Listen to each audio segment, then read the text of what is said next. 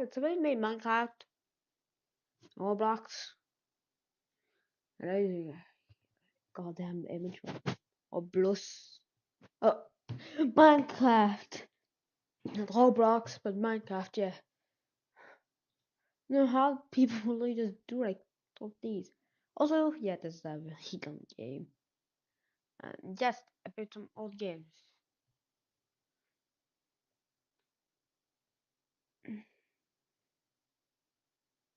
There we go. This game is dead. Made by this guy, right here. This guy, is this guy popular now? I want to see. Ah, uh, yeah. With flamethrower engine.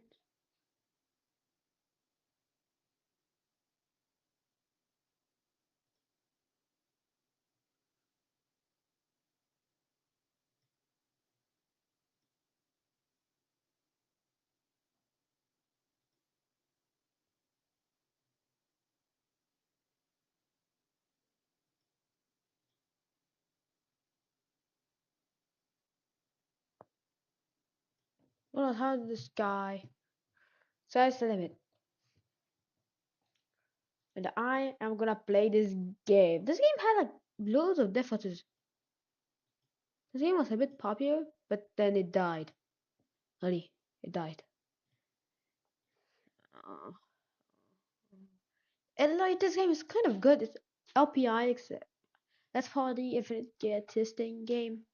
So like one, yep. Except well, it has some better things. Like it has some better win stuff, but it has this.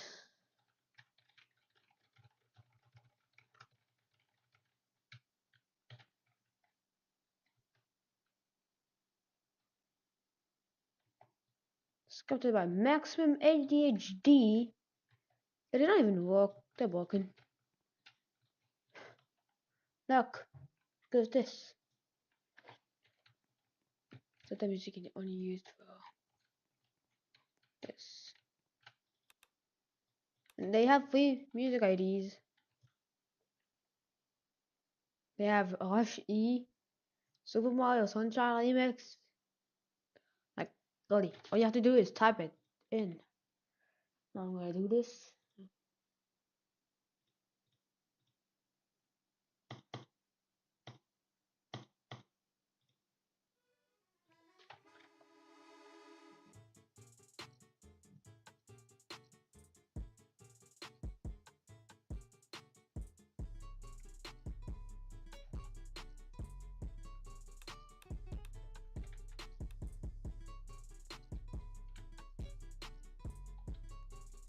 Yeah, like music. That's what they call music.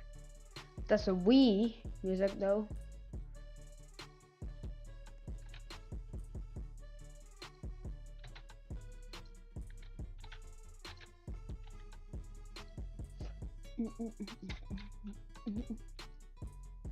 What was it? 96914 90701.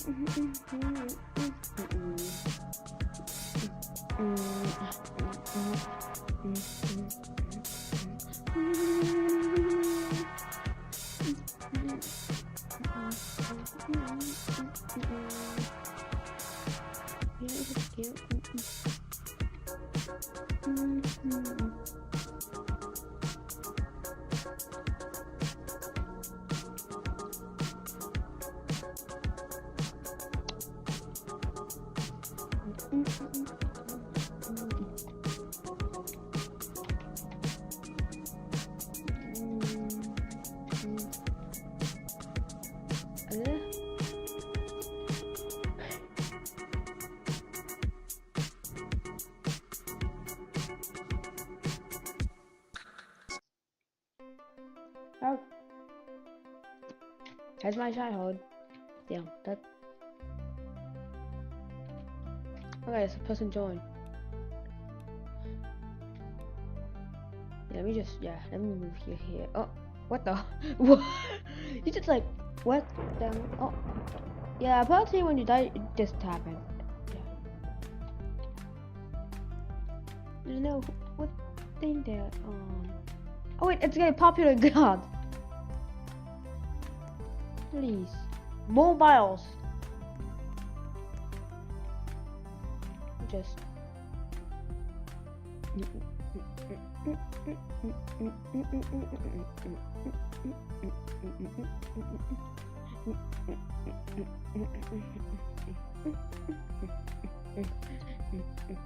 That.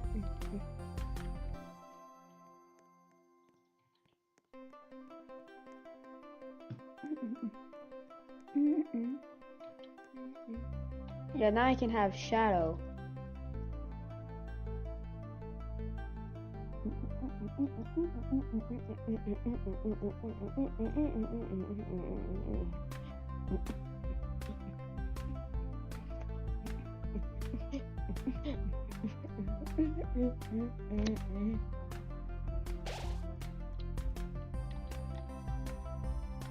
And just give me all these.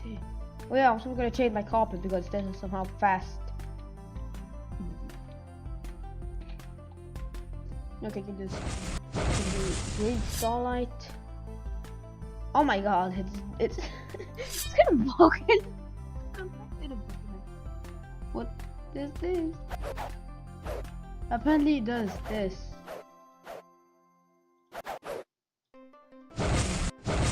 We just make ourselves get new.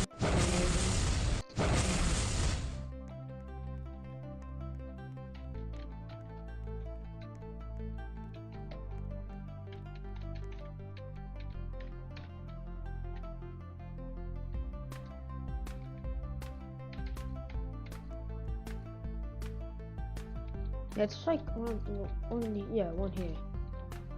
There we go. Yes. I got to. Also, the building is not gonna lie. It's used to. Well, no, it's not. Why is it okay there? Yeah, you gonna die. You're dead.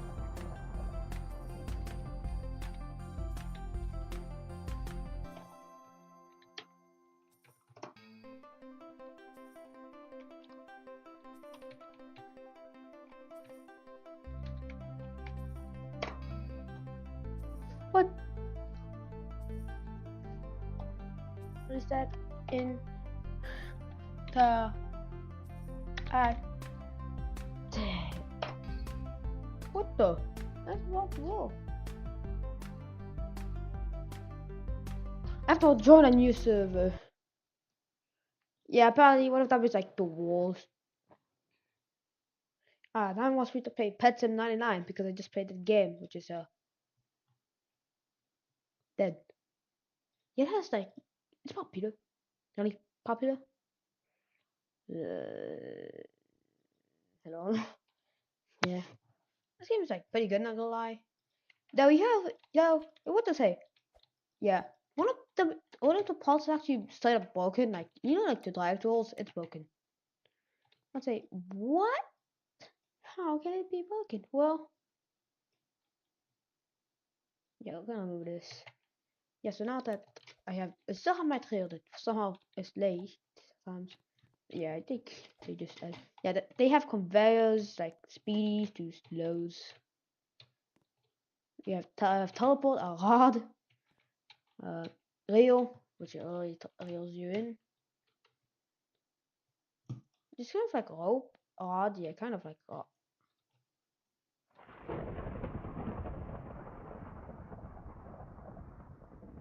and I died because I somehow clipped inside. Yeah, so apparently I somehow clipped inside. There's a there was no bomb underneath, so yeah. I made myself die because of next.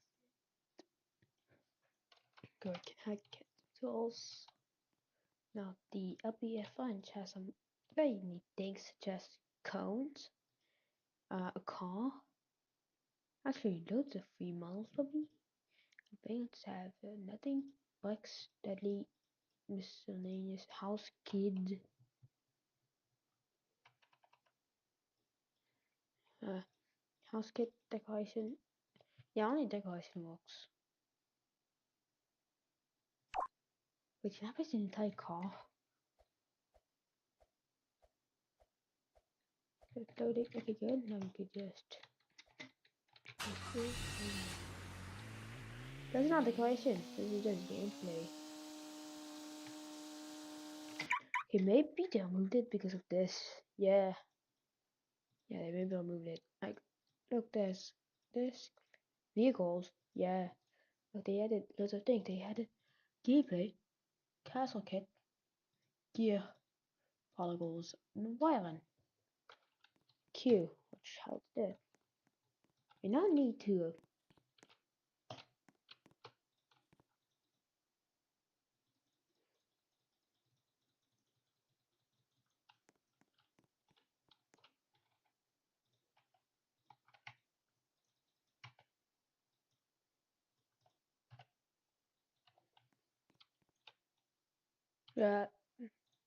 what's this? What? I just saw a cat. They have had that long sword. Also, this was OP back then. You got to spam bomb very, very fast. And I mean it really, really fast. Like, the fast again was how many bombs you could spam. Holy, holy, not kidding. Many bombs. What is this?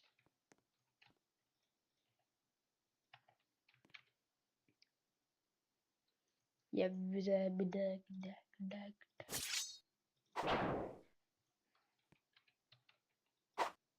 there's a sword. A lightning storm. Oh, great. Yeah, that's very, very fast. Huh. Well, I'm gonna get I'm gonna get that thing. That's pretty OP. And now I'm gonna build a room. Okay, with this, and then we do this, and then we do this. Now that we have a wall, just gonna like copy this, paste it into here, copy this, and then paste it again, and then boom. We now have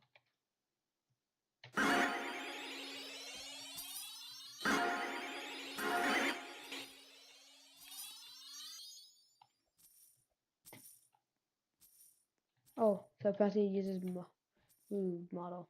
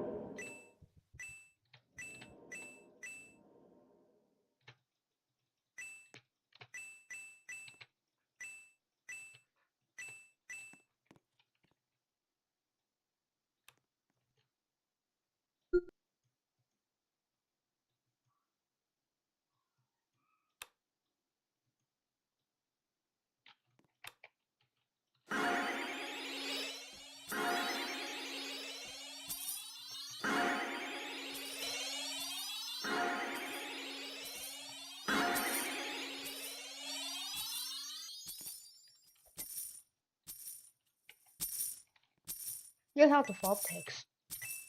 Alright, I'm gonna farm coins. Can either kill people or let's do this.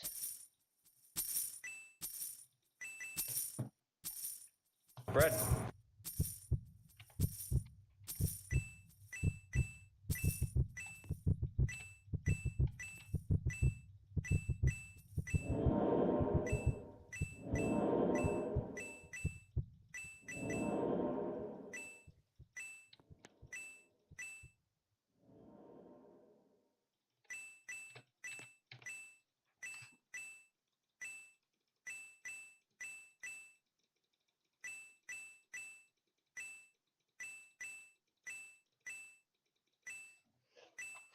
Now I need to make this a bit bigger, so what I do is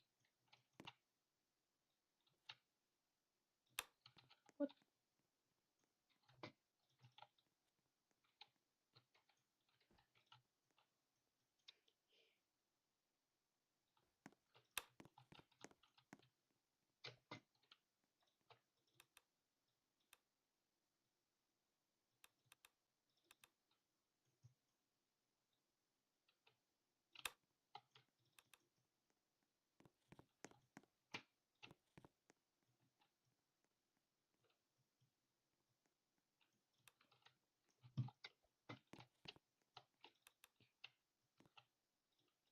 I get bigger because money. Yeah, money. This game has some money currency. You get money slowly, or you can just farm it, like me. The easiest way to farm it is by actually being on the island. Yeah, islands. Being on the island means that you can get free money. And how, you might say? Well, let's just say, well, not mine. It's actually pretty good. Why? All you have to do is get in, and then here, press A, press Q, and just farm money.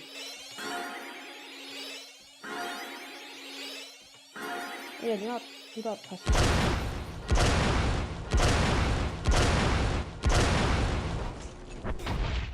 What the fuck?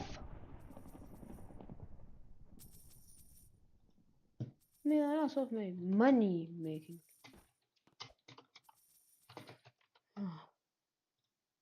Yeah, that game.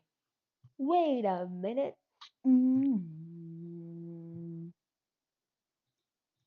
This game is dead also. Not kinda.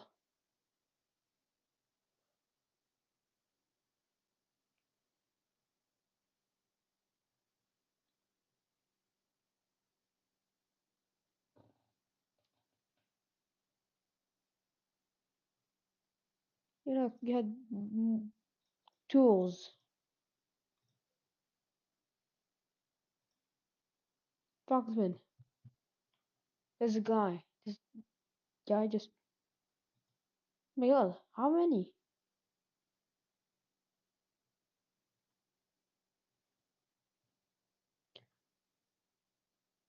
Look, the Foxman. Group.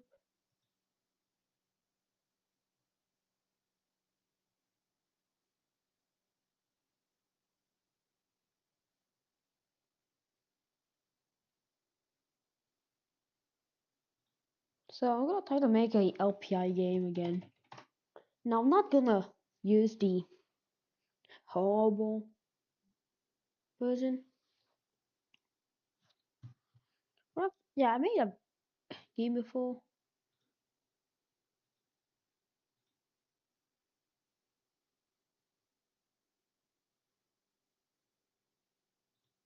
A bit. Okay, let's go on a base bait. So first off, we'll need gear givers.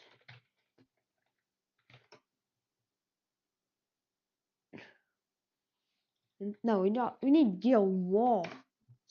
How much like yeah, look, some gear walls such as this. This it's the same except tiny. Look, the same.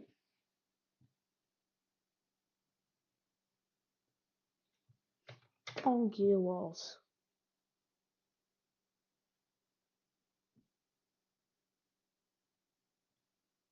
Look, this is a normal gear dispenser. And this, there's not one. Just move the cast shadows. Before people just literally like made something and then like inside of it, yeah, look, they just put this that you could easily steal. Look at how this works. Okay, look, a button, click it, just goes here, and then clones the link, and just puts it. That's like easy to make.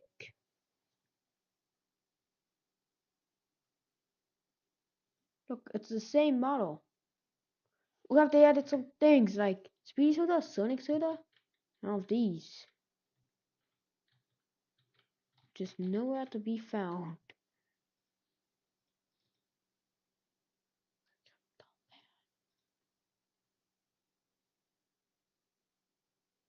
Yeah, apparently they were stupid. Well then, his 666 PM kit. But sands. Something is wood, sand. And it's paint maze.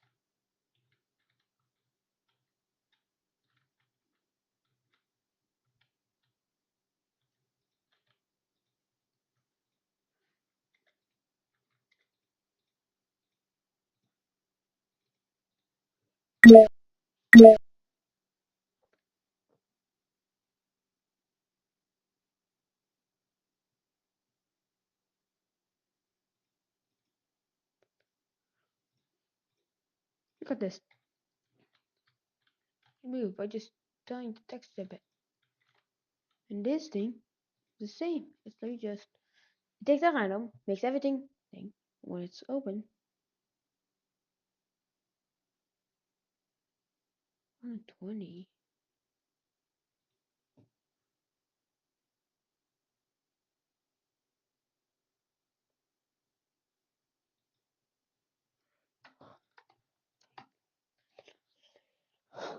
So this is the normal bed.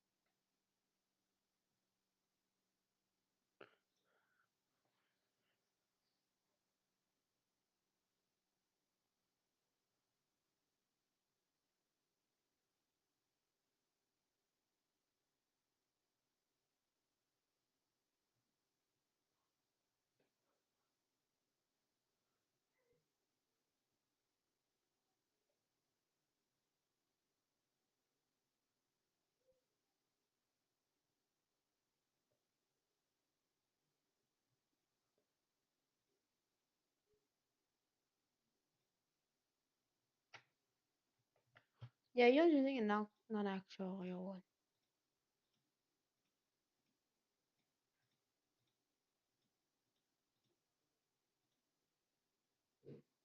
We just put tools inside of this. Like that's very simple actually.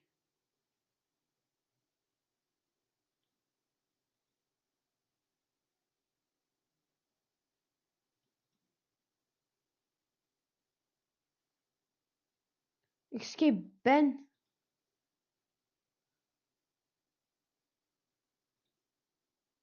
What is this?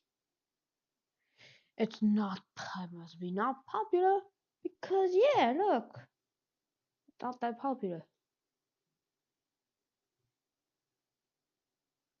Yeah, 2020.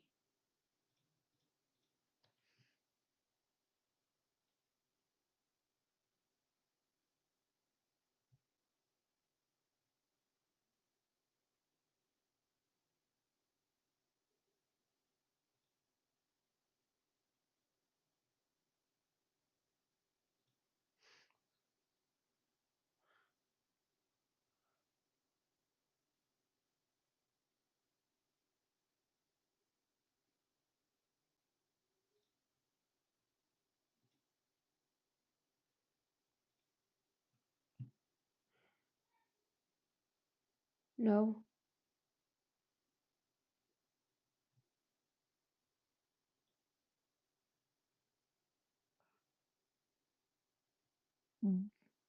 Talk the tick.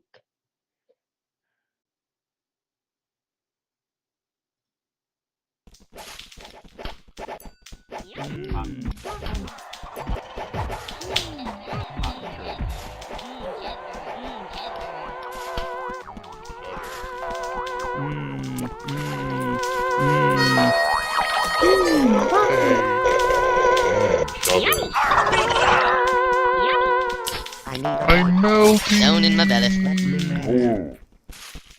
Oh. Birthday. Thank you. Don't.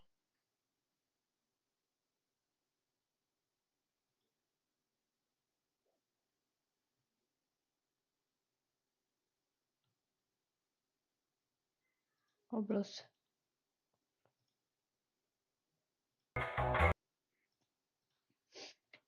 Yeah.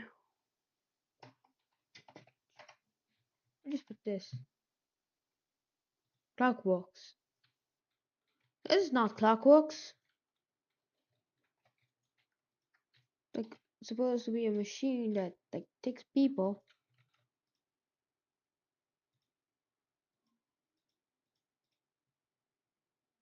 Where's the C script? See? Okay. The model doesn't even have a script. It's just the imagination think there's a script.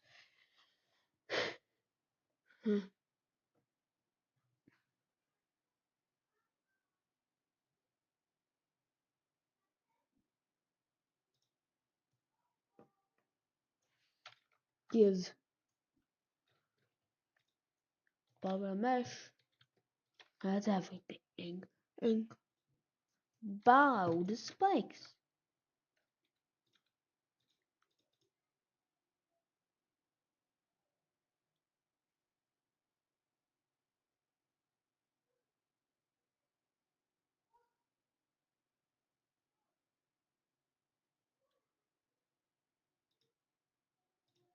Let's see. Pick me to activate. Touching. Oh, that's an error. Can't hide, cannot touch character's name.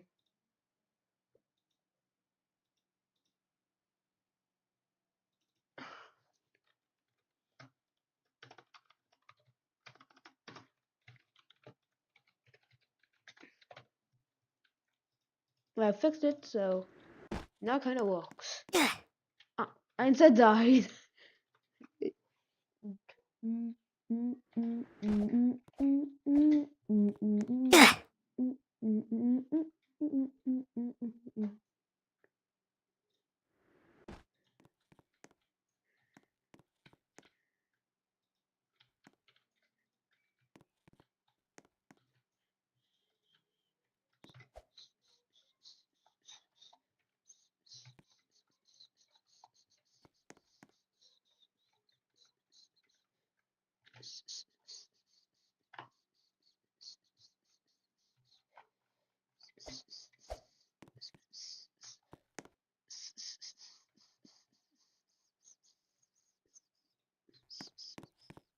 I broke the entire book.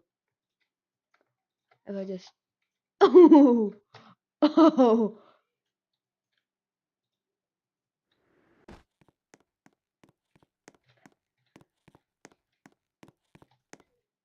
what the you can't dead. Oh, Walter is gone.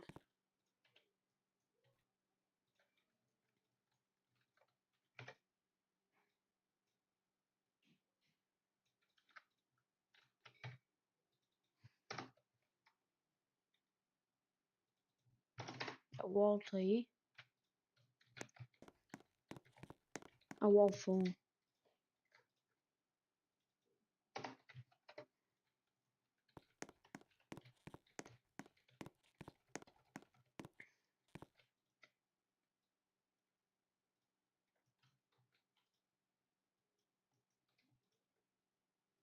Ooh.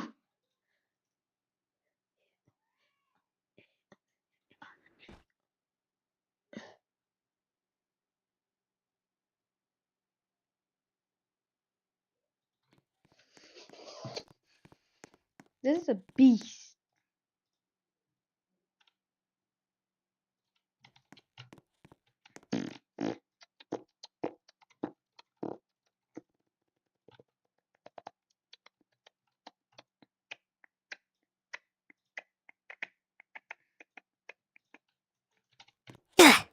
Duh. Whoa. Whoa, it looks so cool. Just like that. What the? You want a spike? Oh, what the hell? What is it doing? Wait, what's it doing over here? Look, it's all right here. How? How's it here? Why is it stuck? Is that an error? Now I have 69 errors. Nice. It's now stuck. Did I accidentally anchor something?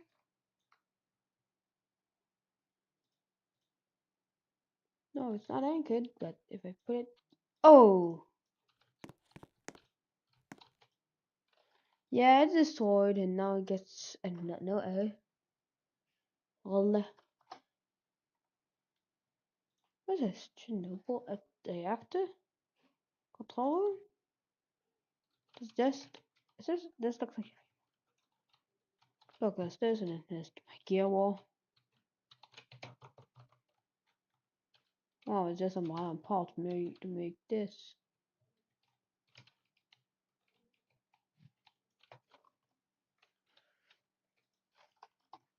Gear walls.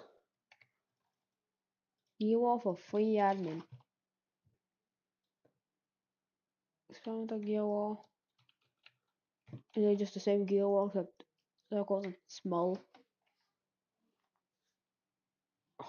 All gears.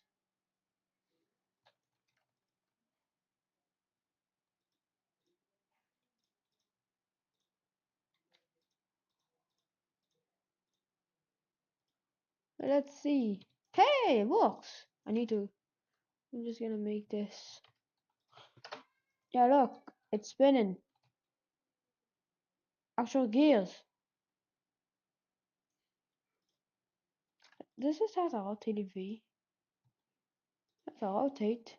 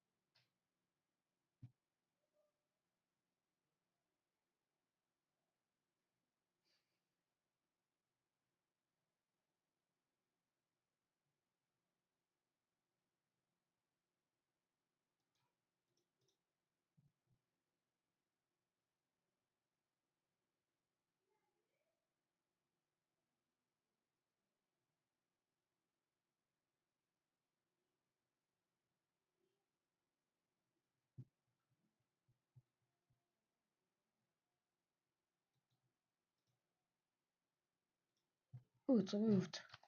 How long is this? Okay, let's go here.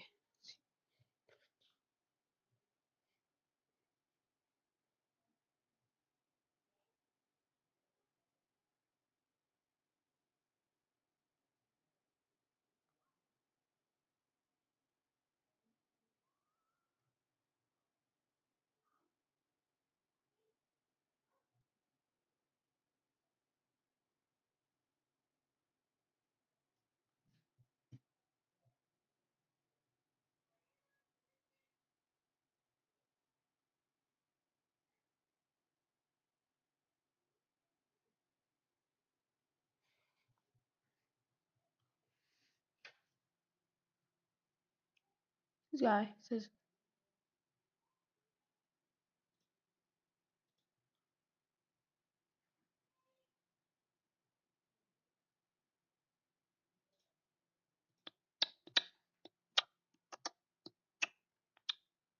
This Lego Roblox. It looks like AI.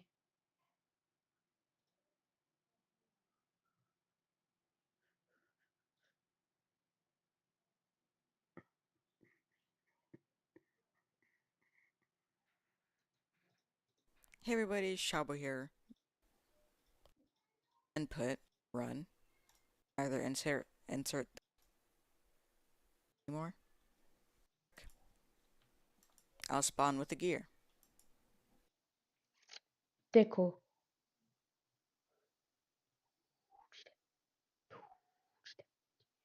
What's this gear wall?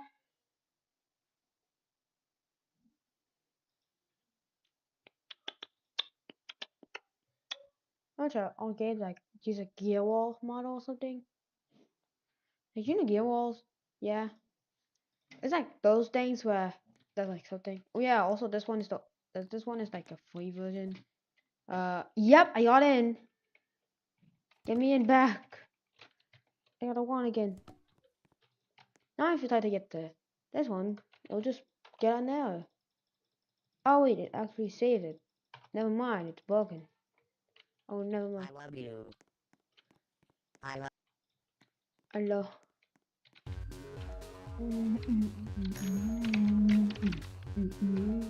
I think moonwalking. Yeah, looking at the gum over.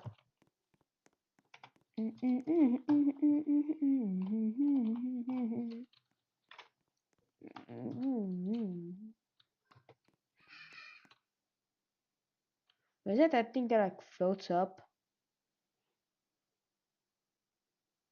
It looks like it's going up. Or is it just a loop? Wait, it looks like it's going down. Yeah, it's going down.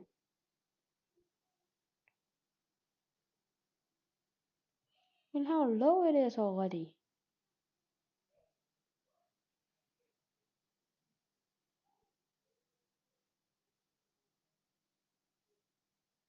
I'm not officially going to. Yeah, look. It goes down.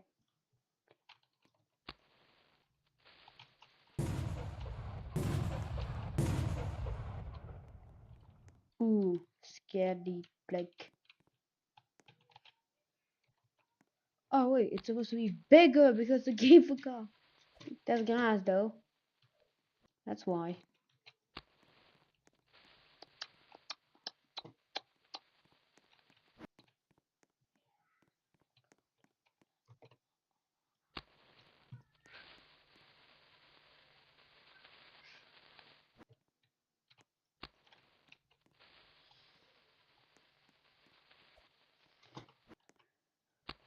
Look, it's going down. It's just going to the ground.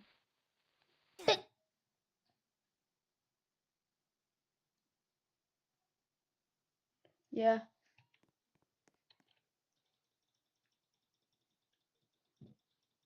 Let's get these.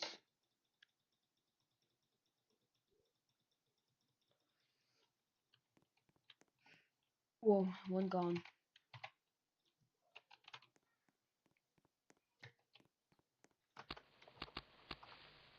Run, run, run, run, run, run, run.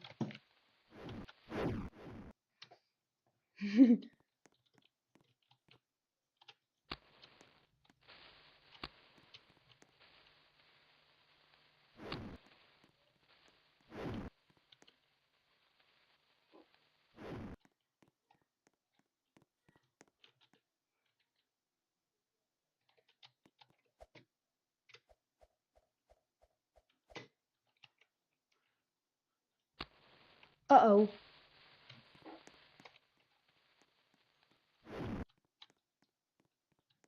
Because it's just going down. Wait, is this? Yeah, it's a single paw.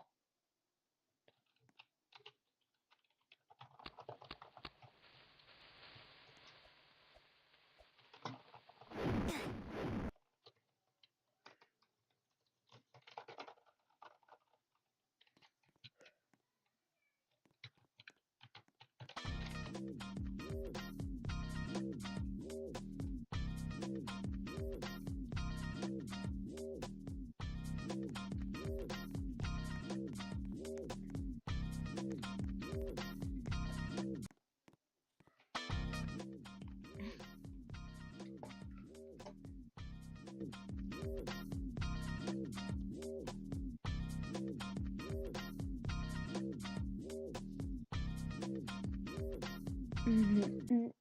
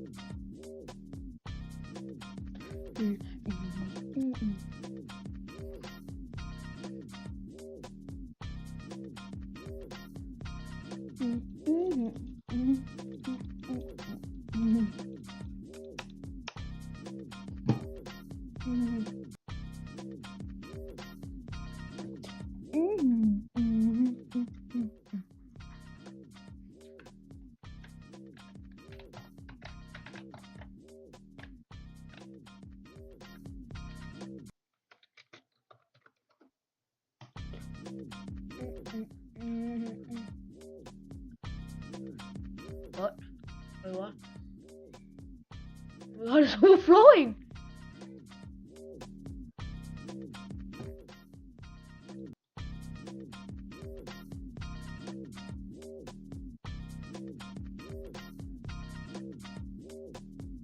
Oh my god, it is gonna overflow still. But it's actually waterfall. Yeah, apparently when it gets bigger, it just resets itself.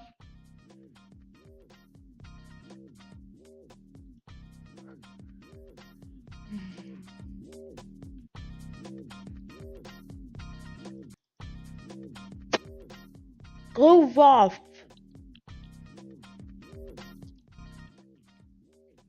Not spray. I don't know.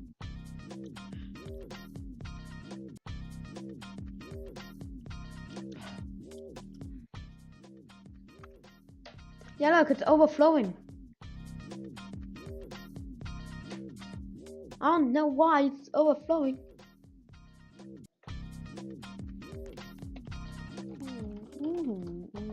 Yeah, apparently it just goes up. Like, that's all. It just all it does is just go up. And it does always go up. Oh, let me spell my entire car in here. No, let me just dive it.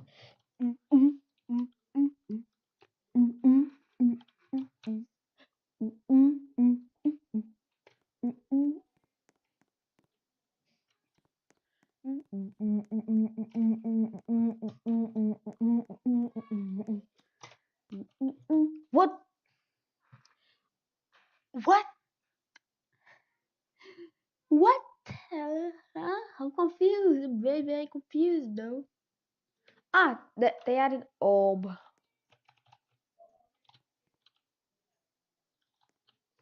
And does that even work? Gate? Gate. I'm gonna explore that house.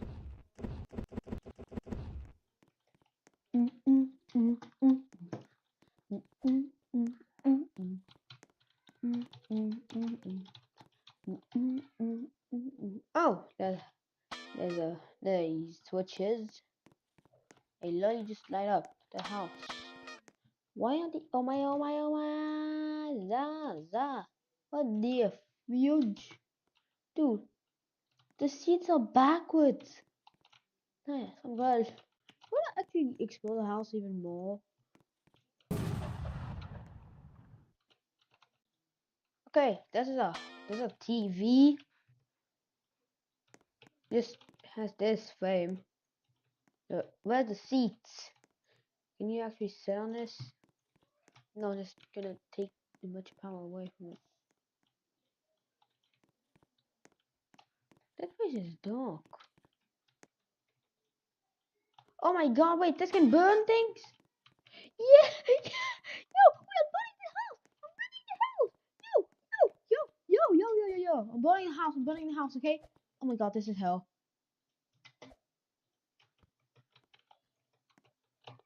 This is fine. This is already fine. The house. Wait, can I put these on fire? No. Yeah, apparently these are. No, wait. Oh, it extinguishes itself afterwards. Yeah, I'm gonna go in the cab and just. Yeah, they have no lights in right here. So yeah, it's probably going to be kind of like apocalypse type vibe. I'd have to go all the way up here just to shower. I don't know. Yeah. So apparently you can just burn everything that's wood. Like I could just go in here and burn some things, like not these though. We'll just go like here and yeah, this takes fire. Oh my god, this is huge. And I can drown. I can drown even if I'm just swimming. Oh my.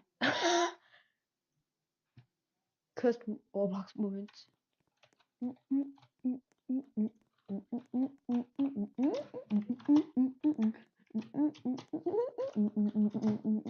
Not my car will survive this. What the? What? What? Ding ding ding ding ding ding ding. LPI.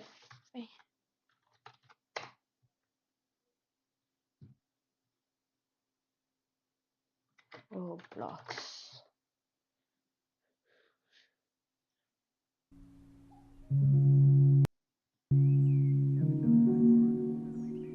Yeah, I remember watching him. LPI content.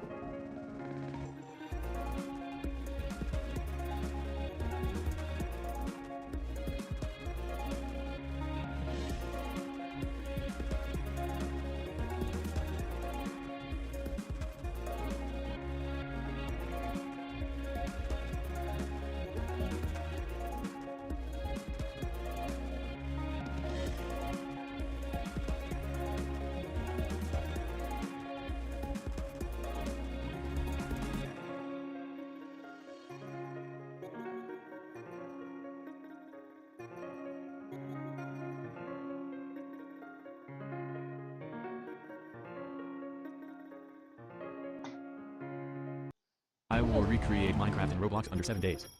So I started it by grabbing a new grass from the toolbox, and then I grabbed Steve from our toolbox to make it the character. Then I measured Steve's height. I made him the correct height. Then I deleted that grass block. Then I named the shovel handle to make it on a tool. Then I made a little version of the grass block so I can put it on replicated storage for the drop block. Then I made a new script on the grass block. I hope it works. Now I'm making a script for the dropped grass block. Let me see how it works. And I now updated the grass block script to work better. Let me test. I will just add folder in them to fix them. I will remove the tool and only keep the handle, so my plan will be is just attach the handle on the arm when it's touching the handle, but I will first rig the Steve character and then make him the character of the game. Works pretty well. So I made an arm that only can be seeable when you're in first person. You know what I'm talking about. Now I'm going to script the pointing arm.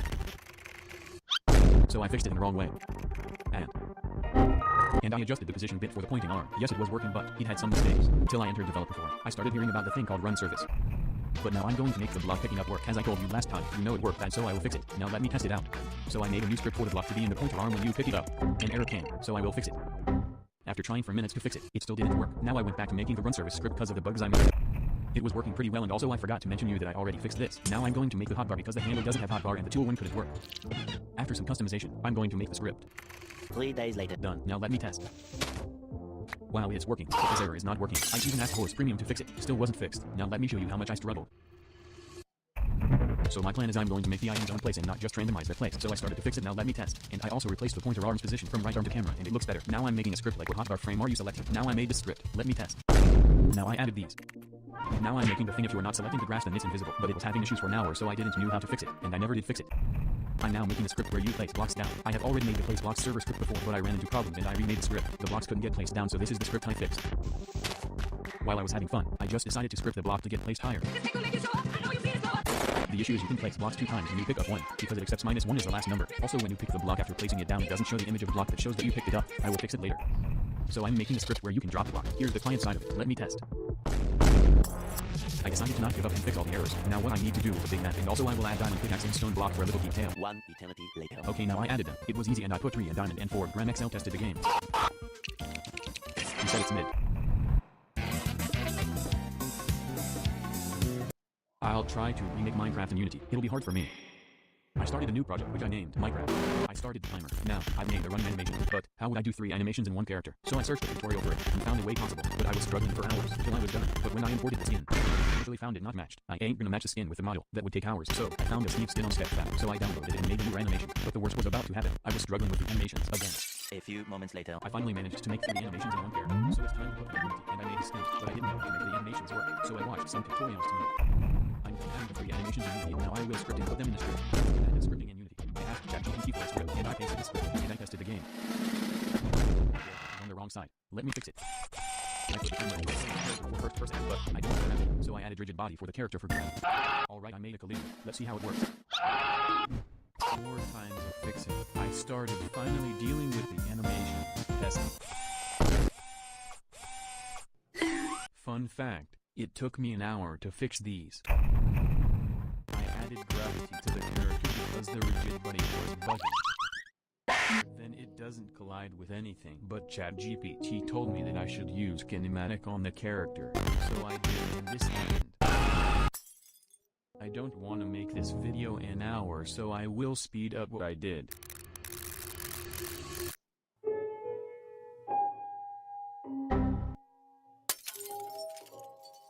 After minutes of setting the character, here's the result.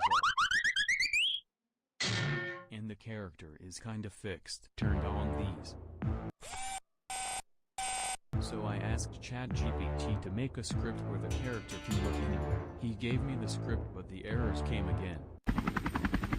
I tested the other way, and no problem. I did another thing. Asked ChatGPT to generate a mountain out of the grass blocks, but he did another mistake and this happened. I added grass and stone by myself. I don't need ChatGPT to generate it, and I tested it and the game worked pretty well. I made a big map, so I'm gonna explain how Steve's gonna get the pickaxe that he will mine down to find diamonds. Then I asked ChatGPT to make a script.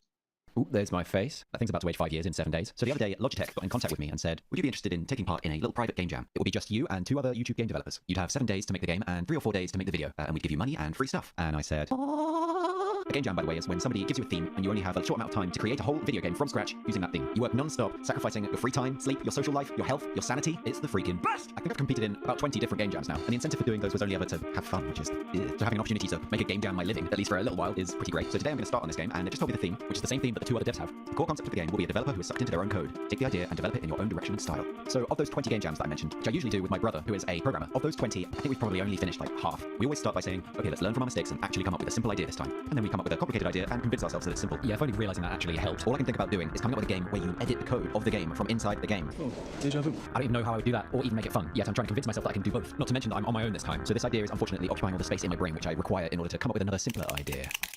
So I recently made a game for Ludum 46. In case you've never watched the Brackies intro, Ludum is a huge game development competition where you get either 48 or 72 hours to make a game. I've participated in a few game jams before, and normally I use a game engine like Unity to create my entries, since having all of this gives you a huge head start compared to creating everything from scratch. But for this jam, I decided to give my small brain an extra challenge. I had to create my entry with just C++ and a library for graphics. I ended up using a great C library called Raylib for graphics and input. A link to it will be available in the description. I made a simple game with an egg that you have to launch between platforms to avoid falling in lava. I managed to finish and submit my game right before the 72-hour deadline, but I wasn't able to upload a web build in time. This meant that if someone wanted to play my game, they would have to download it. I don't think anyone would want to spend their time downloading this when they could just play better entries in their web browser. So I checked the rules, and apparently porting your game to other platforms after the deadline is not only allowed, but also encouraged. So I added my web build, and this gave me the really dumb idea that you already know if you read the title of this video. Since my game pretty much only relies on standard C++ functions, it could probably compile to just about any platform with only a few changes. So I thought it would be interesting to try to port my game to as many consoles as I could. Out of curiosity, I went to my games page on the Ludum Dare website and checked what the possible options were when listing the platforms your game supports. It turns out there are options for literally every single console, even consoles that don't exist yet. So this pretty much sealed the deal for my crazy idea.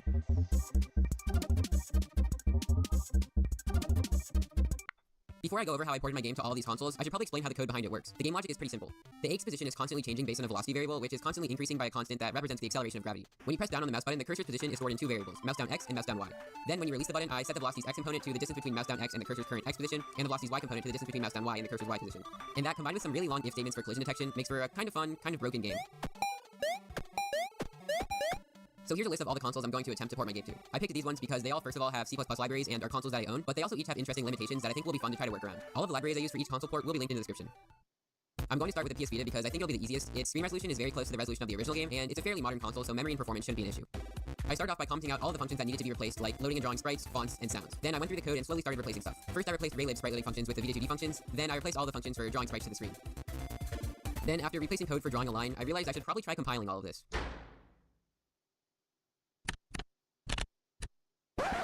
Oh, it looks like I missed a few things.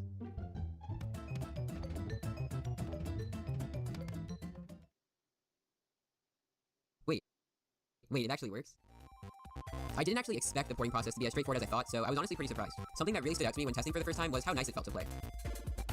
And after that, I re-added the UI text, which Vita 2D's font support made really easy, and also re-added sound effects using a Vita port of an audio library called So Loud.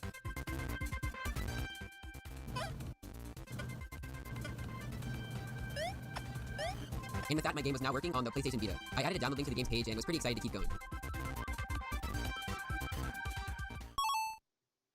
Finishing the Vita port gave me a lot of motivation, so I decided to take on a console that would be a little more complicated next. The Nintendo DS.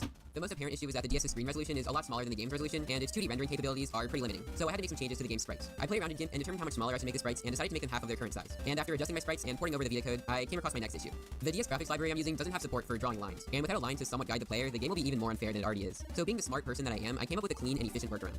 My original plan was to create a dotted line out of sprites. I made a prototype of the effect I was aiming for in Unity. You can set any number of points and it'll distribute those points along a line. But then, a terrible, sinister thought came into my mind. What if I set the number of dots to something huge? It would just look like a normal line. No one would be able to tell the difference. So yeah, I made a line renderer that works by drawing 101 textures of a square to the screen on a console with 4 MB of RAM. It doesn't affect performance, so we can just pretend like it doesn't exist. The last thing I had to do was implement the UI. The DS library I'm using does have support for simple 8x8 or 8x16 fonts, but for this game that won't really work too well. So instead, I made sprites for all the text in the game. For the score, I made sprites for each digit and used modulus to determine which sprites display on the screen. And I did the same thing for the high score. And then slapped some sound effects on and another platform on the game's Ludum Dare page. I really like how the DS port turned out. The touchscreen acts kind of like a trackpad, and I think this control scheme ended up being the best way to control the game.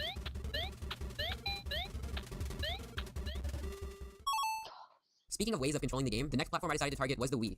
And oh boy, isn't this control scheme just great. Right away I had a problem. There were so many different options for graphics libraries, and I had no idea which one I should use.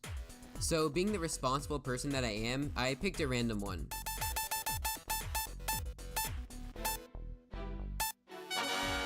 LibWiiSprite.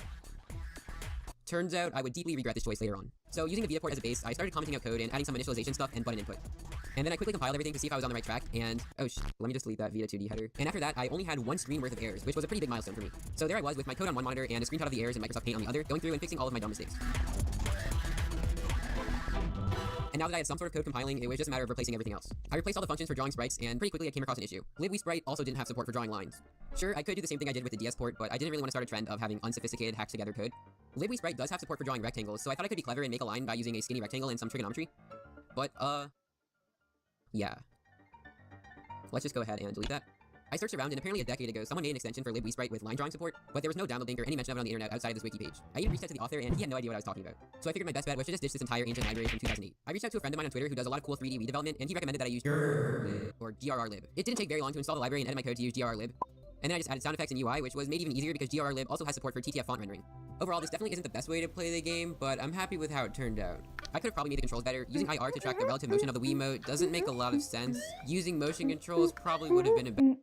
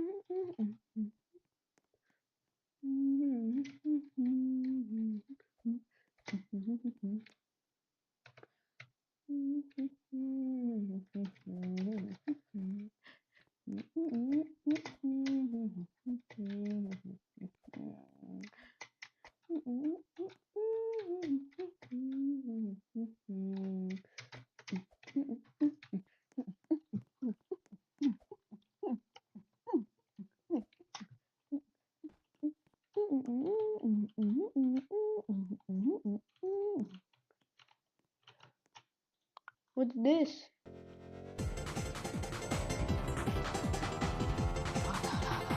Yeah, good line choice. Wait, is it fun? No, it's fun.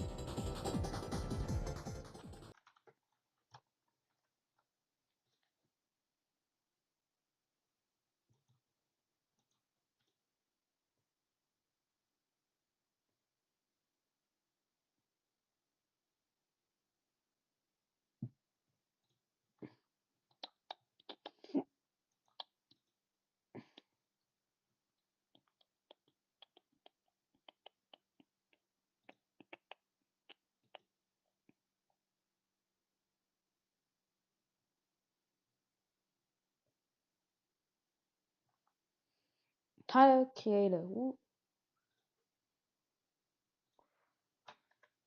Gear Wall.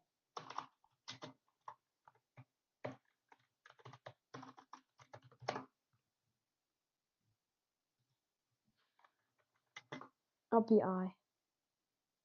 No, I don't want Gear Wall Deluxe. Wait, is that LPI on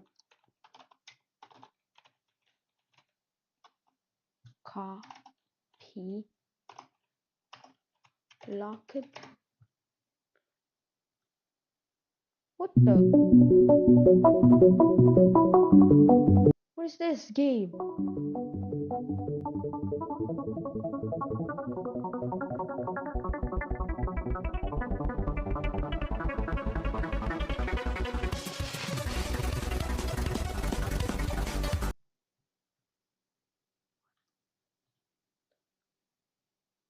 Yeah, LPI map.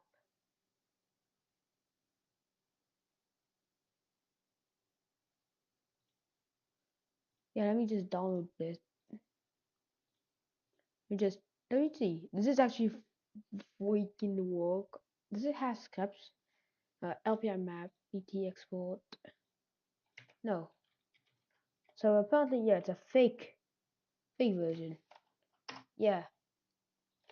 This wing the guitar. That's like the thing is like this is taggable. The tab. Yeah, they call them tabs for some reason.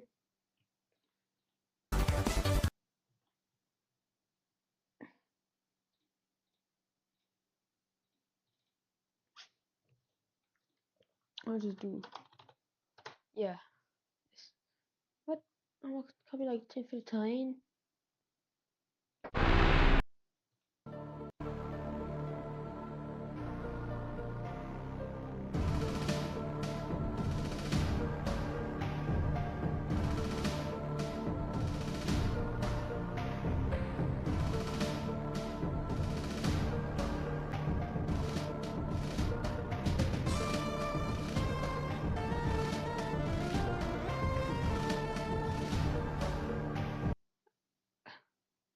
What is this?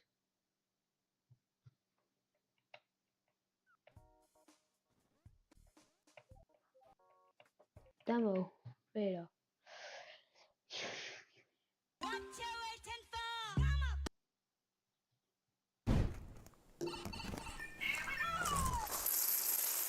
This is Lego Mario, and he scans these little codes to give you coins. The goal is to get as many coins as possible before the time runs out. So now that I have 600 Lego Mario tiles, no particular reason why, but what would happen if we put all of these on a base plate and had Mario scan every single one? Last time I attempted this, we only had like 10 of these tiles, so now that we have 600, we might actually break him. I'm also going to be upgrading my contraptions from last time and making completely new ones that are way worse, so he might not even work by the end of this. Let's do this.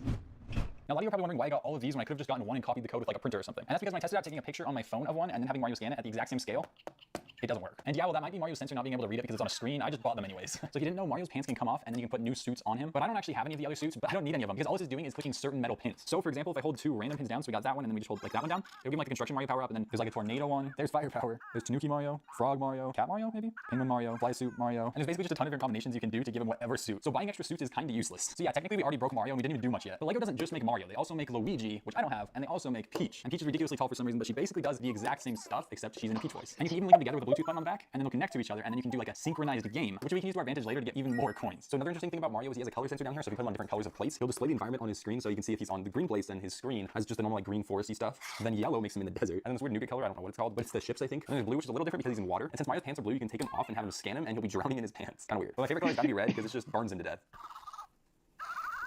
Okay, so for my first contraption, I'm thinking we have a little wheel at the bottom that's completely filled up with these, and then Mario's on top, and then as this wheel spins, he'll just be reading it over and over and over again, and we'll see if it works. So let's build a wheel.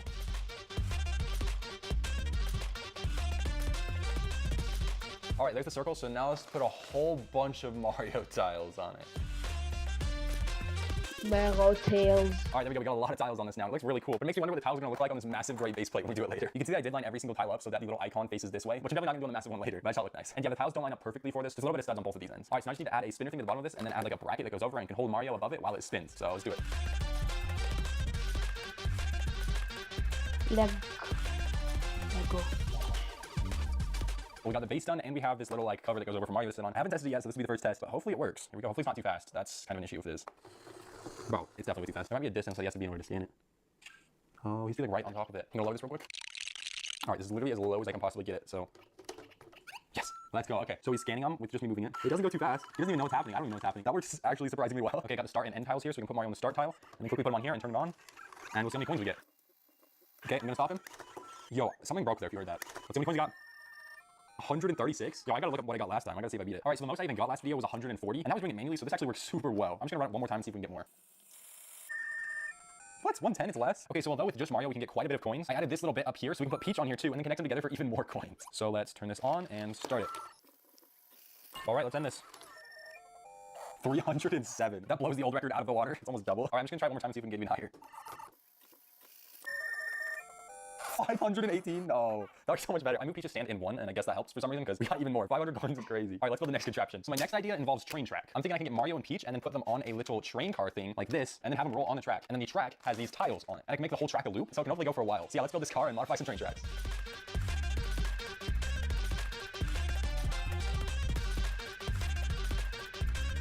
All right, well, this one's a lot harder than I thought it would be. If these black plates were right here, they would hit against the track. So what I had to do is move all the plates to that level to the very center so they won't ever hit, and then they hold up Mario and Peach from that center, which does make it a lot harder to build. So I put tiles on 16 straight tracks, so we should have quite a bit of room to get some coins. I tried to put the tiles on curves, but there would be a slight gap, which then the cart would get caught on, and it wouldn't work. So I'm just gonna keep the curves plain, and hopefully it'll still work. If you're wondering what's on the end here, it's a little curve that goes up, and that's so that these ends of the straight track aren't like a lip that it gets stuck on. It can just slowly rise up to that height. So I don't know, hopefully it'll work. I haven't like actually tested it though, so let's try it.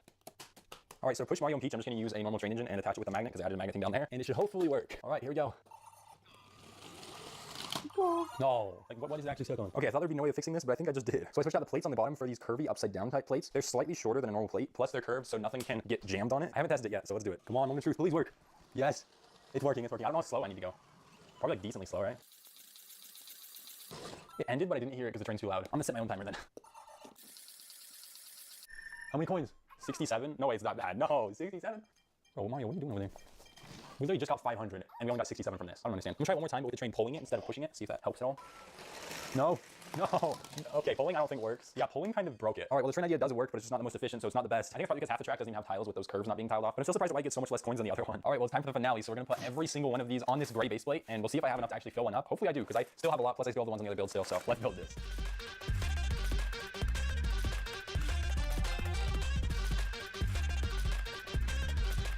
Well, I was expecting to have to use more than I had in the bag, but I ran out, so we gotta take them from the other builds now.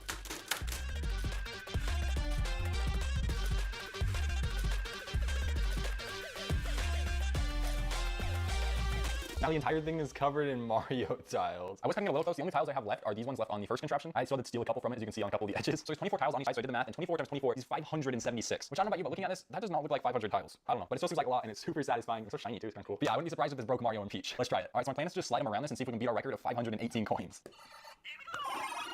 Boom, I gotta do this for a minute. Here we go, B-lot. What? 242? Wait, the machine's doing twice as good as me. That's weird, like I did not expect that little. So this tile right here is like a freezy guy, and when they stand on it, it freezes them, and you have to like shake them to break it or something. And that's kind of messing with this entire thing, but I have a lot of those tiles on here if you've noticed, and I can't really take them off, so those are just gonna stay there. They're not even doing anything good, like he doesn't even gain coins from it, it just stops him from gaining other coins. So if I could go back and fix that, I would, but I think it's a little too late now. All right, let's just try it again. Check on Peach this time. They both share the same amount of coins, so it doesn't matter who we look at. 316, okay, a little better, but still not as good as the machine. So I guess I can say I made a machine that does this better than I can, which doesn't have to do less work, so I'm fine with that. All right, well, these contraptions work a lot better than my contraptions from last time, so let me know down in the comments if you guys want me to make a sequel to this. Tired of confusing That's Tom.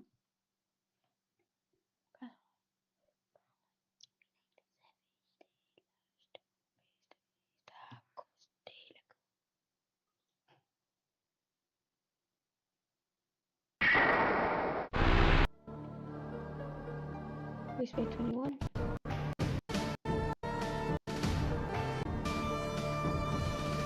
Base Bay 2022.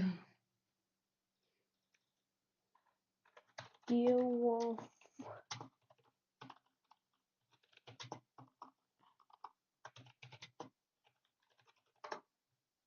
Gear Wolf.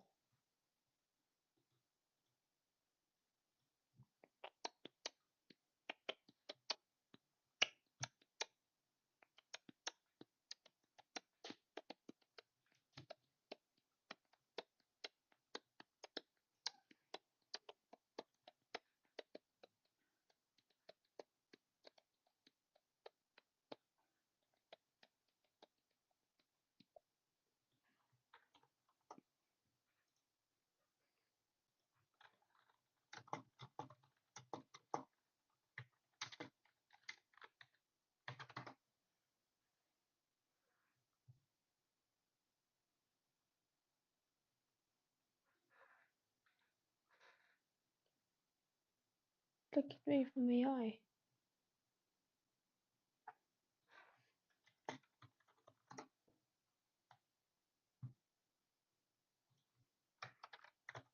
Okay.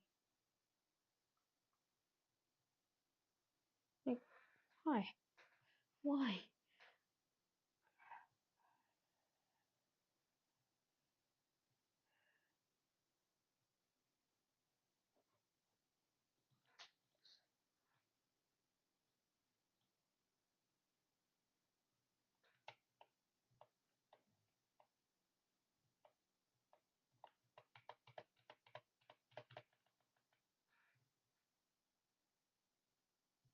Coil.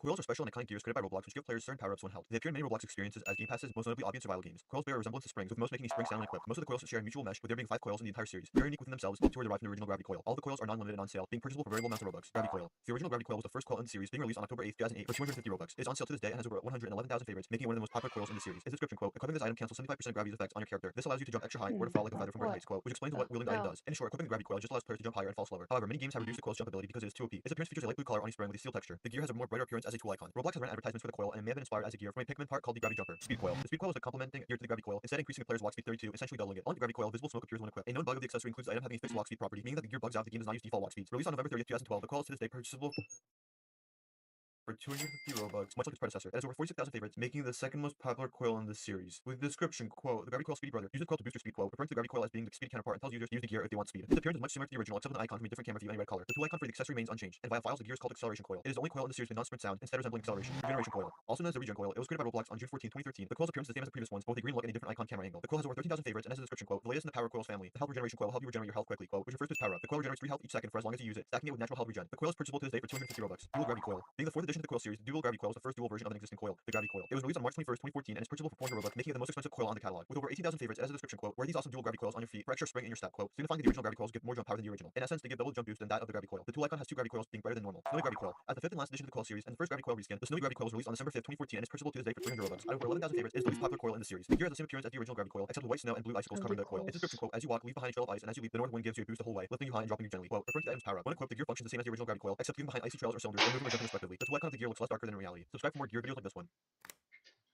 Man.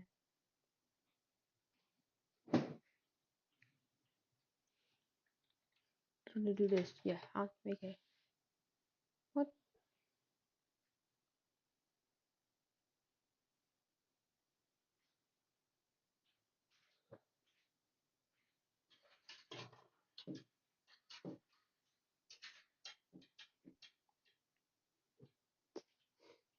This.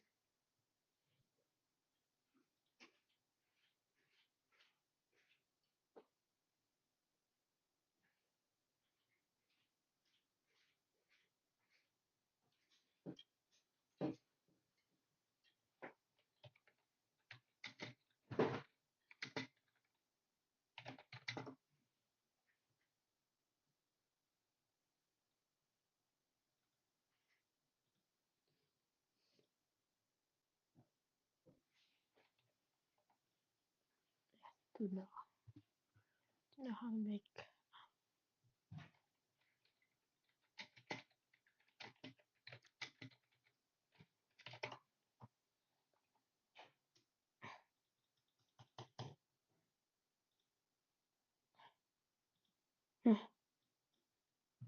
No, we don't want to go to this game. So there's these games like Green Day.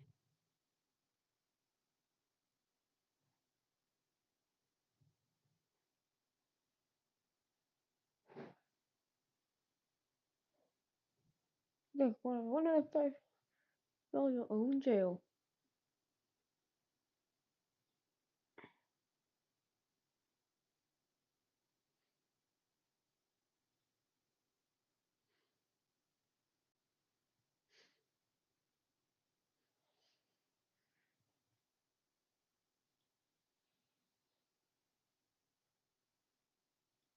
God, what is this? One of these games like there's like escape room between games that gets animated and does what? Yeah, it's not knockoff. Secret. Candy Tycoon. This is not candy. How's it supposed to be candy themed? Is the creative challenge? There's no more games.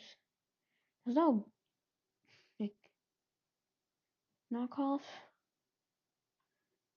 No, we're gonna do stupid game versions like my favorite was double version. Give me. I want to see that game. Oh my god. Yeah, okay, changes it. Me, Asteristo, and Brev. What? I don't even know what that says. I don't really know. Oh, so it's just a game with loads of free models, huh? Well, it's something sold. It's a big owner only thing which is easily accessible. Flickering lights. These things. Like up some parts. Something.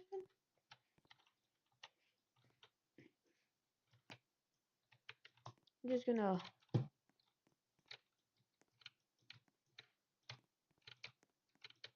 What is owner only? Just gives you. Yeah. Oh. Ooh. I'm just gonna.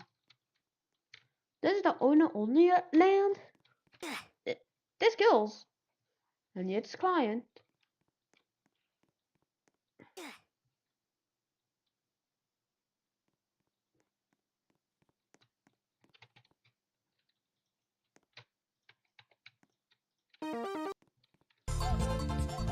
What's this? Squirrel.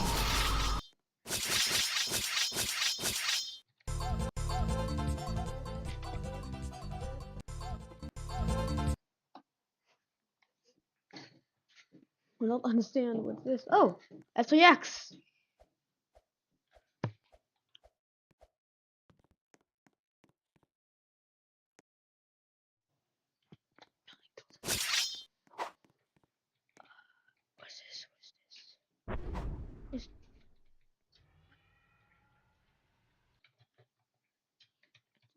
It's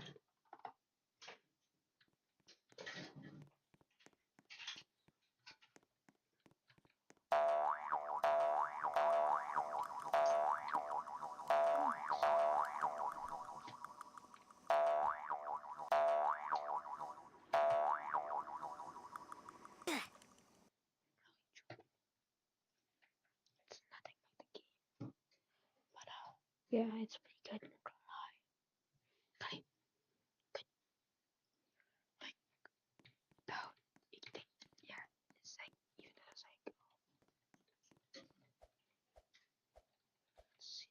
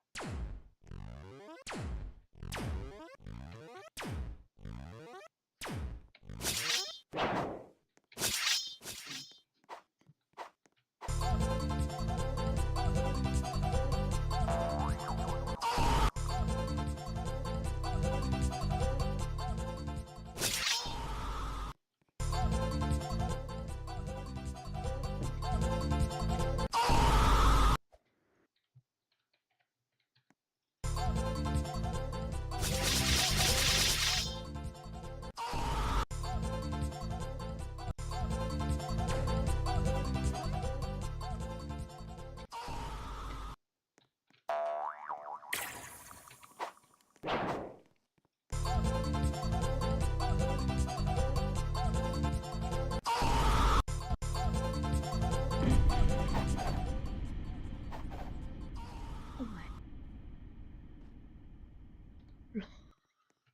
Oh my god. The Rambo sword as these thingies, the swords. A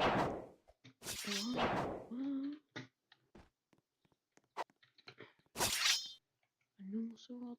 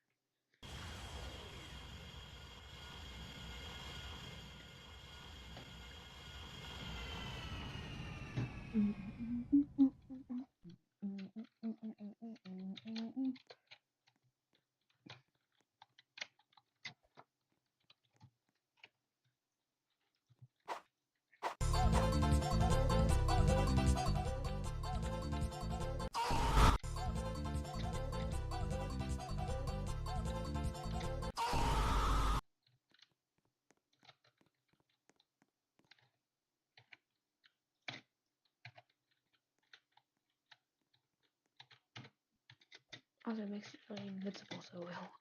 As long as you can spam it, just you're gonna inflict every part of this.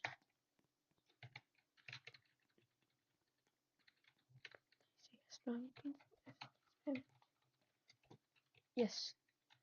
Infection. Dang it.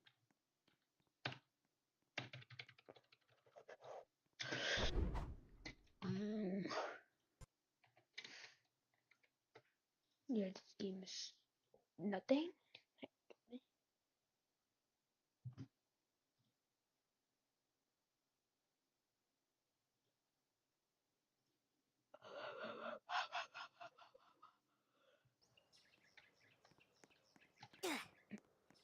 Oh,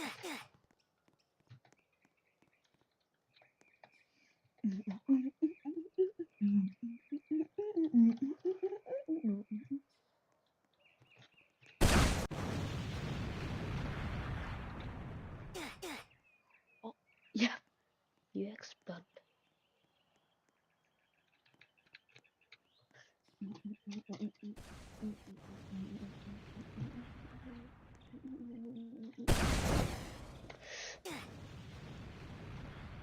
Not too fast.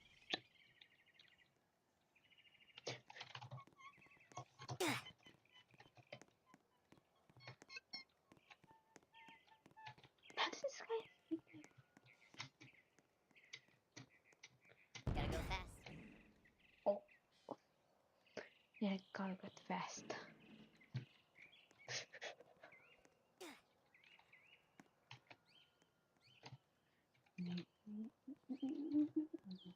It's my hedge.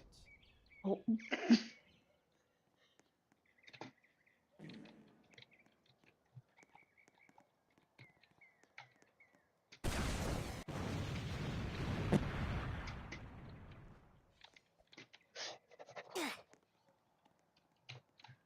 It's my hedge.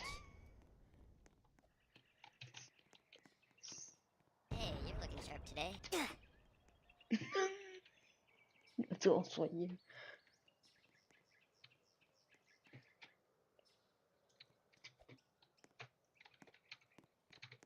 Hey, you're looking sharp today.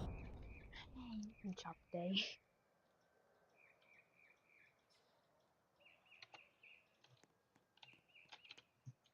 Hey, you're looking sharp today. Gotta go fast. Hey, you're looking sharp today.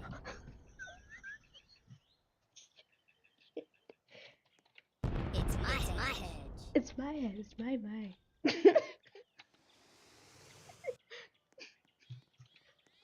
Gotta go fast. Gotta go.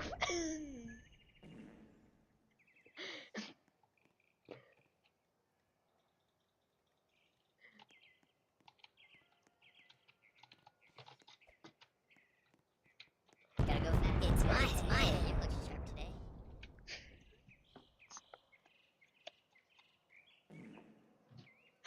It's my hedge. Sharp today. Hey, you're looking sharp today. Hey, you're looking sharp today. No. Hey, you're looking sharp today.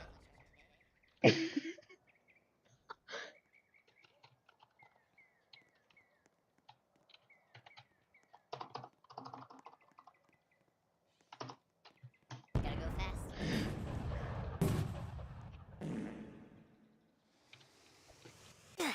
It's my hedge. Nice shot.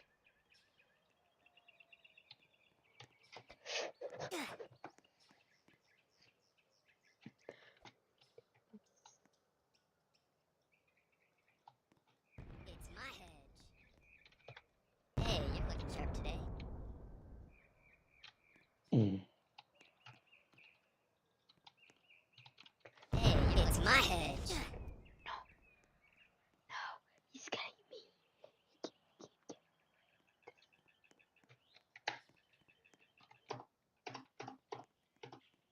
Very simple. Just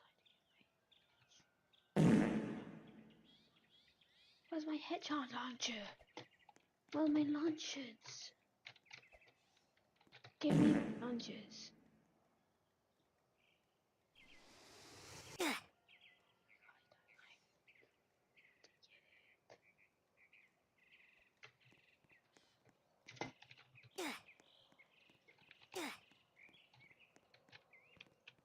Too cool for you, too fast for you. Hey, you're looking sharp today. My hedge.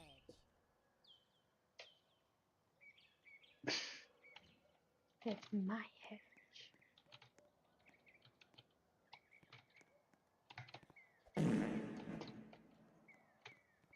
It's my hedge. It's my hedge. Where the fuck is he? Get him.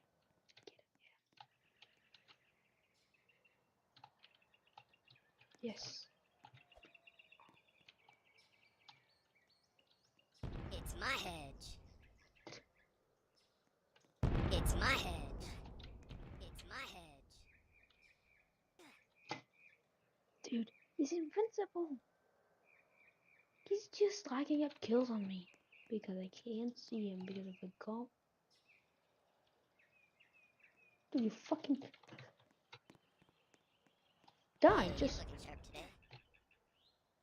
I wish you can die in real life. That's how mad I am. Yeah, nice job using my weapon.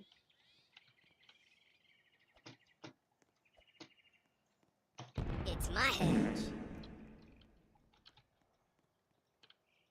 Okay. Oh, stop Hey, you're thinking looking sharp that. today. What? It can deflect? My god. What are you doing? How to make a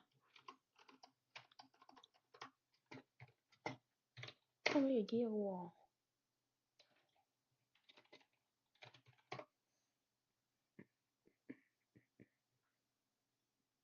What's up, everyone? Physical object, your item, and click on the part in the script. Subscribe.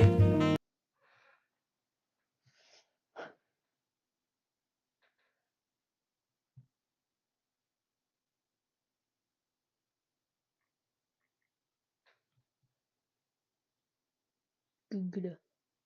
How to blue steel?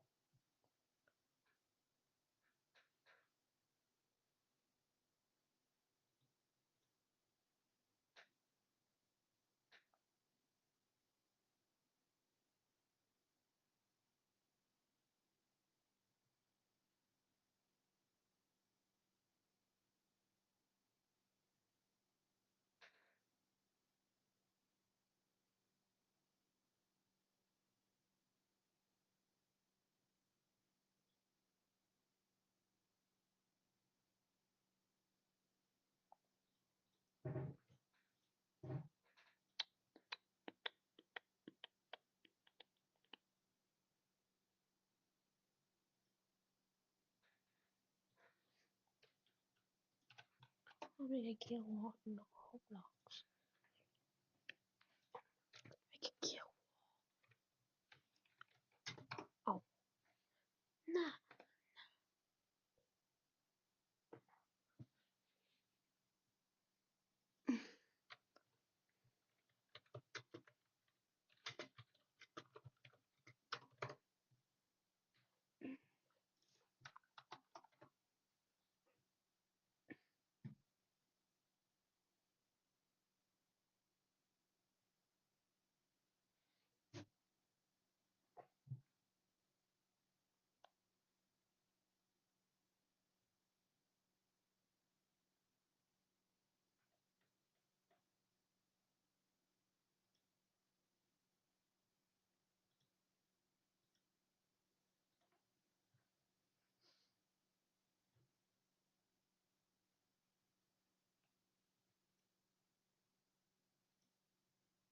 Hey guys, today let's this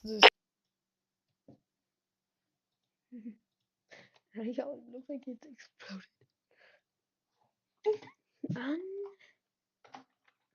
Uncopy locked.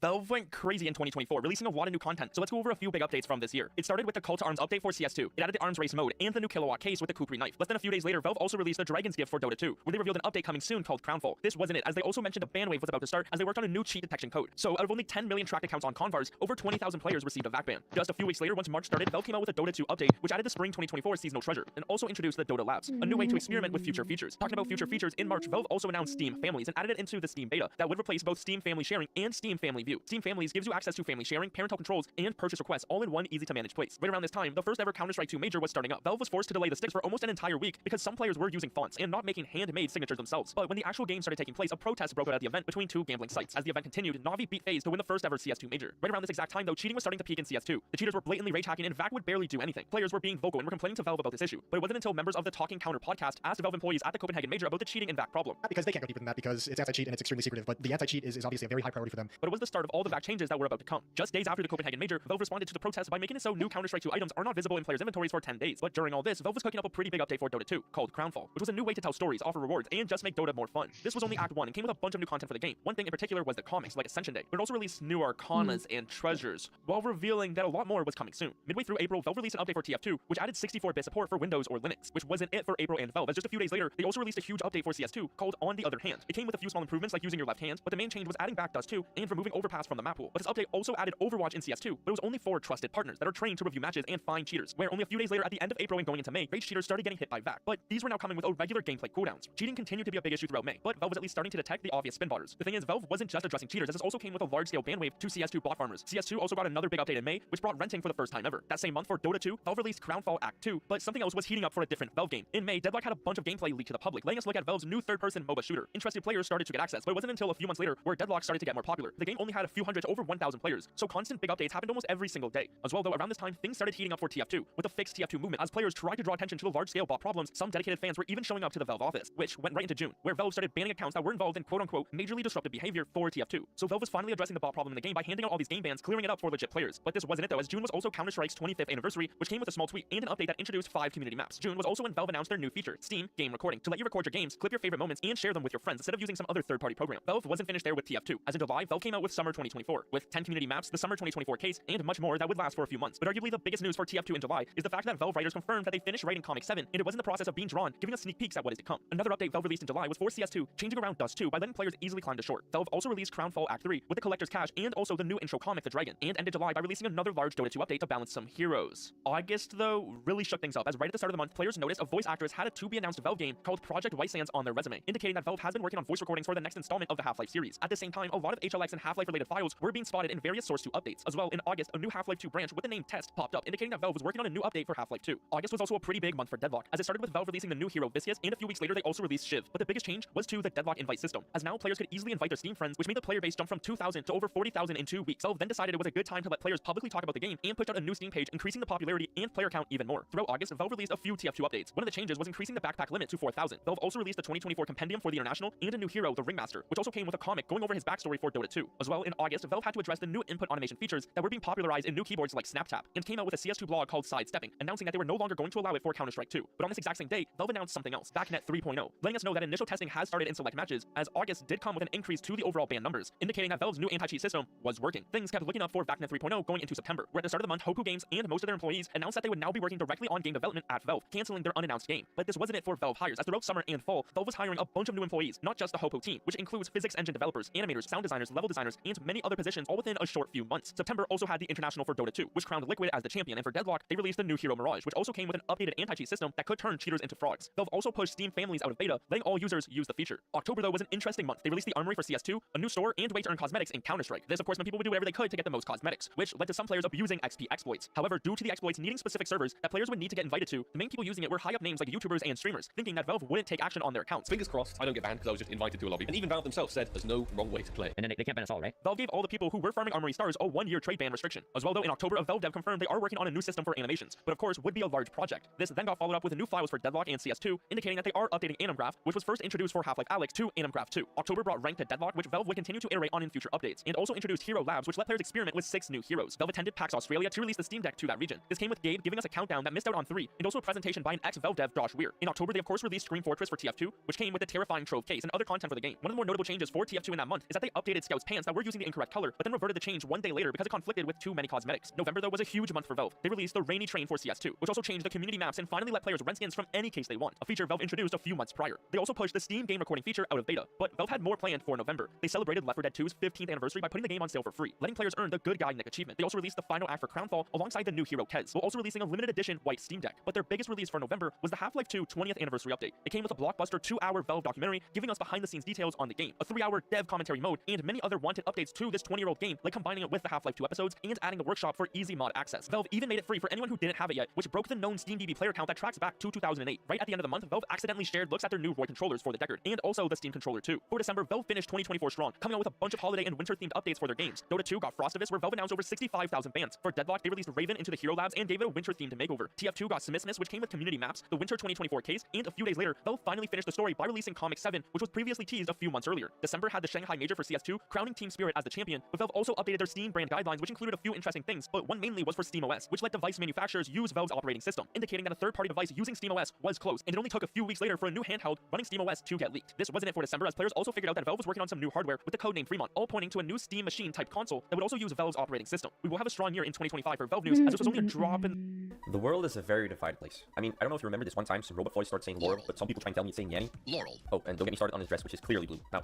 even though there's a lot of division in the world, there is one thing we can all agree upon, namely that this is the most painful color to look at. If you're into 3D stuff, game development, or even modding video games, you're likely to have come across this abomination of a color. Dude, what the fuck is this mod? Well, today I wondered why this ugly ass color is used in most software, so let's take a dive. Now, people who aren't really into these things probably don't know why or when this color appears, so let's give a short explanation. When you're working on a game, for example, you're gonna have to write some code, and you are probably going to make some mistakes. And when this happens, the program usually underlines the mistakes and gives an error message, providing a possible solution. And when you're working on the visuals of the game, you're sometimes gonna be working with materials and shaders. Shaders are short programs telling how the surface of an object should look like. You can tell what textures to display or how it reacts to light and countless other things. But instead of helping you, they just... This is why this color is often dubbed as error pink. Now, the first reason why the color for errors is pink should be pretty obvious. It's immediately noticeable because it is barely used anywhere else, and it hurts your eyes. If you think about it, the shade of pink or magenta is not really present in the natural world. The closest thing we have in nature is this plant called fuchsia, which is basically another way to say magenta. I mean, the goddamn color was only invented in 1859, during the Industrial Chemistry Revolution, when they just threw random shit into a bowl to see if they can make something new. And if you look at magenta, you find out it's a pretty weird one. It doesn't exist in the visible light spectrum, which makes it an extra spectral color, and it is something our brain makes up when both red and blue cones inside our eyes are triggered at the same time. Which sounds cool, but come on man, couldn't you just come up with something better, brain? I mean, this does make it stand out, and it's computationally easy render since it's a combination of red and blue, which is perfect for debugging. And another good point about magenta is that this is how you write it in hex code language. There are many large-scale conventions in this world, like driving on the right side of the road, for example. But there are also conventions used on a smaller and more technical level, like how camel case naming is commonly used when programming, for example. And also the use of this color for showcasing visual errors has become a convention, and has been used since the early days of software development. Over the years, more and more people started using this color, sadly, like a bunch of homeless people looking for some fun. And today, it's used in most game engines and 3D softwares. I'm gonna be honest, boys, I have no idea why I made this video and why this information would be useful for anyone, but I already stole your time, so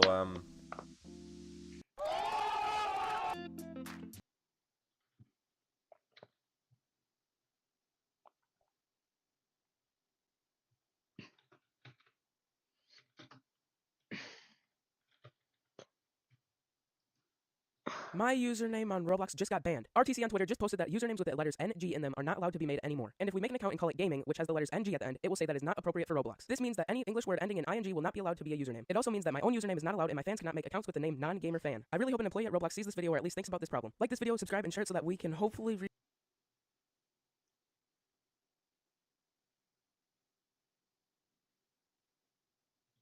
Steves. He is the #1 Mario Maker player in the world. But on top of that, he's created a secret spreadsheet that has swept the metadata of every level ever uploaded to Mario Maker. So I called in a favor from the greatest Mario Maker YouTube scientist, Raysfire. And with his help, I got access to it. All I wanted to know is which levels had the most boos. And with access to this information, we can truly identify the most hated levels ever made. Just watch this level and you'll see for yourself. Okay, Timmy. Okay, Timmy. I know you. I know who you are. Oh! I can't even see. When you start messing with the colors, man, that you lose points for that. You freaking... But the thing is, trying to find the worst level in the game was actually not easy. Because when you look for the most booed levels, you're ultimately going to find a lot of the most played levels instead. So how can we make this work? Introducing the Disgust Factor. This metric takes the number of boos and divides them by the number of likes for each level. And it gives them a score based on their boo to like ratio. 1 like in 126 plays. This level's easy. Okay, how do I beat it? Oh. Dude, am I supposed to go up here? I'm gonna try to hit this, and this is just a terrible idea. I knew it, but I was prepared. I think I know. Hear me out. It's the piranha. No, I can't. No. It's over, dude. It's freaking over, dude. This level has been played 126 times, and it's been liked once. We were off to an awful, terrible, horrible start, but this wasn't even close to the worst of it. I knew that I had to go deeper down the list. This level at the time of sourcing has 30 boos and 1 like. Nah, I'm already over it, chat. I already hate myself. Your boy! Your freaking boy, dude! No shot. Oh, no. No. Hold. Oh, you freaking idiot. It's bad, but it's not the worst. I'm done. Get me out. I started to realize that the levels continue to get worse and increasingly more difficult. But this level was bad for an entirely different reason. Oh, not water. Water level automatically deducts points. No. Oh, we're in. Dude, I'm having fun right now. The little teamies have come out to play. But guess what? I'm Mr. Timmy. No. It's not over! It's not over! It's ogre. Oh, baby. Oh, never mind. There's firefly here. Boost, boost, boost, boost, boost, boost. What do you mean, dude? No! Wait. Can I go behind? Hold up. That's fine. No, the bloopers are coming for. Go down, blooper! Oh my god. Let go! Yes! Love it. Great level. 10. 125 boos to 7 likes here. Definitely still one of the worst ratios. I kind of understand why there's so many pumpkins. Did I just get flipped off by a pumpkin over there? If I just hold right. Pumpkin level. Oh, fellers. Already not the worst level. Already, there's no way it could be the worst. Just incredible level right there. True misery and suffering by the players really what makes a terrible level. So while these levels were difficult and annoying, I still hadn't completely lost it yet. So I kept going. Where could this pipe go? This seems like a pretty harmless level. I feel like this is a good one, right? Oh, I'm kind of sick though. No! Hold on. This one's winning so far. This one's winning. Frick that level, dude. I freaking hate. Stop. Mario forgot the milk. I don't like it, says someone. Mario, go get the milk, Mario. Go get the milk. Oh, you. Oh. I'm out. Wait. Hold on, chat. Hold on. You're gonna like this. It says you will love this level. And it's only got 1 clear. It took 7 minutes. They said I'm gonna love it. I'm actually quite intrigued. Smiles in the chat. No. Alright, let's bookmark this one. We'll come back to it. Spoiler alert, we didn't come back to it because we didn't need to. Dude, no, man. No. At least that other one with the Cheerios, you can sit, you can go to the bathroom, you can go do whatever, run some errands. This, you gotta actually play. I'm giving it a 1. No. One of these, but underwater? Please hold. Okay, no, it is that bad. It's that bad. This is some next level. We're ascending. Come on. At the time, I thought that levels that waste your time have to be some of the worst in the game. And then I discovered these levels. Levels that require you to make completely random guesses in consecutive order to complete. I don't know if that's any better. Did that make it any better? Hold. Ooh, this one. No! Everybody's trolling with the arrows. I fell for it again. 12, 27, 6, 11, 20, 16. Yes, take some notes here. 12, 27, 11. Yeah, I'm not doing it. You thought I was doing it? Find the 3 keys. No, I don't like it. This could be a candidate. What do you want me to do? Oh, are there hidden? Oh my god. No, they're not over here, right? Oh my god. This is a new level of deep. This is just like... How do you not even kill yourself? It's legitimately sociopathic. How and why would you ever want anybody to do this? No, like I was feeling good about that one. It's not over, but right now it's over. I'm just addicted. I'm just trying to get 1. I just want 1. Cool, this one's winning. It's definitely absolutely winning. Its only redeeming quality is that it's kind of creatively sadistic. Like it's almost so bad that it's like you almost have to respect it like a little bit. I thought we found the worst level and it couldn't get any worse until after some time we came across this level. LOL. What's so funny? Are you...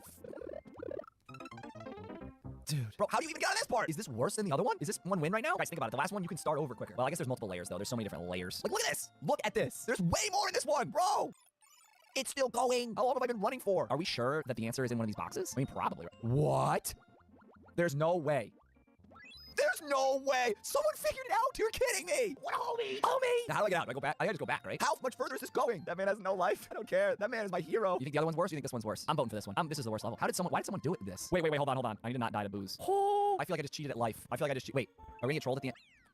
How did that person? How? Are you okay? So we determined Find the Key Troll Winky Face to be the worst level in all of Mario Maker, but we couldn't have beat it without the help of this absolute homie commenter right here. So I decided to boot up one final level from the spreadsheet, and trust me, you have to see what happens in it. All you gotta do is hold right. It's Mario Maker. You run and you hold right, and you play garbage and you beat garbage. It's that simple. What? This is some next level stuff. There's a star somewhere. Oh my god. Oh no. If I do triple jumps at different frequencies through multiple attempts, we will defeat the garbage. Somebody said above the flowers. That's a good. Let's try that, I guess. I like the idea of let's just run a couple more. Just run a couple more. One of these, baby. One of these. Why are you guys certain that it's behind the flag? Oh no. Okay, I went pretty high just behind the flag. No. I don't know, chat. I think I give up, chat. Okay, I went 2 blocks behind. I'm trying to test your guys' flag theories here. I kind of did on it. All right, chat. That's it. No. Oh! That was it! I was about to give up. Was that a triple jump? Not the worst level. We figured it out. We're commenting. It's coming full circle. Chat, clip it, please. Let's freaking go, chat. And we're gonna comment because that dude saved us. That one level. What do we say? Chat? What do we say? Triple. My handwriting is actually worse in real life. You wouldn't believe it. Aw, let's go. It came full circle. It's beautiful. Oh man, get me out of here. Get me the frick out of here, dude. Out of here. I put a golden trash can in Mario Kart, gave the worst stats possible in every category, and then attempted to win a Grand Prix with it. Golden mushroom and the golden trash can, the golden combo. Okay. Oh, that was kind of sick. Oh, ow. Right, we're third at least now. Okay. All right. I got a freaking air horn. I never. Oh no. No. There it is, baby. Fourth. I don't even care. I think we still won, right? There it is. The Grand Prix finale. Gold.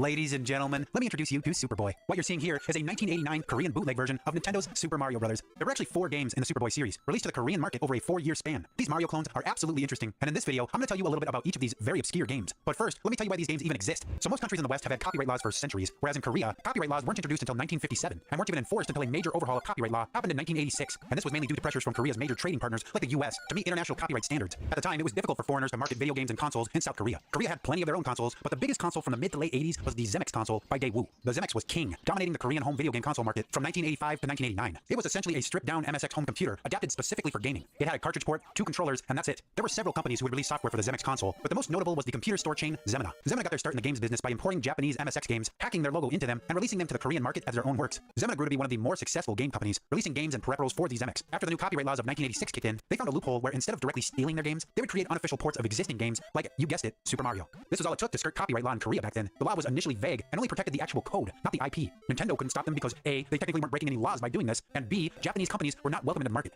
So how was this Super Mario clone? For an MSX game, it's not bad, but nowhere near the quality of Nintendo's Super Mario. It's an ambitious endeavor, but what came out of it is a game that's missing so much of what made the original Super Mario so special. You can't kick turtle shells, you can't go down pipes, the question blocks have random items inside of them, and the fire flower feels weird, like it shoots at bad angles, and the shots don't bounce at all. The Bowser battles were another area where it's disappointing. All he does is bounce up and down and up and down. It's so predictable and lost any sense of danger the original game had. Superboy is very stiff. The controls here are sluggish, and it takes some practice just to move around the screen with any sort of precision. I've played hours and hours of this game, and I still have trouble moving him around. It's pretty bad. You might argue that the MSX isn't nearly as powerful as the NES, and yeah, it's not. It's missing things like hardware-based scrolling and has a small color palette, but the MSX did have imaginative games that worked around these limitations, especially from developers like Konami. Zemina could have done much better with things like the controls. Honestly, it feels like this game was kind of rushed. There are only 16 of the original 32 stages here, with no underwater stages. The level design is loosely based on the original game, but here the levels are much shorter, and a lot of times they'll start out looking like Super Mario, then deviate into their own design. I'll give them props here though. I enjoyed some of Zemina's level designs. A standout part was on World 2-2, the Flying Fish level. Here it was completely remade, and it is so tough with how unpredictable and glitchy these flying fish are. But hey, sometimes I like a good challenge. I was also pretty surprised to see that the maze level is actually in the game, and the maze does work. You have to go the right way to get through it. When you finally make it past the final Bowser in the game, you're greeted with a curious "to be continued" message.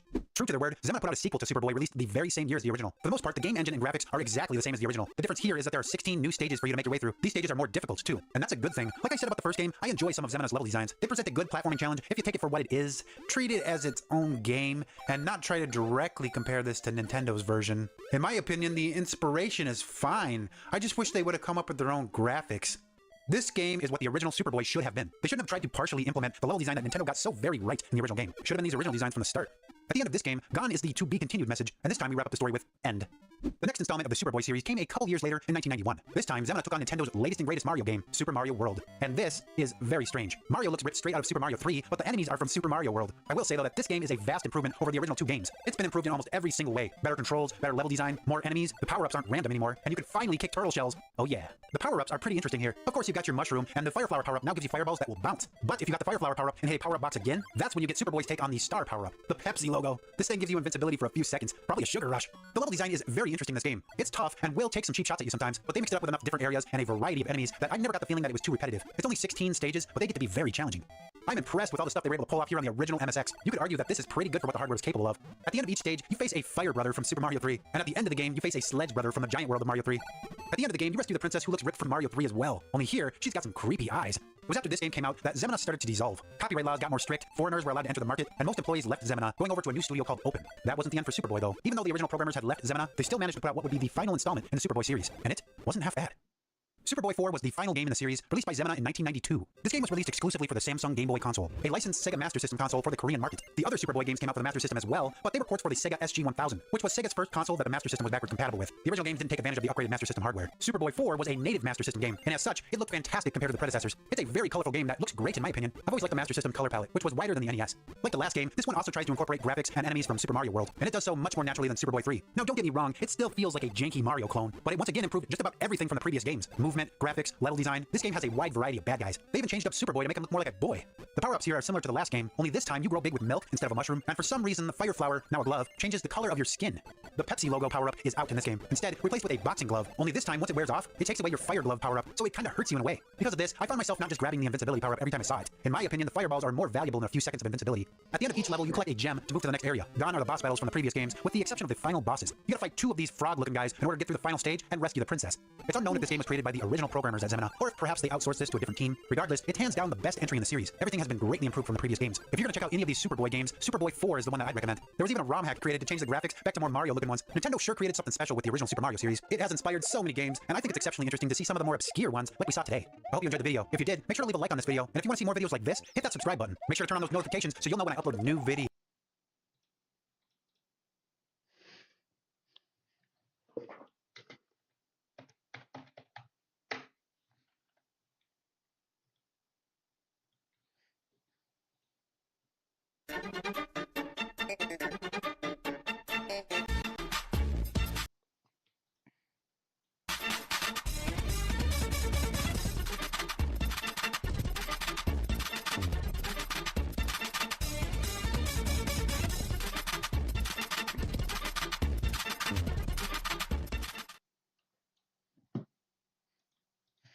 Last month, I made a game using libgdx for the libgdx Game Jam.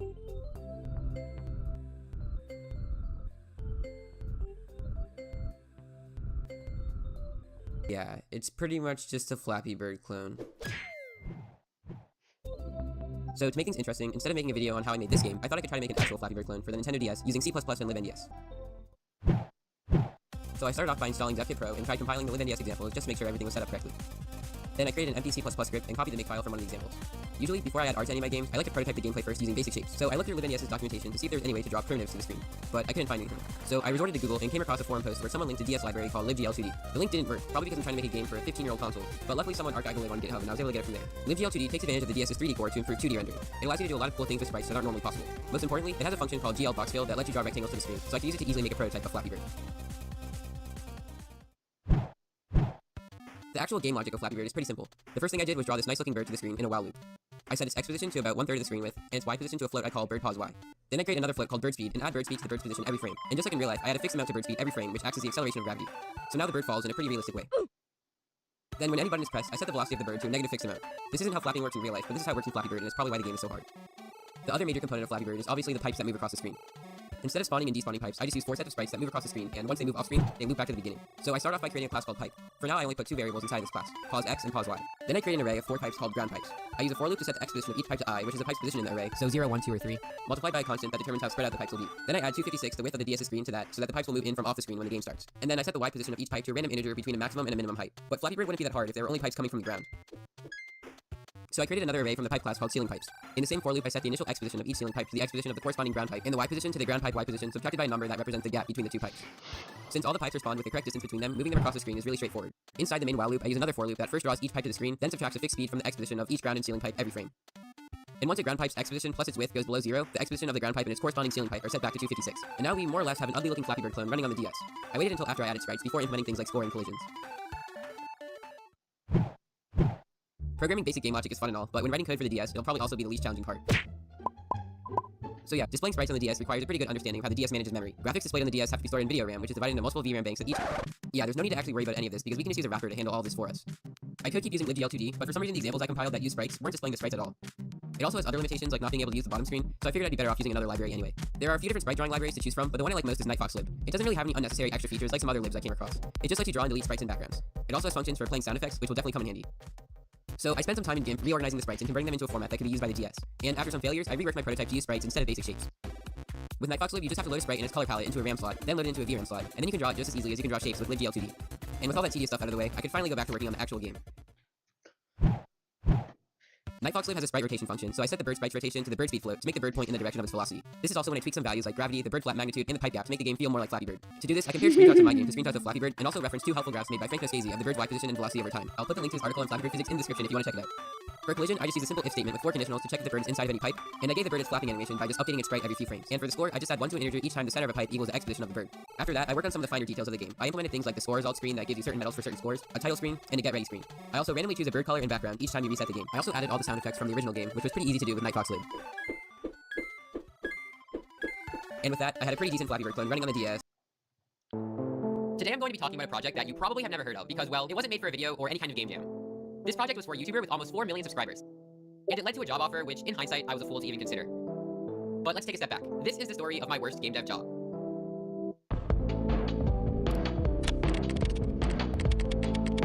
Bonds, On behalf of my former employment, this video is sponsored by Core, a new platform that lets you build, publish, and play games.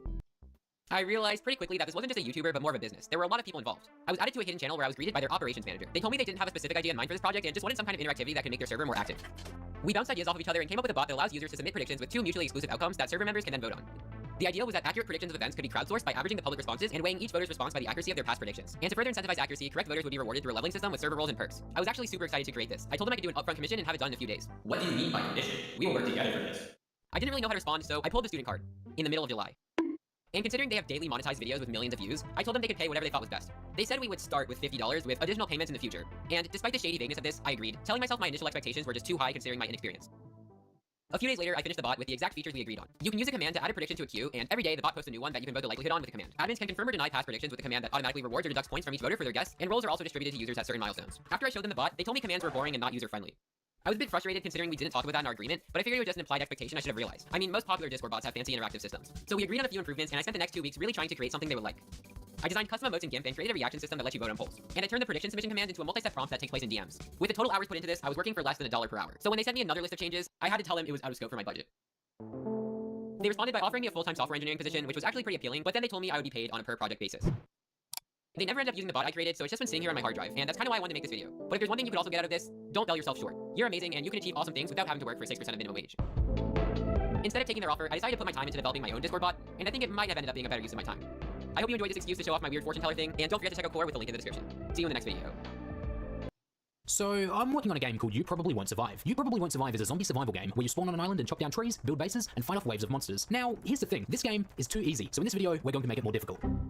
Before we get into the video, I'd like to talk about our sponsor, GameMaker. A lot of you guys always in GameMaker as well. So if you'd like to start making your own games today, you can download GameMaker for free using my link in the description. Now, let's make our game more difficult. We originally made You Probably Won't Survive for a game jam, and in the original version, all you had to do was survive 7 waves of monsters to win the game. You could literally chop down some trees, build a base around your character, and camp the entire game to win. The game was so easy that my original video for the game was called I Made the Easiest Game Ever. When I started working on the new version of You Probably Won't Survive, one of the first changes I made was making the game endless, so that there wasn't a set amount of waves you had to survive. Even though this made the game a little more challenging, as you were trying to earn points, you could still just build a base and camp if you wanted to. To make it so that you could no longer just camp for the whole game, I had to make some additions to the monster spawning system. Currently, all enemies would spawn on the outer areas of the map, and we kept it this way for the first 10 waves of the game. However, after the 10th wave and the first boss fight of the game, we made it so that monsters would begin to spawn throughout the entire map. This way, if you make a base and camp, monsters will start spawning in your base. This feature makes the game a lot more challenging, but it still wasn't as difficult as it could be. Before we make the game even more difficult, I wanted to add a temporary upgrade system to the game. In my last You Probably Won't Survive devlog, I added a bunch of new weapons to the game, including a shotgun, an Uzi, a sniper, and a flamethrower. But the player had no way to unlock these weapons in-game. So I added a temporary upgrade system where you can unlock a new weapon every 25 points. So now you can upgrade your weapon while playing the game. Now that we added a new way for monsters to spawn from wave 11 onwards and a new weapon upgrade system, we needed to make the game even more difficult. The way we were going to do that? Impossible mode. Impossible mode was going to be a new difficulty added to the game, where monsters spawn much more frequently and you only had to be attacked once to lose. We added this new difficulty to the game, and it was time to test it out. But first, if you would like to test out the game and play the updated demo, so here, as you can see, I don't have any health. Yeah, this should be fun. So of course, I've just got to play like normal. I've just got to build a base and watch out for enemies. The enemies will start spawning a lot more frequently, so there's going to be a lot more enemies. And I can't be attacked once, so I need to really look out for enemies and take them out whenever I see them. There we go, first wave complete, pretty good. I found with the new upgrade system I've added, the best thing you can do is just take out as many enemies as possible so you can upgrade your weapons. So every 25 points I get a new weapon, so let's just yeah, continue to take out these enemies. Yeah, there's definitely a lot more than there is in normal difficulty. We should also probably work on building our base because there's about to be a lot of enemies. Yo, what up, zombie? Boom, boom. Alright, new weapon unlocked. Right click while holding your weapon to swap. So yeah, it's pretty simple. If I'm holding my gun here and I right click, there you go, I'm gonna swap my weapon and I can swap back. Oh no, see how many zombies there are already? It's only wave 3. That's right, wave complete. We're gonna start building our base now. Now, wave 11 onwards, enemies will start spawning everywhere, so a base won't really work, but at least I can use it for the first 10 waves. We're going to plant some trees in our base, and I think the next thing I'm going to do is do a bit of this so I can continue getting points like that, maybe? Does that work? No, oh no. It's alright, I've unlocked my pickaxe now, so I can go get some stone if I want, but I think I'll just stick with the wood for this round. Do something like this, maybe? This is probably not going to work, but who knows? That way, once the enemies come through this way, I can, no, this is not going to work. I guess we're going to camp this round. This is probably, the zombies are, okay. Hey, we got a new weapon, though. We got an Uzi. That's cool. Oh, man. Oh, no. Alright, that base is not working. Let's go get some cobblestone. Oh, no, the wave has started this. Oh, no. Wave 7 as well. Wave 7, the mini zombies start arriving, and there's heaps of these, so we're going to switch to a shotgun, and then just try to get through this wave. Right, let's keep getting this cobblestone so we can make some improvements to our base. The wave is starting again. All right, let's test our sniper. So if we get a headshot on this zombie, boom, instantly take him out. Oh, no. Let's go with this one. No. This is not good. This is not good. All right, let's go and fix our base because that's what we need to do. So let's just get rid of all of this and actually no, leave it. Do that and let's just make something on the other side. I think we'll camp this round. Look how many monsters are spawning now. No. Oh man. All right, we really need to fix this base. All right, we're gonna get some stone and just fill it up with stone. All right, let's just hang over here because I know they can't get through the stone, so we can just chill here. Oh man, there's so many. All right, wave complete, but we're up to level 10, and level 10 is of course the boss fight. So let's get ready for that. And there's the boss. Nice. So what I have found is that the obviously the zombie boss takes out everything in its way. There's a tree. There it goes, and it can also take out stone. So if you sort of line up the boss so that it takes out this big heap of stone, it'll just do all the cobblestone mining for you. So let's do that, and then we've got all these cobblestone to pick up. Now what we're gonna do is work on taking out the boss. Nice. Wave complete. Let's go fix our base. Now we're up to the 11th wave, which means monsters should start spawning everywhere. Hopefully they don't spawn in my base straight away, but we'll see. There's something in. No! And that's why you shouldn't camp in this game. Now, wow, there we go. There's the updated version of You Probably Won't Survive. All right, we started off on a new round here. There's the right away, but we'll see. There's something in. No! In this video, I made a scratch game with 0 sprites. Watch it to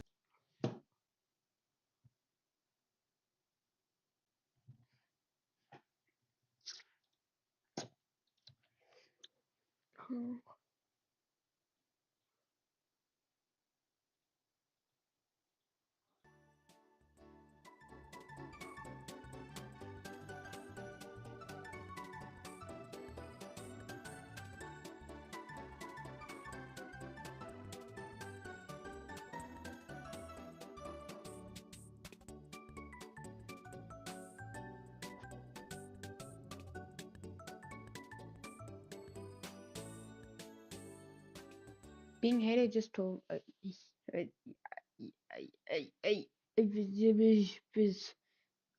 Bing.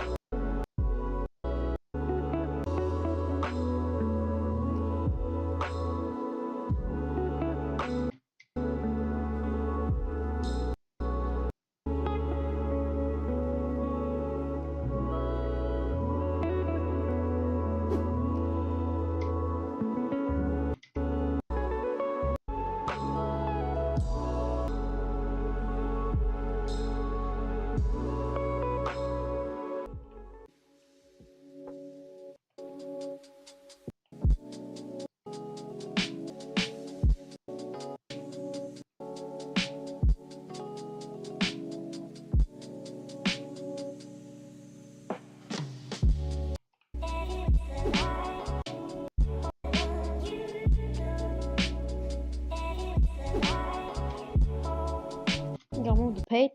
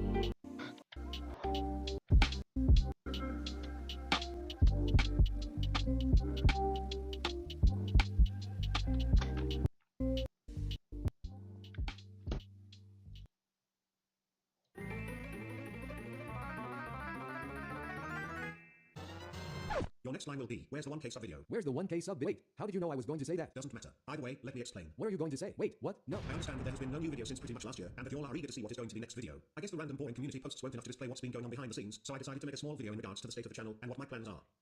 So first of all, the next video. To alleviate your worries about the channel being dead, no, it's not dead. The big video is still being worked on. There are some reasons as to why it's taking long, some of which are also out of my control. But first and foremost, it is my most ambitious project, due to it being the 1,000 subscriber celebration video, so of course it would take longer to make. Pretty much, high quality means more time needed to make it work. But the thing is, the entire video is an animation, and animating is really not as easy as you think. Just for an idea, it takes at best around 5 days to fully complete an average scene, which can also vary a lot depending on the complexity of the scene. And there's also rendering, which is another full can of worms. Imagine a scene that is 15 seconds and is at 60 FPS. That would be 900 frames. For this project alone, one frame takes around 3 minutes to render. This means it would take 45 hours. Almost 2 days to render 15 seconds of animation, which also leads to my next point, which is lack of availability to work on my videos. I happen to have a very demanding school life, which essentially only leaves me 2 hours of free time every day, excluding weekends. I'm not always using my weekends for the channel, so that means I have pretty much no time for this channel. I do have some vacation time, and some days off, here and there, which does mean I have more time to work on videos. But I can't rely solely on them to make videos if I want to upload consistently. So, take the limited free time, and add the massive amount of time needed to make the video, and you get yourself a recipe for disaster, the disaster being long inactivity. Don't be mistaken, I also don't like having to wait so long to get a video out. But don't worry, I can guarantee you will love the celebratory video. It won't be bad, or anything. It will be the best. Either way, there is something else I'd like to talk about. The best. Either way, there is something. What is this guy? Yeah, look.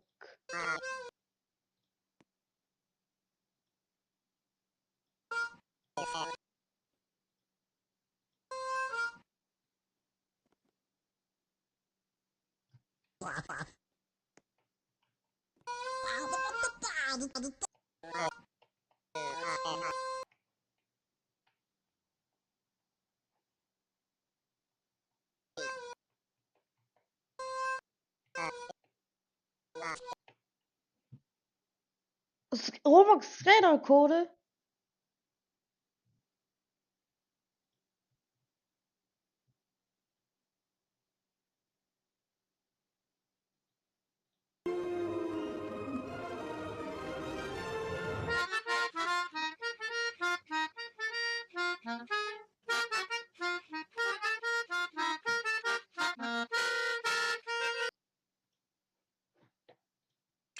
I miss the old Kanye, straight from the gold Kanye. Chop up the soul Kanye, set on his goals Kanye. I hate the new Kanye, the bad mood Kanye, the always rude Kanye. Fast in the news Kanye, I miss the sweet Kanye. Chop up the beast Kanye, I gotta say, at that time I like me Kanye. See, I invented Kanye, it wasn't any Kanye's. And now I look around and there's so many Kanye.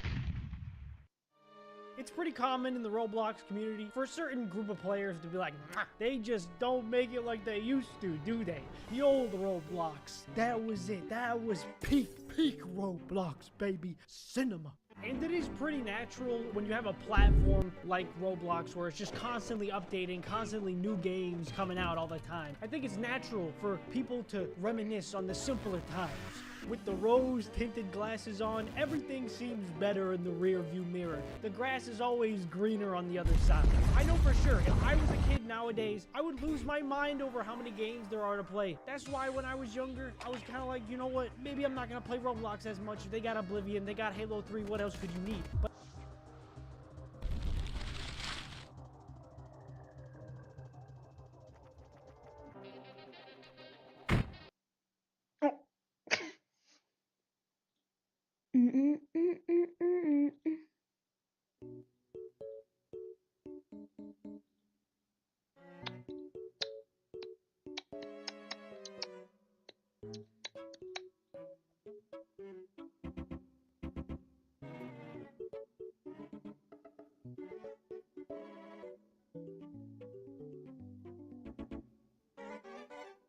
Seizure. Where's the seizures? Yeah, I don't know how they get the big thingies. This guy's an egg. An actual egg. It's a hat. Okay, tails. A teleport, a swing. Rod. And a truss.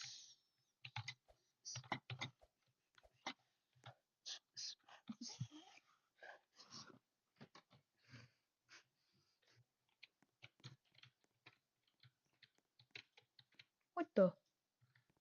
It is all gone. It is all gone. No reasons. How did they do this? It's done. Alright, you can stun yourself. I'm just minding my mind and don't. I'm just minding my mind. Stuck. Still stuck. Okay.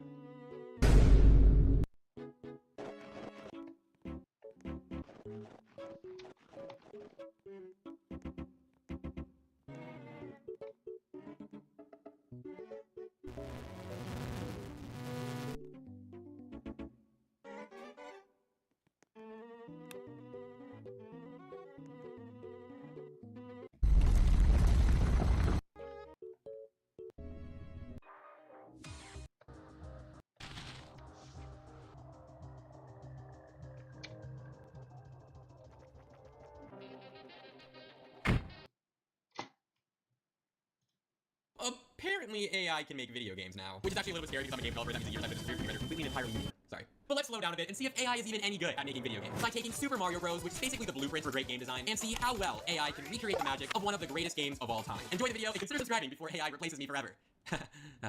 So to show you guys what exactly we're going to be remaking today, I asked AI to create a documentary about the history of Super Mario Bros.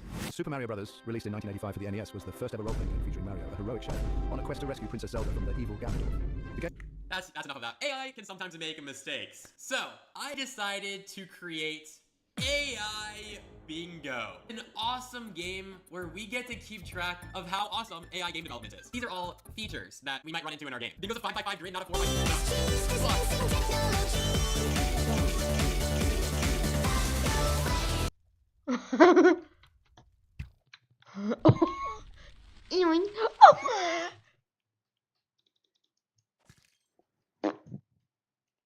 Spawn. Where's my spawn? Let's go, let's go, let's go. Income!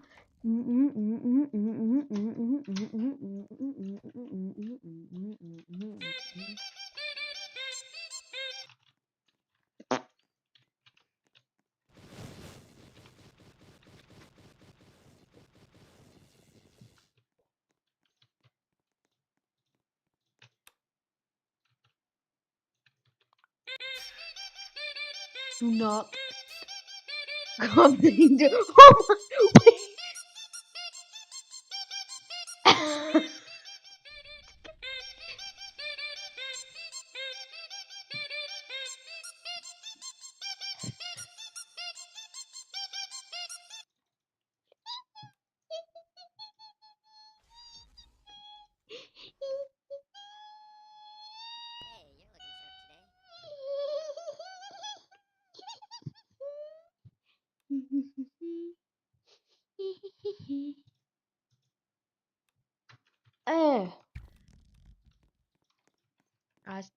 That's no more.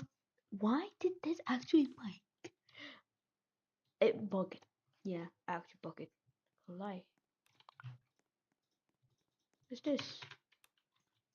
Oh, I know. An anchor. Gotta go fast. Well, blessed.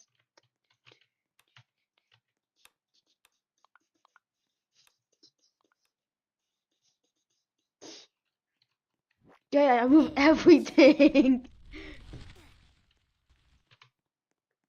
Nice usage.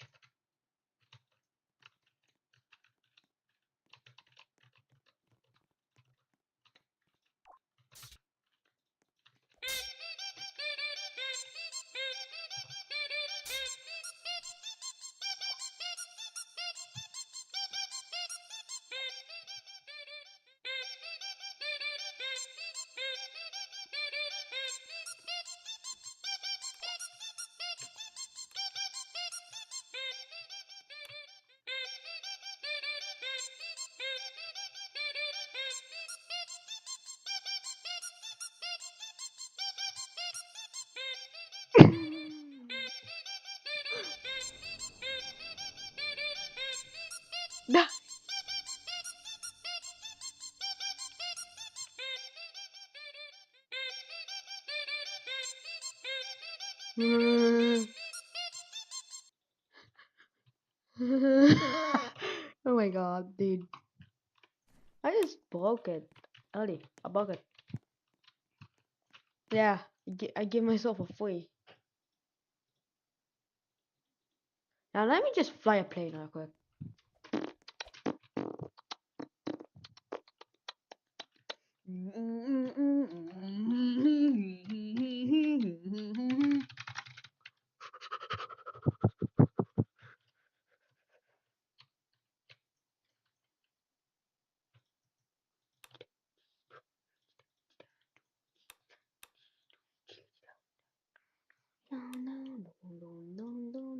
Oh my god, wait, I destroyed everything. Now all that's left is a seat. Yeah, it's all that's left is this. Oh no. But if I get a bingo, I have to give away $100 to my Twitch chat in gifted subs. So I am really putting my faith into this AI Super Mario Bros. Remake. So with that, guys, I think it's time we actually get started on this. This is Rosebud, an AI game making tool. People have made a lot with Rosebud, including remakes of classic games like Pong and Flappy Bird, and even totally original projects like a complete RPG game. But can it make something like Super Mario Bros? It's time we find out. I was trying to crack my knuckles, but I don't think I can. Oh, there we go. That was pretty cool. I'm just gonna get started with an empty project, and we have an apple that bounces through an apple tree forest. Somehow we have to turn this into Super Mario Bros. So the way Rosebud works is that you can code entire video games just by using prompts. So you could say something like, make the apple 2 times bigger. And there we go. And not only does it give you the code that you need to do this, but it also explains the steps that it took. But you don't even have to touch any code. You can just go ahead and press apply. And then if I restart the project, now we have a big apple. It's not that cool. But we're gonna be turning this into Super Mario Bros. Somehow. But I think we need to start with the art. Because you don't play as an apple in Mario. You play as Mario. So if you go to the Assets tab, this is where you can generate art for your project. Let's just start simple with Mario. See what it makes. Okay. That's one off our bingo card. So this Mario does look pretty good. I wouldn't try using this for commercial games, but it doesn't match the style of Super Mario Bros. So I'm going to try Mario 8-bit. It's not really 8-bit, it just looks like it has some jagged edges or something, but I think we're on the right track, so. NES style Mario. This Mario looks like he's been through a lot. He's been through a few wars. His hair is even turning gray from the stress of it all. I commend you, Mario. Thank you for all that you've done for the Mushroom Kingdom. Okay, we're safe. Extra limbs is on our AI bingo card, but this is just a missing limb. We're safe for now. I'm not giving you guys any of my money. Trust me. Okay, he's missing a few limbs again, but this looks a little bit more like a sprite you would see in a retro video game. I think we can get this better. This is not bad. I think he's probably spilled something on his overall, so he changed into some red ones, but that's another one on our AI bingo. We are like 10 minutes into this, so that is not looking great for me. Why does he have a blue hat? So we have a few okay options. This looks like Mario. Oh, he has an L. Why does he have an L on his hat? Oh no. He's gonna have to get deleted, guys. I'm just gonna put him out of his misery. Wait, this is actually not bad. Guys, see, AI is not cursed at all. Look at this. It looks just like Mario. There we go. So now that we have our beautiful Mario sprite, just look at him. It's time to put him in game and make him move. Replace the apple with the link to the sprite. In theory, this should replace the apple with Mario, but let's see what happens. What the? I was not expecting that. Alright, let's just check it off. I think the problem is that Mario is too big now. Make Mario 3x smaller. Okay. I mean, it needs to be a lot smaller. Can I just say, like, make Mario 15 times smaller? That seems like a pretty good size to start. Now I'm gonna say, like, make Mario move like a platformer. Alright, that's a little bit broad, but let's see if the AI can handle that. Have I ever played the original Super Mario? I am an expert at Super Mario Bros. Just watch me. Okay, it's different when you're playing on a keyboard, because, like, I'm just used to playing on the original hardware, where there's no lag and, like, the keyboard and stuff is... Alright, let's just get back to making the game. Now, according to our AI, Mario should move like a character in a platformer game. Let's see if it works. It even added a ground. Okay, that's pretty cool. Alright, you can move left. You can move right. Now, can you jump? I'm a little bit scared, because on our AI bingo, we have broken physics, weird controls. There's a lot that we could be checking off right now. Let's see if Mario can jump. Oh, okay, that's pretty good. And you cannot jump in the air, so Mario does not fly. He just jumps. That's perfect. Super Mario Bros. Is a pretty simple game with not that many controls, but the last thing we need is a run button. Now, you can walk around as Mario, and if you hold shift, he runs, just like in the original. Let's go. AI is actually doing a better job than I thought, but we still have enemies, level design, music, sound effects, so we'll see what happens. All right, I'm gonna make some changes to the scene just so it looks a little bit more like Mario. So look at this, guys. It looks just like Super Mario Bros. Okay, maybe we have a little bit of work to do still. All right, so Mario can do all of his moves, but there's one problem. Right now, he is immortal. So I think it's time to add our first enemy to the game, the iconic Goomba. I think I'll sort of copy what I did for Mario and do low-res 8-bit Goomba. Let's just, why is it making these? Extra limbs? Okay, chat, does this count? Okay, I think you guys are right. There we go, okay. What is it? What is this? It doesn't really know what a Goomba is, I don't think. Maybe we just need a super specific prompt. So, Goomba, enemy, sprite, low res, like Super Mario Bros. From NES. Please don't be cursed. What is this? This is like nothing. Okay, I know it's a little bit off, but I think it's the best we're gonna get. So let's try and put this in game. Add an enemy that moves left and right. We did it! Alright, it moves in one direction and then just completely stops. And it also doesn't kill you. But this is a good start. Alright, now our Goomba should patrol left and right. Just like in the original. Please work. Oh, it does work. That's cool. But Mario is still invincible. So let's make the Goomba kill you. Alright, let's see if it understands any of that. If you touch the Goomba, the game restarts. That's perfect. And if you jump on it, and if you jump on the Goomba, it dies. I am surprised at how well that works. Because when you jump on the Goomba, Mario bounces up, just like in the original. And I didn't even have to tell it that. It just kind of knew what I was trying to do. That's actually really scary. Now, before we start creating our level, there is one more enemy that we need to create, and that is the Koopa. Let's see if this one can turn out a bit better. It looks like maybe Yoshi mixed with Bowser, but I don't really see much Koopa Troopa in here. It's green, it has a random star, but this is on the right track, I think. Maybe if I add yellow. Okay.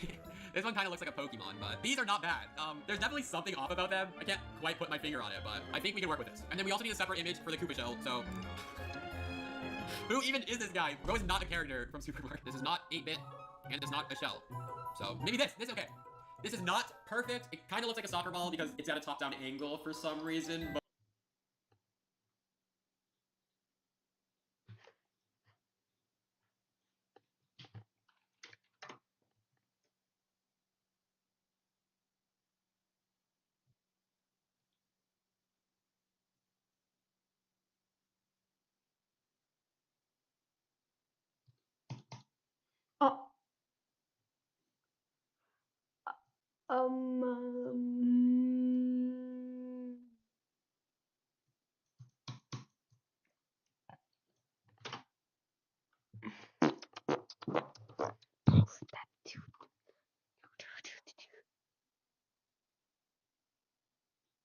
Hotel Mazo.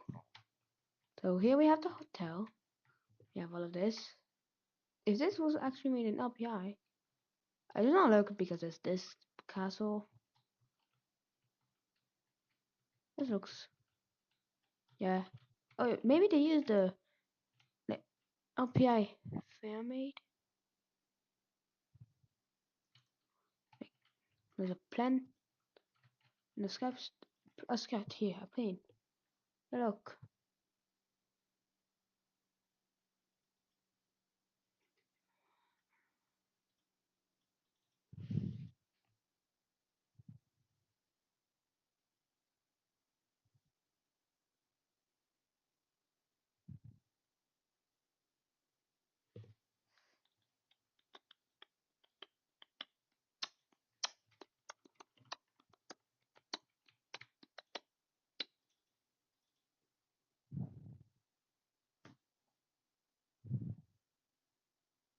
Alright, that's how it LPI gear.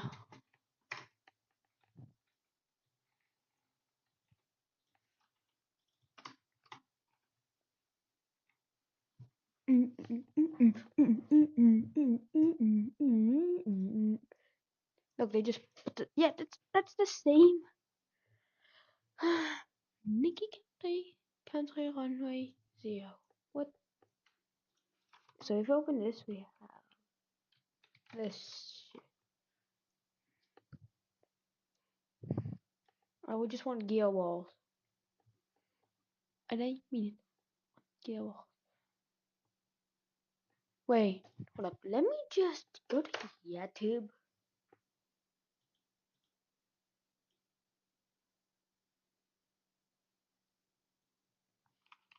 LPI.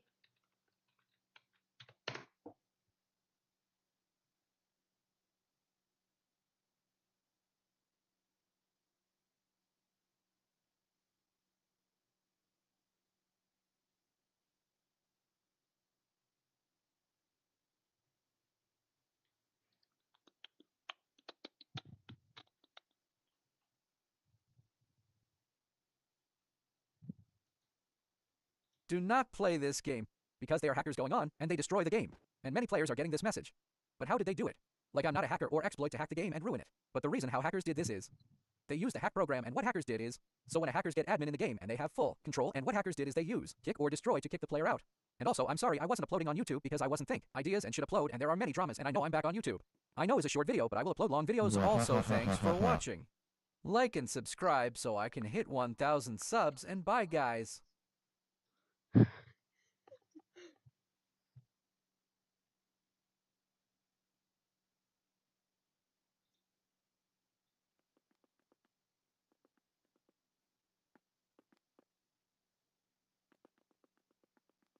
How did you make this?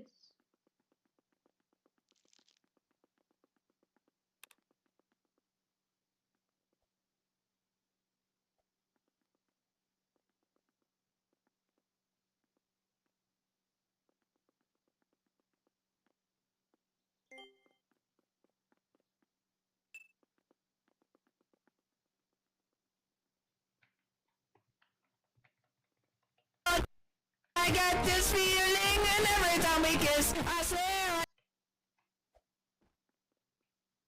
Much smoke.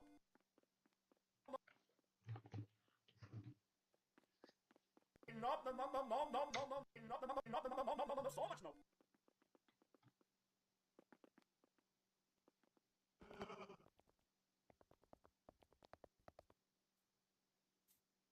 It's free real estate.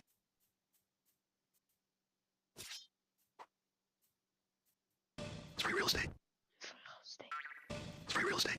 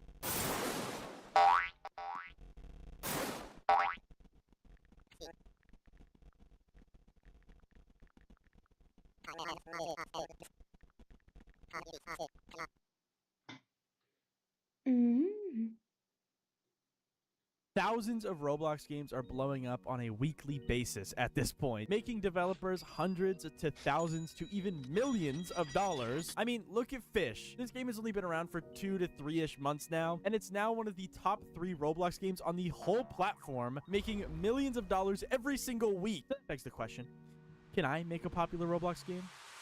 I don't know. I mean, I already have some small Roblox games under my belt, but today, I've decided to challenge myself to make a game under 24 hours that will trump every player account I've had before. Now, will I succeed in this challenge? Listen, I haven't done the challenge yet as I'm recording this section, so I low-key don't know. But, you know what they say, guys. You miss 75, or you miss 100% of the shots that first, we need to lay down some ground rules. Because the 24-hour timer is only for making the game itself. Which basically means that by the end of this 24-hour period, I must have a fully functional and releasable game. After those 24 hours, though, I will give myself the chance to patch bugs in the game, and that is it. And if the game gets some traction along the lines, I will then grant myself permission to update the game further, but obviously that's only until it starts to see some sort of player count. But now, with all those rules in place, I got started. For the first hour, it was just brainstorming time, because I didn't really have a game idea yet. But all I knew is that I wanted my game to be simple, unique, and funny. So, after some brainstorming, I had the best idea in the world. Poop flinging gorilla obby. Yeah, I mean, you probably clicked on this video with like high expectations. You probably thought I was gonna like reinvent flinging gorilla obby. Yeah, I mean, you probably clicked on this video with like high expectations. You probably thought I was gonna like reinvent the wheel or something, but no. It's poop flinging gorilla obby. Okay, I'm sorry, but honestly, this idea, as stupid as it is kind of genius. Because listen, obbies on Roblox have always been popular, but there's been a new wave this year of obbies that are just funny and stupid and dumb. I personally really love that genre of game, so I decided to copy them and make my game kind of like that with you know, a funny mechanic where you fling poop, I guess. So I opened Studio and I got to work. Yeah, so I completely lost track of time. 3 hours passed, and I basically had a lot of things done, alright? You thought I was gonna say I had nothing done in 3 hours. You're silly, because now if you go into my game, you can throw poop on walls and jump on it. Yep, it's genius, it's amazing, it's great. No, honestly, I was starting to feel like this challenge was gonna be a piece of cake, bro. If I had all of this done already in 3 hours, 24 hours, I should probably have like the biggest game on Roblox, okay? Okay, so I may take a little break and then work for like 2 hours, but during those 2 hours of work, I made around 15 stages for the game, which is not that bad, to be honest. Alright, welcome to hour 8. I made a lot of progress since the last check-in, because, I mean, it's been like 3 hours. But to be honest, I took a pretty large break during it, so... But at least in that time where I was not taking a break, I got a lot done. So I added like a little tutorial image, you know, for newbie players that don't really understand how the game works, which is really everybody that plays this game, because they've never played before. And then just added even more like filler stages that are like, you know, colorful and cool. Added one of these 3 paths ones. Added this really big tower stage, which is fine. None of these really use the mechanic, but I mean, that's not really required. This is just like a warm-up area of the game, to be honest. Keeps going, and then it gets to this stage where it kind of teaches you how to scale walls, but not really. There's just an up arrow. But I feel like at this point, if you have a brain in your head, you should be able to get it by this stage, right? And I added this stage because you jump jump down here, you land on this, and this stage is stolen from a different game. And then we get to another hard stage, I'd say. You have to use the mechanic in this game to scale this wall diagonally, which is pretty tough, but if you can make it past this stage, you can definitely do the rest of the game, I'd say. Yeah, that's the hour 8 update. I'm getting really bored and lazy, to be honest. I mean, with the main mechanic already done, all I really needed to do was build stages and open the game. Let me just say one thing. I'm losing my mind, or I was at least when I was developing the game. And it got to the point where I literally just needed to stop. I mean, I had 14 hours left in the challenge. I was pretty comfortable with my time, but man, I did not want to have Roblox Studio open on my computer anymore. This is probably my last check-in for the day. It's hour 9? Yes, hour 9.5. Okay, and I don't remember what I left off at. I think it was this hill. And in that hour, I've only added this stage, and then this stage, and then also these two stages, which I think this stage is the best. This one's very fun. And it is also stolen from another game that I don't know. At this point, I kind of went from like, oh yeah, I'm gonna make this obby like, very easy for, newcomers to play. And now I'm kind of just getting sick of it and bored. So I'm starting to add like really, really hard obstacles now, which is not gonna be good for my playtime. After adding a couple more stages, I decided it was time to sleep. Now this is a risky move because I am allowed to sleep during this challenge, but every hour I'm asleep still counts. Therefore, I'm wasting 8+ hours of my challenge just to sleep when I probably didn't even need to. So that's what I did.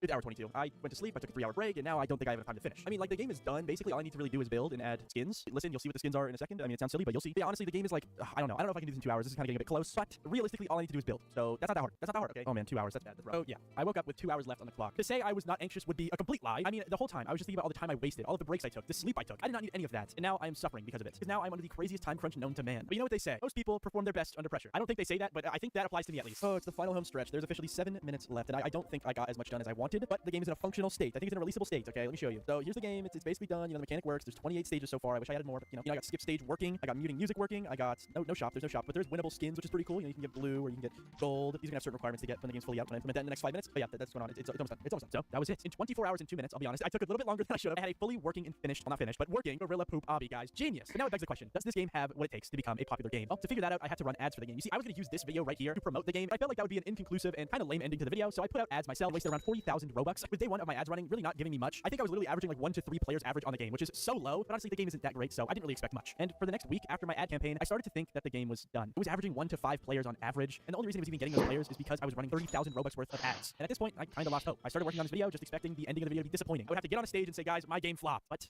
something happened. On the 27th of December of 2024, 6 days after I started running ads, I started to notice that my player count was slowly rising. I was averaging around 30 players average, which was a lot higher than my 1 to 5 player count it was at before. Instantly, I started to get hyped. I started adding some more things to the game to kind of help the statistics, and I just prayed that this would be my ticket. Maybe the little game passes I added to the game would make it explode in popularity. But sadly, 5 days after this rise in player counts, it kind of felt like false hope, because the game was right back down to 3 to 5 average players. I honestly didn't know what to do at this point. I felt like a complete and utter failure. Even though the game was trash and I didn't expect it to do well anyways, it getting absolutely zero attention was just kind of disappointing. So I tried one last thing to save the game. I changed the thumbnail to this. And with that, I waited a couple more days, and surprisingly, something else happened. On January 9th, my ads officially ended for my game. Therefore, nobody was seeing my game in the sponsored section. And you would think, if the game was averaging 1 to 3 players with hundreds of ads being placed on people's screens, without ads, it's probably gonna sit at 0. But what if I told you that for some reason, it went up to 7 average players? Not that big of a difference, but considering there was no more ads running, this was a huge difference. And throughout that day, it would slowly climb up to around 10 average players per day, until the 9th. Because on the 9th, for no specific reason, the game launched all the way up to 66 concurrent users. I did not run any extra ads, I didn't do anything different, I literally gave up on the game for the past 4 days. And for some reason, I guess Roblox just gave it a chance. Because every single day past January 9th, the game would grow more and more in players, with it having 100 players on January 10th. Then it went up to 300 players on January 11th, all the way up to 500 players on January 15th, completely destroying my previous most popular Roblox game. And as of today, January 18th, me recording this part of the video, it reached an all-time high of 800 Roblox players. It honestly seems like a joke. It's a game about a monkey that flings poop, dude. And it somehow has 800 players. Now, the like ratio isn't the best, but it's a very hard hobby. I mean, I guess it's kind of expected. But either way, I think this experiment worked. I am so surprised. If you guys want to go play the game,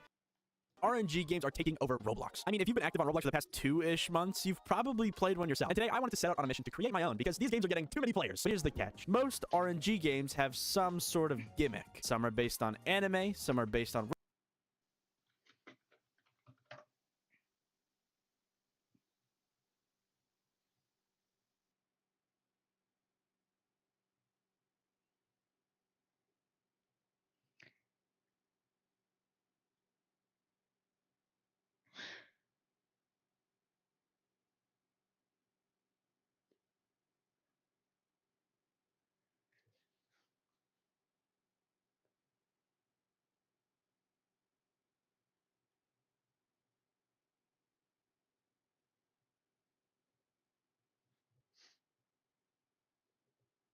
Whoa.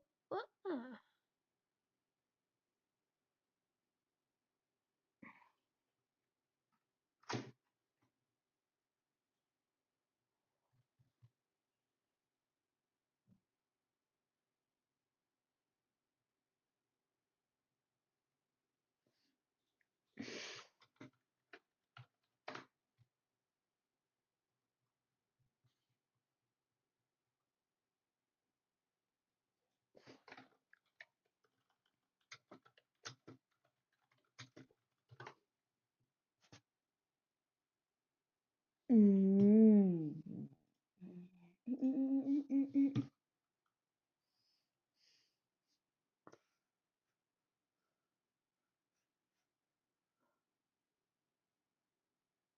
This is wrong, first off.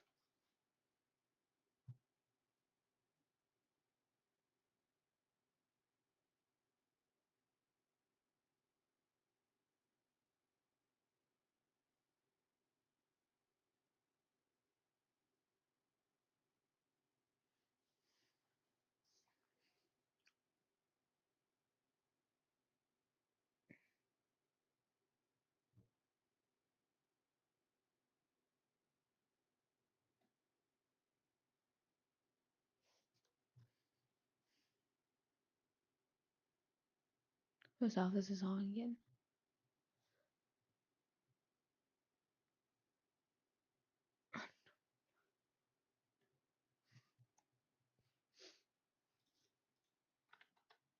Yeah.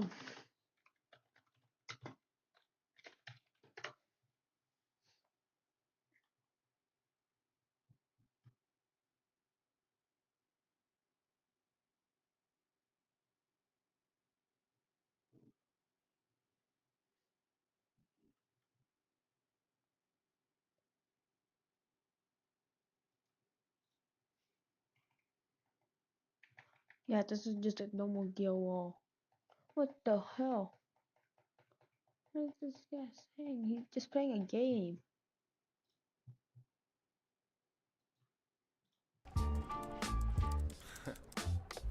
Fichier trop lourd. Comment?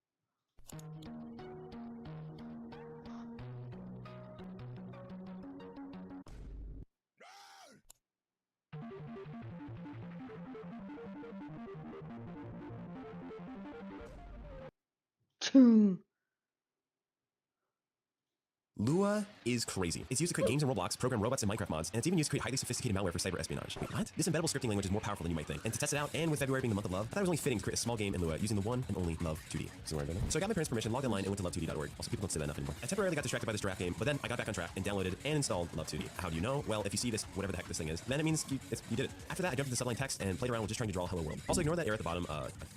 And there we go. Hello World. Beautiful. Now, we can't create a game in Love 2D without making it about one of the most universally loved things on the internet. Politics. No, I mean cats. And for some reason, the game Pong came to mind when I think about cats. Something about hitting a ball viciously just reminds me of behavior you'd see from a cat. So with my vague game idea and theme in hand, I jumped back into programming to just start blocking out some movement. I quickly created window size and avoided one of the most dangerous things of all when programming, and that's purchasing a license for subline text. After that, I threw in a little bit of movement code, and bada bing, bada boom, we got paddle, and it moves up and down. After this, I created a ball, and it's a little slow, but then I made it fast. And then lastly, I created another paddle on the right side that had the same movement, just copy and pasted it, and now you can play Pong by yourself. Great, but it's not very original. Now that I had the base mechanics done, it was time for me to actually create some unique mechanics out of this. So I started off making the background pink. I don't know why. I think it helped me. I don't know. Just ignore it. And then I created this pause menu. I don't know why I made this. Moving on. But then it occurred to me that it would be fun to play Pong, but like with a cat's paws hitting the ball. And instead of it being horizontal, I made it vertical because I don't know, it just works for my brain. But then I quickly realized that it would almost be more fun to have two hands, two paws that you could play with, and then just try to bounce the ball off the wall or something. So that's why I created. And I made it so that the left hand can only come over so far and the right hand can only go over so far. So you have to be, it's kind of strategic. And now that I had a rough draft that I was pretty happy with, it was time for the greatest part of any of these challenges. And that's creating the artwork. I started out by making this checkered pattern background.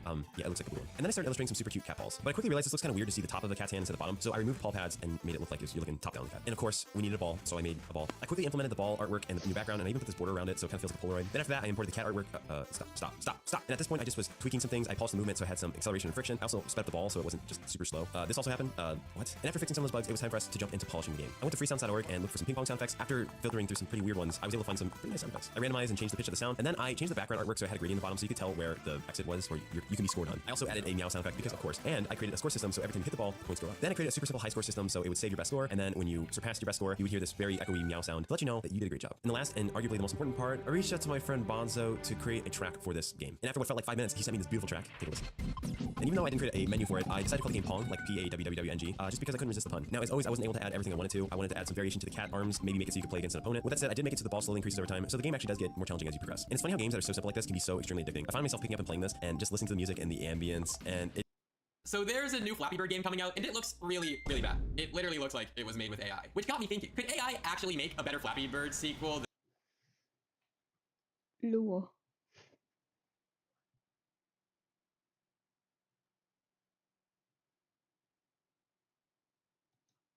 I've been seeing some animators making some cool stuff, so let me try it out. Lucky for me, I saved up 800 Robux after the update too. Ah.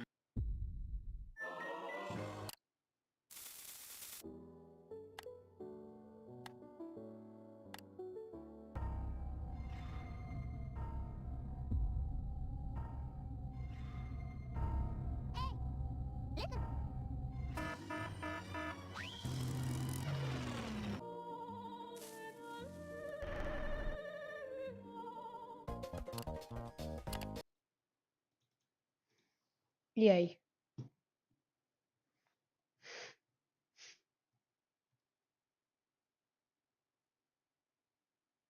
With these games.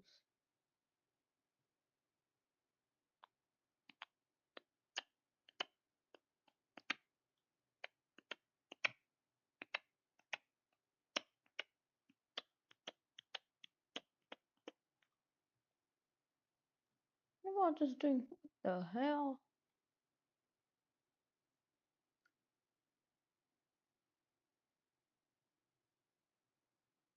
Where does it go?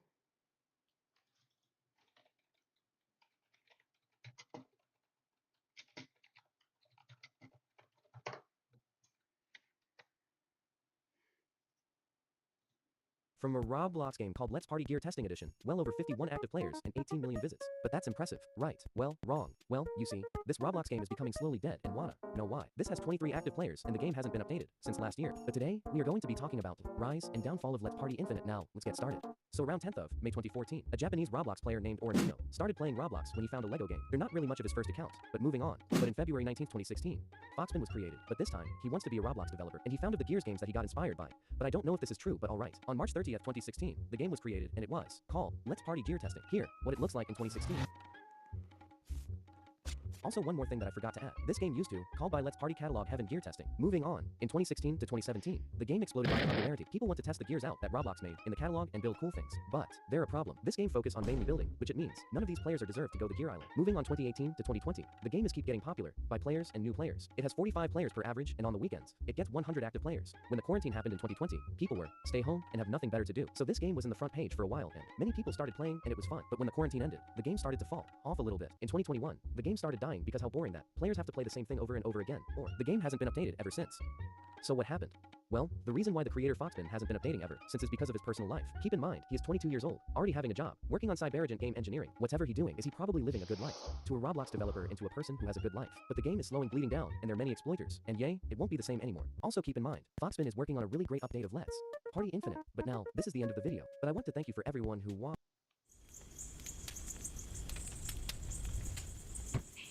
Take a look at these excited, cheerful boys and girls. This is a photo of our beloved Roblox staff and video star creators. You might recognize a couple of them, namely this guy, David Baszucki, aka Builderman, Roblox's founder and CEO. Now, David loves Roblox. Of course he does. He's been around since it looked like this. Look at it, like complete trash. And honestly, that's probably what he heard a couple times. But David believed in the potential of Roblox, that one day, this could become something incredible. So he worked and worked to perfect his creation as much as possible, until one day, he could turn around and say to himself, look how far we've come.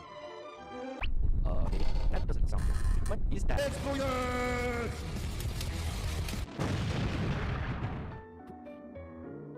By the way, just wanted to let you know if you're new here, subscribe. It helps a lot in making new videos. Make side exploits, they work a little. There are two main types of exploits used by users: client-side exploits and server-side exploits. Server-side exploits. Now, there's a lot of stuff out there on how the two exactly work, like executable programs or injecting DLL files, but to simplify it a lot, client-side exploits affect the user themselves, like super speed or teleportation, while server-side exploits affect other players and items, such as spawning a bunch of items or bosses. And in the worst case, taking control of the server itself and taking other players. Oh, and there's also B-tools, which lets you mess around a bit with models. Now, early on in Roblox's history, server-side exploits were much more common to see. And with a quick Google search, you can find that games like Work at a Pizza Place or Natural Disaster Survivor were a pretty popular place for people to use their newfound powers to play loud music, advertise, and make everything look like a very friendly Mario. Yahoo! So, not really that different from server-side exploits today. Some things never change. However, one of the earliest most notable cases of exploiting or hacking, besides his crappy looking cheat engine video from 2009, didn't use server or client-side exploits, but took control of the website itself instead, such as the April 2012 incident, where on April Fool's 2012, a few users didn't really hack the website, but managed to get access to a site testing admin panel. Site message better than goings on the market by solved in this case have since been terminated. And speaking of hackers, we all know the infamous John and Jane Doe, along with others such as 1x1x1x1, which we will not be talking about them in this video since they're not actually hackers. John and Jane Doe confirmed to be official Roblox test accounts, while a former Roblox administrator confirmed 1x1x1x1 was a story made up by former creative director Shedletsky. And looking back at it, I'm not sure how anyone in the Roblox community fell for John and Jane Doe.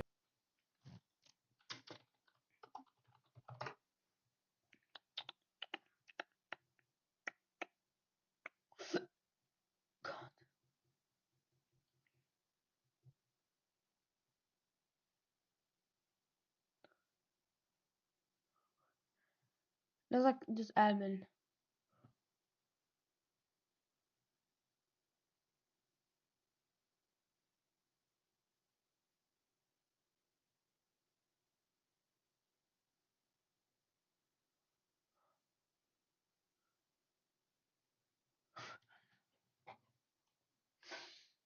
Not people want like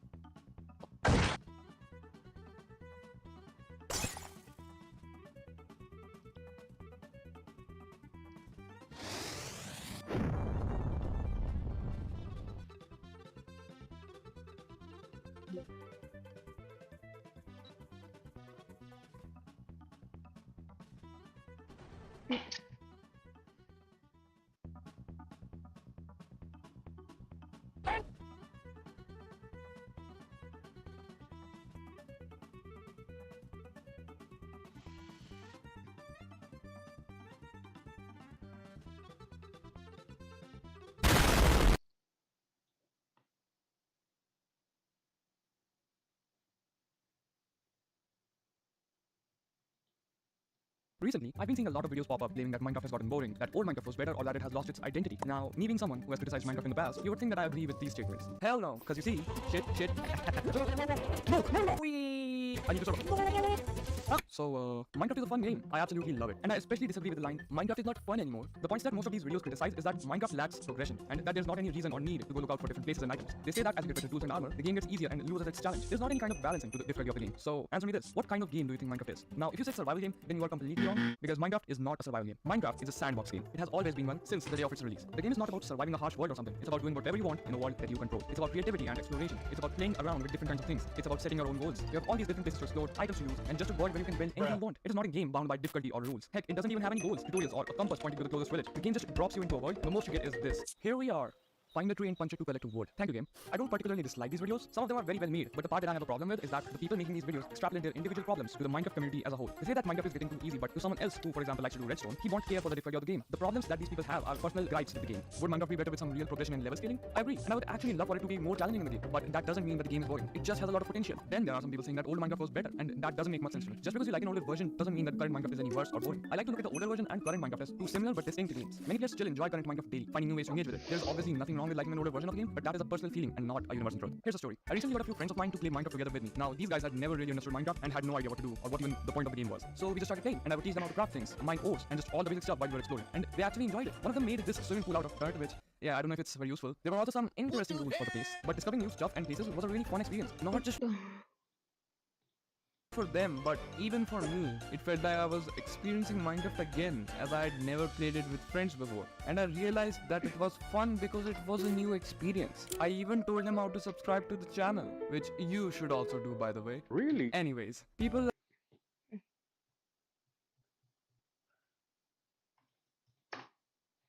I only want to make a game, but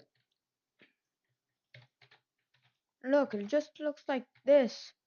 There's literally no other way to do this.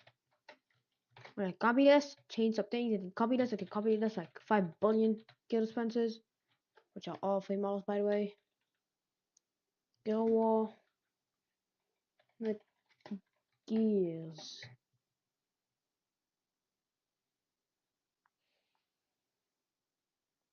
Yes, I do not understand how the hell this like work. I don't even know how this works. What if I just search a gear wall? Gear wall for free admin looks like.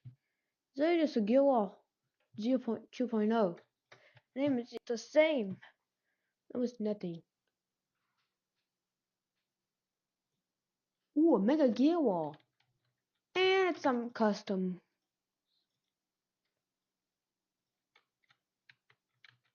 Where's that flopper? Why do they have Goku and the cause effects from goddamn other games? What is this thing? Yeah, it doesn't even work because it just clones itself and then like deletes itself.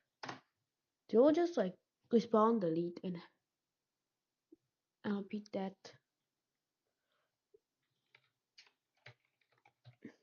Gear dispenser. Buy some gear dispensers. The same. Why is that not even? Why is that neat? Why is that a tower? Why is that a tower of calling screams?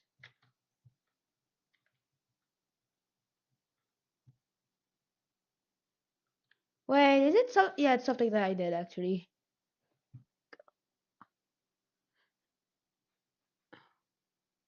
I just want gear dispensers, not parkour lol WW, which is third tower of hell. That's like 5,582 stages. Let's see how that made. Damage works. Kills. Okay, see how I rotate. Wait. What is even the weight? What's there this? Ah, it's a recovery machine. With nothing. Nothing. Like, really. Ah! Gumball. Suddenly. Shutter. Somebody made a shutter? Yeah, I think this spins, but this is like just oh snap, you got infected. You got up. Yeah, people made it like before. Maybe people made it like super fat. Apparently, one of them has a script somewhere. Like, let's just remove this. Oh snap, you got infected. Why is this get removed? See? Script. Yeah, not. Wait, they have this. Oh, it just makes it. Oh, so apparently it falls and just gets smaller. Yeah, even the conveyor.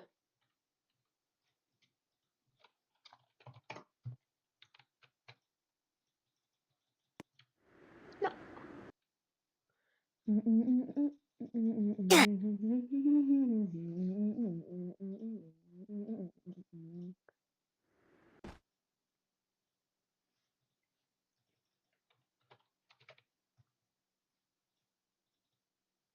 I'm just goofing around.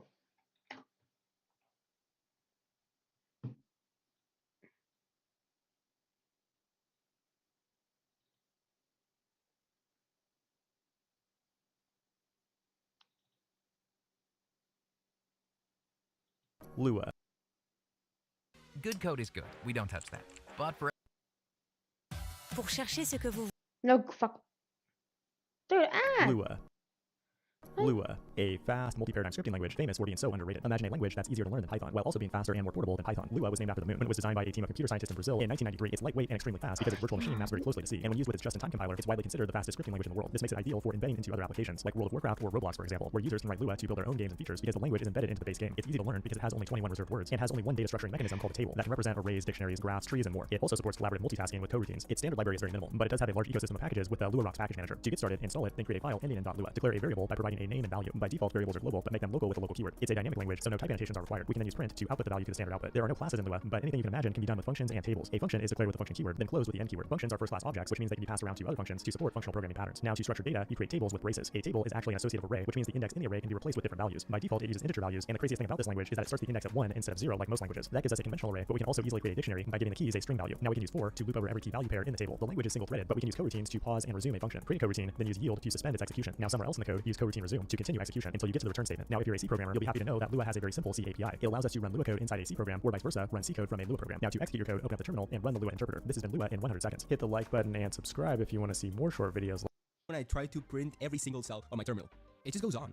I did the calculations, and if each cell were 10 feet by 10 feet, it would be twice the size of the entire land area of Paris. And remember, at the end of this video, I'm going to do the final race, where different algorithms are going to try to solve it. Now, before I actually use my computer to solve this maze, I want to make sure the maze is actually hard. So I generated a maze that is 2,000 times smaller than the final maze to see how far along I can get in 10 to 20 minutes by myself. 3, 2, 1, go. This seems promising. Okay, that's a dead end. Go this way. Ooh, how far along are we? Oh, God. Stuff is happening. Oh, we're actually pretty close. Oh, well, that is dead, so we have to go back. Does this maze even have a solution? Oh, we missed something here. Wait. Oh, no. Oh, wait, I just found something. Oh yeah, we did it. Let's go. Wow, that took way too long. It took 12 minutes and 44 seconds to be exact. So yeah, I can confirm that the maze is hard. But now it's time to use my computer and my maze solving algorithms to solve this maze. Let's meet the contestants. First, I have the dumbest maze solving algorithm out there, which is called the random mouse algorithm. It works by just choosing a random direction at each intersection until it eventually reaches the exit. It's really dumb, but it actually works. Wait, slow down. Enhance. Okay, it's definitely teleporting through the walls. Let me fix that. 2 valid boring minutes later. Okay, it's fixed now. As I was saying, this doesn't really work for large or complicated mazes, as it will just take forever. Let's move on to something more clever. It's called the right-hand side algorithm. It solves mazes by following the right wall constantly and navigating through the maze by always keeping its right hand in contact with the wall until it reaches the exit. Turns out that's kind of the best thing you can do if you ever find yourself in a dark maze without a solution, and it actually works quite well. It also has a twin brother called the left-hand side algorithm, which does the same but follows the left wall. Then we have my favorite maze-solving algorithm, the dead-end filling algorithm. It works by basically just filling out dead ends until the only possible solution is revealed. And it might not be the most effective since it has to go through virtually every single cell in the maze, but it's my favorite because it just looks so freaking cool. Just look at that. It's so cool. Okay, now we move on to the big boys, Dijkstra and A*.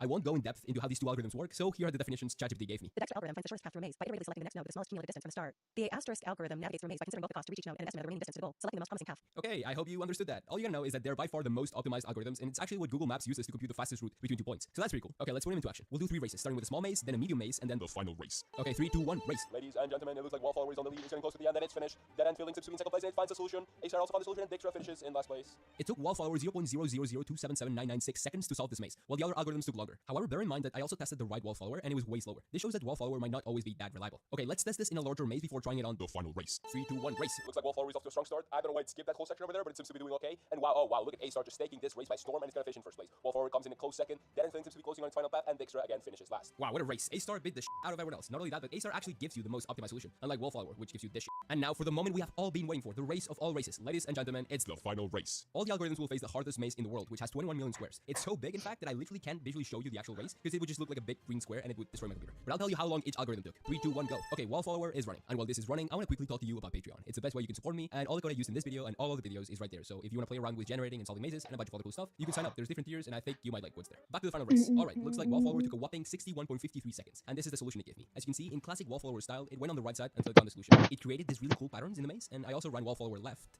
and it took him 63.17 seconds to complete it. Not bad, honestly. Let's try dead end filling. Let's run it. Okay, it took 467.59 seconds, which is 7 minutes and 47 seconds. And although it wasn't as fast as Wallflower, it gave me the most optimized solution to the world's hardest maze. Are you ready? This is a solution of the world's hardest maze. It's honestly surprising how an algorithm as simple as dead end filling can actually do this. I mean, just look at these patterns and turns. And if we zoom in, we can actually observe that this is the path of the solution and not some random scribble. Let's try Dijkstra. Many minutes later. Okay, this shit's not working.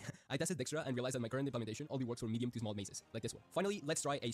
Okay, it took 284.65 seconds, which is not that bad. It's the second fastest time. And although it wasn't as fast as Wallflower, it gave me the most optimized solution in the least time. And for these reasons, and because it's also one of my favorites, I officially declare A* as the winner of the final race. Alright, I hope you enjoyed this. So yeah, I'm just gonna steal gear walls for my other games.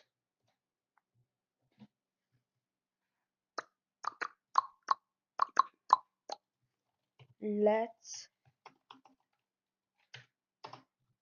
look.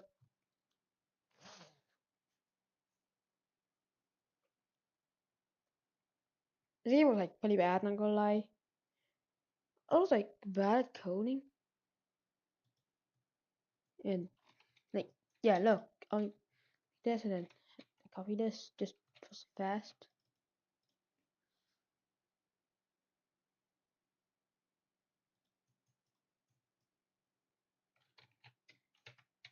Yeah, look, I have the baseball bat. I have some stupid games. Yeah, I'll always spawn with these. So yeah, it's pretty easy. You can import things to the game. There's house kit. There's FTXs. There's like a big wall, which is like a free model. And then we have this one small. Right, square P. It'll never be finished actually because look, okay, so gear walls. You see this? This is the entire gear wall. This is what I thought, and this is the entire scripts. Yeah, all I have to do is I'm gonna just copy these two here and here. Copy, paste at original location. Oh yeah, that was here before. So I'm gonna remove the look. Yeah, it also does insert gear ID, which is cool. So now it works. Now you can get segue, the can get a car. Does not work. You can go. This does not work. Oh, kinda. Oh my!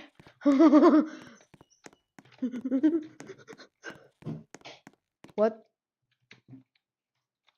As it kind like a supersonic racing.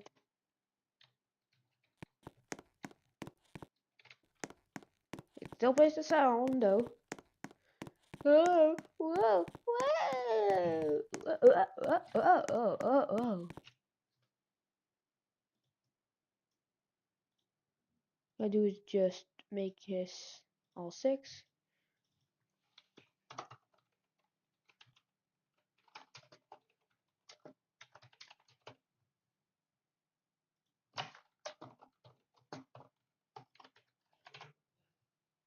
Got my jails. I can go in. I can get the boom boxes. Just turn it to 1 for some reason. Yeah, I don't know what the hell. Look, it's supposed to have 2. But look, attempts to what? What do you mean by giant bird? Wait, what? What time it tries to load every single thing at once? Like, why was there 5,082 hours? Oh, wait, what if I just... Oh.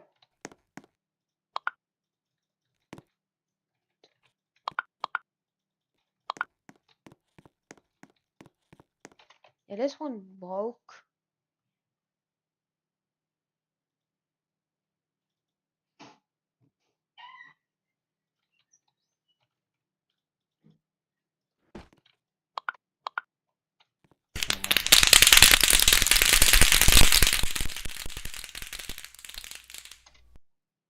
The second I kick this, it breaks.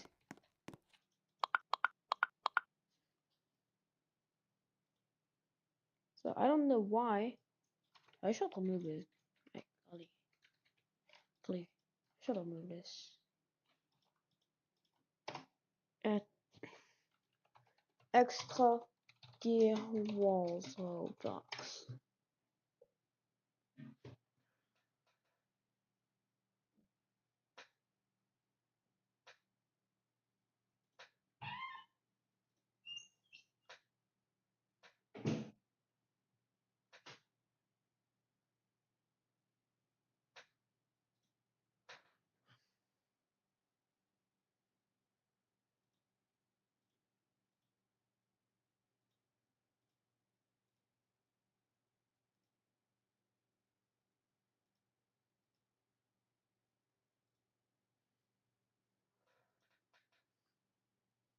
Gear wall. What the?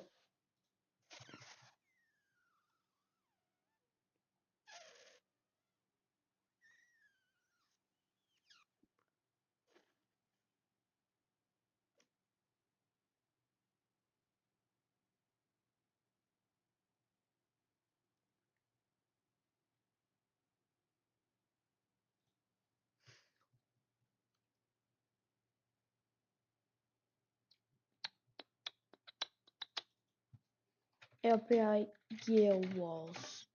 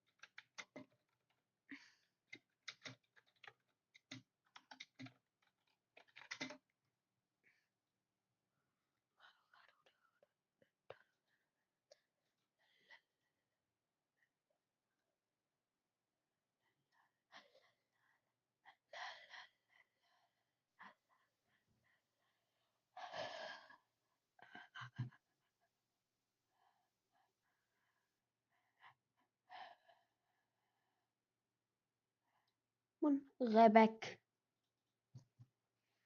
Why do I need one Rebecca?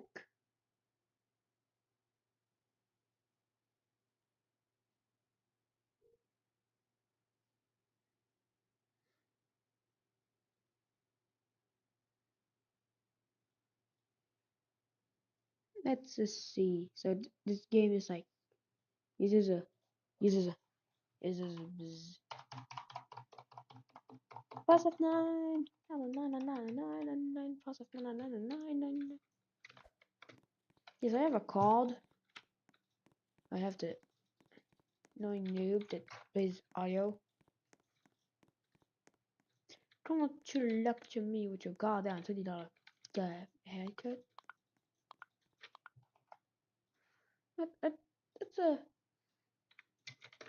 That's just.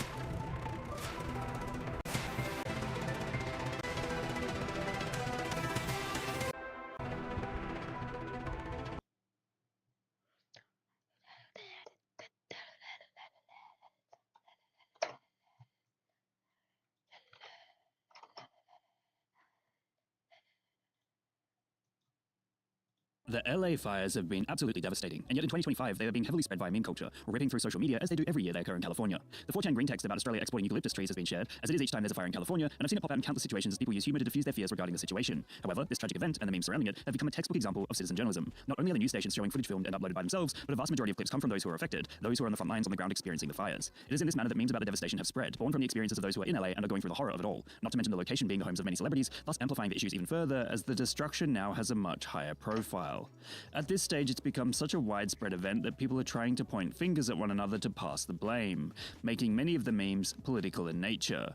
Misinformation about fire trucks being turned or held indefinitely for emissions testing has spread on Facebook, to the point that California Fire has had to officially say that this is not happening within the comment section of one of their own posts, which is kinda crazy.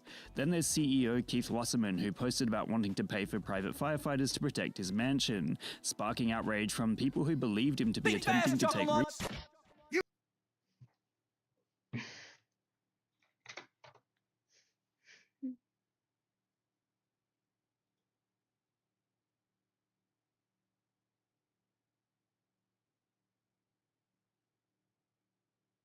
This game is not alive. Well, not that well alive because of Mr. Cool. His name is Mr. What? Oh, hey. This.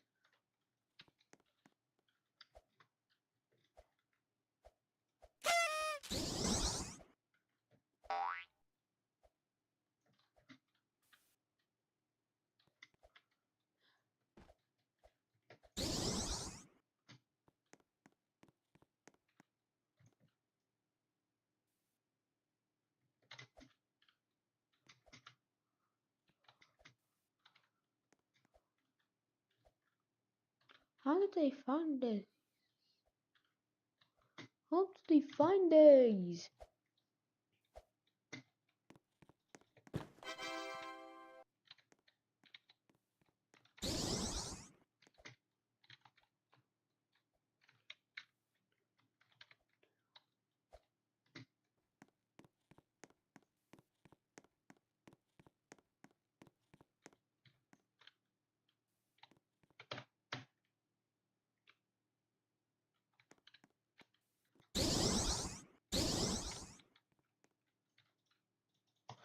Oh.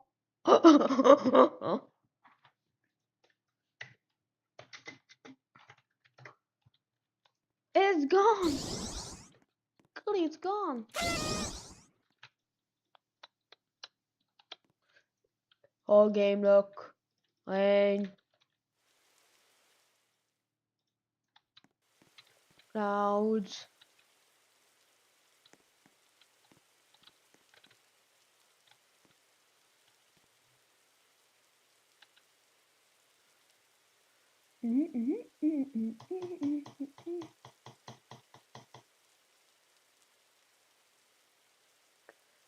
Oh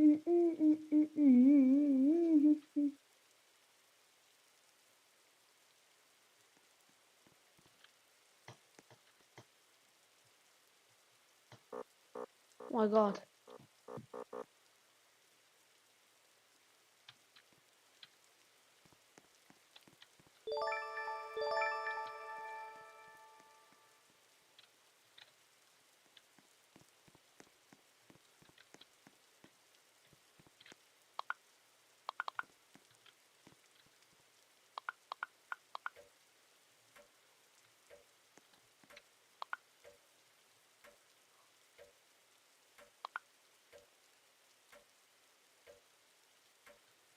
Casino.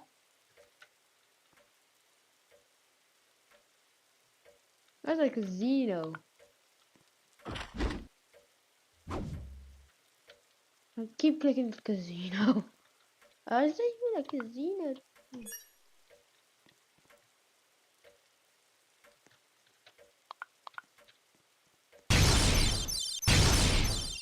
Couleur.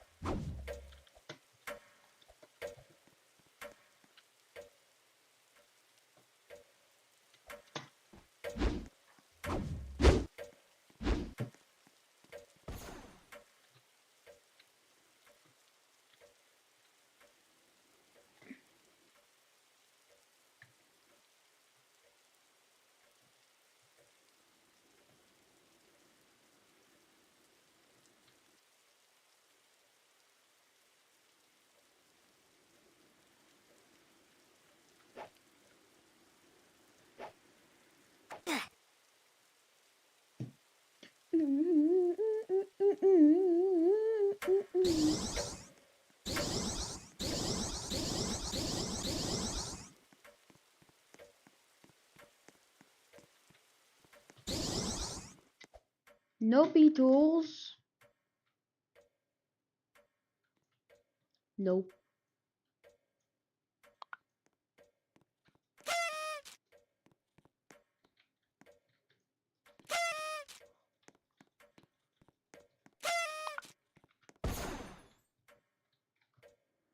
Go, go, go, go, go.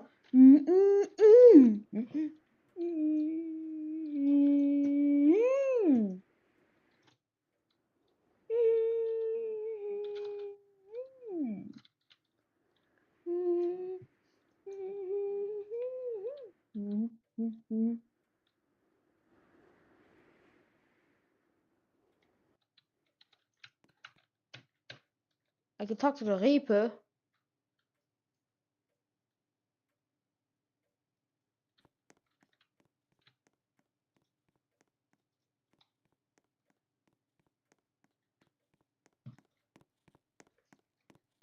Is that the Grim Interact? Interact. Ooh, tomato. Yes. What does a tomato cost? 5. I like a supersonic racing. That I made a do this time it all. I do Mr. the tacos. And I Mr. Tuesday now restore. They're all sonic racing. I like a do this time it do.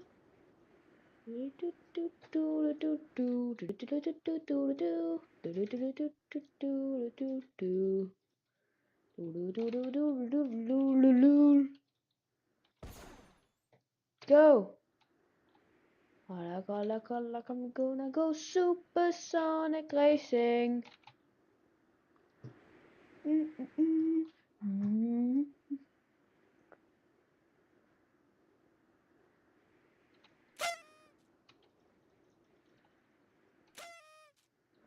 Ooh, what's this?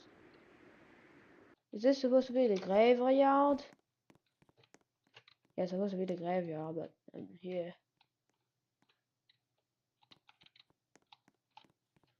What zombies?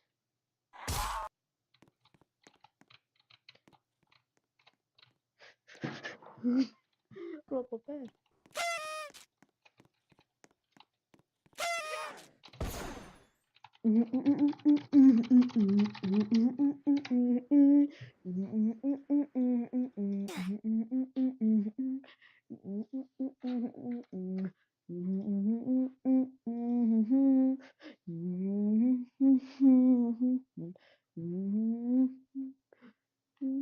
This is a supersonic racing. Oh man, it's so hard.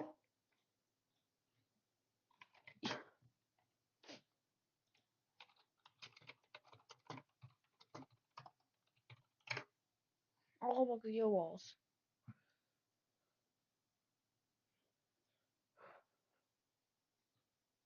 Over the past decade, Roblox gears have become pretty much useless for your avatar. Nowadays, the only purpose gears serve for the most part is to embellish a user's avatar, just to add a little spice to it. However, Roblox gears have a pretty big yet unknown backstory to them. From simple gears used for sword fighting games to gears that can form a multi-dimensional rainbow black hole, here is the entire history of Roblox gears from 2009 to the current year.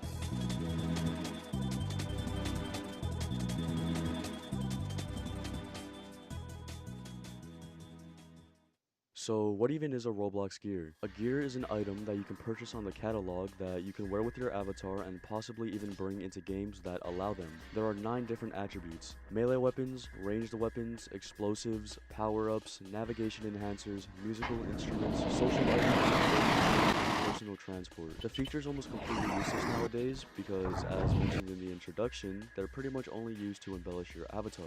I mean, think about it. When was the last time a Roblox game you joined allowed you to use the gears that you bought and owned? Anyway, it's important that we note that gears are the items you can buy from the shop, not the things in your toolbar in-game. If you consider gears to be toolbar items in-game, then you'd be delighted to know that gears technically did exist before the release date on the catalog. So just to clarify, I'll be talking about gears, the category in the shop, not the things in your toolbar. Now we'll truly begin. Gears began with an idea. Roblox thought it would be cool to, quote, sell items that had in-game effects. So on May 5th, 2009, the first ever Roblox gear would release for 100 Robux. A sword called Night Sword uploaded by Telemon that would be shortly re-uploaded by the Roblox account, being renamed to Brigand's Sword. After the first gears released, several more would be uploaded, those items being the Orc Blade, Bloxy Cola, and the board with a nail in it. Very creative for the fourth ever Roblox gear. Anyway, this 4-item pool would mark the very beginning of Roblox gears as we know it, and this experimental feature would stick around for the next decade and a half. 3 days after the gears were released, Roblox would release a developer's journal or blog post called Gearing Up After a New Release. Here's an excerpt from that post. Our last release was huge. We've been publishing release notes for the past 3 days. Here's some things that no one else pointed out that I'm sure you've noticed by now. Gear. We thought it would be cool to sell items that had in-game effects, and in this release you can see our first steps in that direction. You can buy gear on the catalog and equip it on the customized character page. At the moment, you can only equip one item at a time. Gear can be weapons, soft drinks, wizard wands, pitchforks, cameras, suitcases, etc. More gear will be coming out over time. Roblox was absolutely not lying when they said more would come out over time. A little over a year later, in July 2010, there were over 15 pages of Roblox gears. It's important to note there were also 20 gears per page, meaning Roblox uploaded over 300 gears in just 14 months, which is an average of 21 gears per month, which is just genuinely insane if you really think about it. This was Roblox in 2010, a site that, despite having over 8 million users, still looked like this. Anyway, 2010 had some pretty big advances when it came to gears on Roblox. Not only did over 300 gears release by the time the year was barely halfway over, there were cool new ideas that they came up with. For example, one of the big ones was skateboards, first debuting in May 2010. Not only was this released in an era in the world where there were a bunch of emo skaters who were afloat, this was just genuinely a cool concept. I mean, skateboarding in Roblox. It was so advanced. As some of you may know, this would actually prompt a little skating scene in old Roblox. Groups were dedicated to skating, there were Roblox skating compilations and videos, and so much more. Skateboards, at least in my opinion, are one of the best gear series, probably being a close second to swords. Anyway, we're gonna flash forward 2 years in the future when the next big Roblox gear series came out. Though it was a little controversial at the time, Roblox released the Generals 45 on July 5th, 2012. This was, at the time, controversial for 2 reasons. First of all, it was a gun. Yes, there were a lot of games that utilized already created guns, which is pretty obvious, though Roblox did still have children who played the child-friendly games, so this was a pretty weird addition to see for that very small portion of the player base. However, gear was only purchasable if you were over 13, and it was locked otherwise. Not to mention, not many people really cared about it, as most people actually thought it was cool. So, in the grand scheme of things, it doesn't really matter. Later in the year, Roblox would end up releasing 5 more 13+ items. Those items being the Looter Pistol, the M1 Garand, the Trench Warfare Shotgun, the Mauser 96, and the Sten Gun, all of which were very iconic gear that even today, despite them being released over 10 years ago, I'm sure a lot of you recognize when you see or hear them. One more pretty interesting series that began in 2012 was the Roblox Tablet series. This item was pretty much just a promotional item to announce Roblox releasing on the iPad. 20 of them would be released in November 2012 to December 2012, ranging from prices of 1 Robux to 1 million Robux. The 20 people who bought the tablet gear would actually receive iPads in real life, and they had the tablet gears actually named after them. This is why you may have seen gears like the Gamer 101's Roblox tablet and My Game 43's Roblox tablet. Every Roblox tablet is named after somebody. They all share the same function, prompting a mobile GUI when clicking, having you log in as Builderman, checking out the games page, then having a message on the screen letting you know that if you own this item, you'd be getting an iPad 3. It was honestly such a cool promotional event, and I'll definitely talk about the history of promotional items on Roblox in the future, especially if you guys want to see that. Going into 2013, only 2 more 13 plus items would ever be released again. Those items being the historic Timmy gun in May 2013 and Ruby Horde the Rapacious's treasure gear. The Timmy gun was just like the other pool of ranged items, just a normal gun that you held kind of weirdly. It was also pretty weak. The Ruby Horde gear was a little more interesting. It came out of a bundle that you didn't even need to be 13 to purchase. The gear made the player drop sparkling coins, though if another player tried to collect the coins, all of the gear in their toolbar would be completely removed. So it's basically a trap tool. You're probably thinking, how is this even a 13 plus item? And to be honest, I literally have no clue. Anyway, other than those 2 random 13 plus items, something way cooler was released on Roblox. On August 2nd, 2013, Roblox would release the first vehicle-like gear, the taxi. Yeah, transport gears did exist, like, you know, skateboards like previously mentioned, but this taxi was actually really interesting. It wasn't necessarily groundbreaking. I mean, vehicles already existed in game, but it was kind of cool to have. Pretty weird too. It was literally an entire taxi that you could spawn in any game that allowed you to spawn transport gears. It also counted as a melee attributed gear too, which is pretty funny, and I guess they did that because you could actually run into people and damage them. Anyway, this classic Roblox taxi would be one of the few vehicles ever released, and though it wasn't necessarily a notable gear release, I kind of felt like it was worthwhile mentioning it because the model was just so classic. Later in September of 2013, a gear considered to be the most overpowered item on Roblox was released. If you played Roblox back then, you probably know what I'm going to talk about. This item was the Hyper Laser Gun. The reason this item was criticized so much was because it shot a very fast blue laser with a pretty fast reloading time. The laser would literally one-shot people no matter what their health was, disintegrate them, killing them immediately. It also could shoot through the force field that you used to get when you spawned. It's pretty confusing as to how so many people complain about it though, because it was pretty inaccurate, I'm not gonna lie. Anyway, by the time 2014 started, Roblox was entering the 5th year of Gears' existence, and this is where Gears really started to become mostly unused. Yeah, there would be some pretty cool Gears released though, like for example, the Rainbow Omega Peristron, or however you say it, overtook the Hyper Laser Gun's title of being extremely and the most overpowered weapon on Roblox. I won't even elaborate, instead I'll just show a video.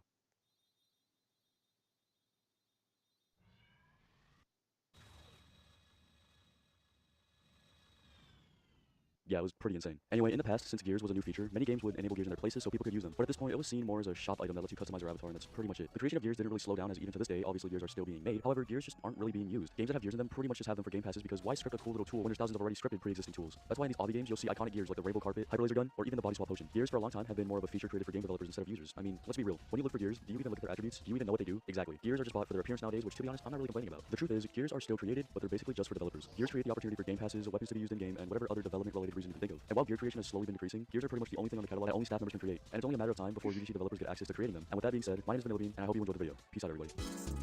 Cocaine wave. Or Coca-Cola wave. Not, I mean,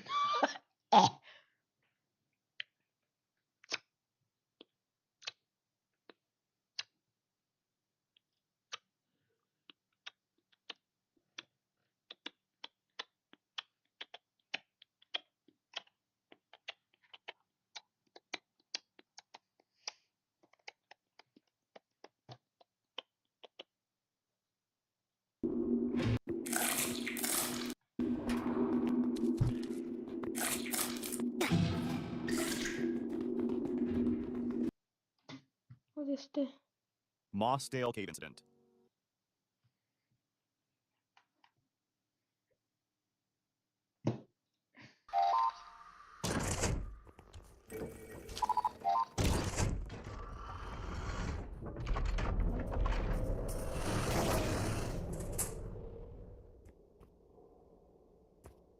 Shot it.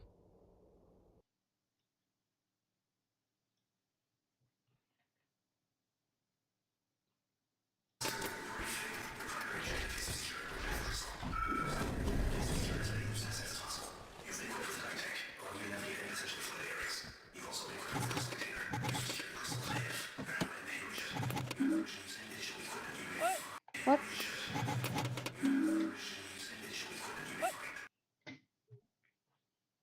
What's this?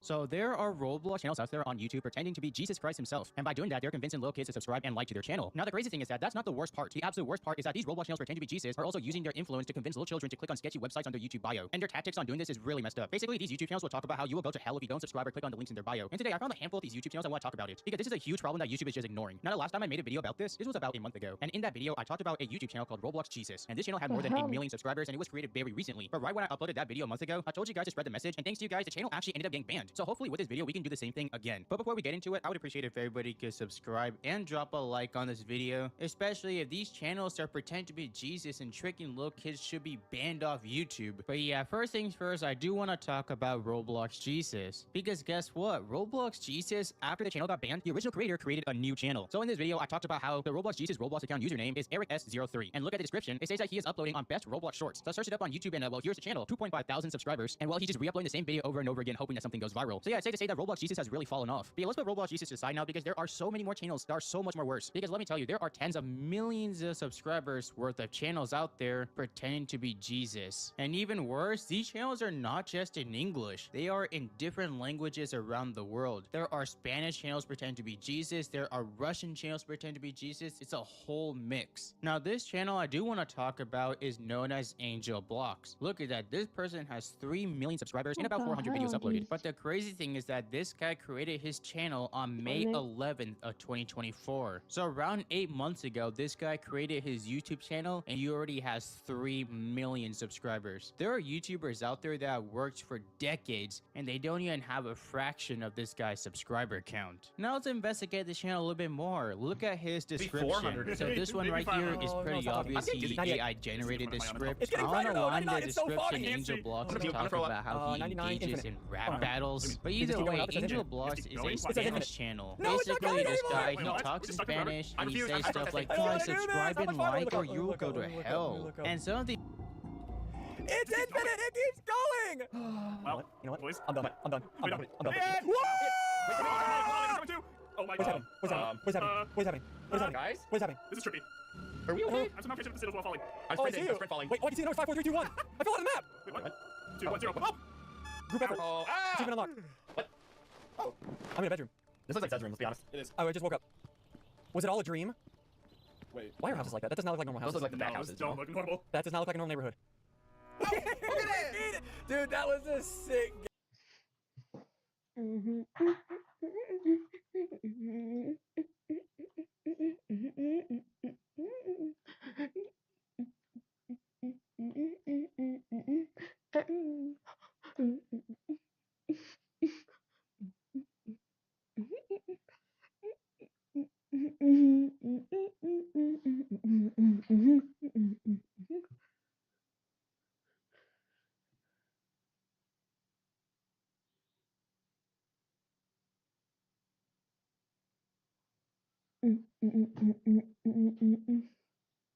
Okay, guys. Today we're eating about food and drinks. Number 1 is Bloxy Cola. Yeah, it's kind of late. The audio's like things with it by like 0.1 millisecond. I play and it plays.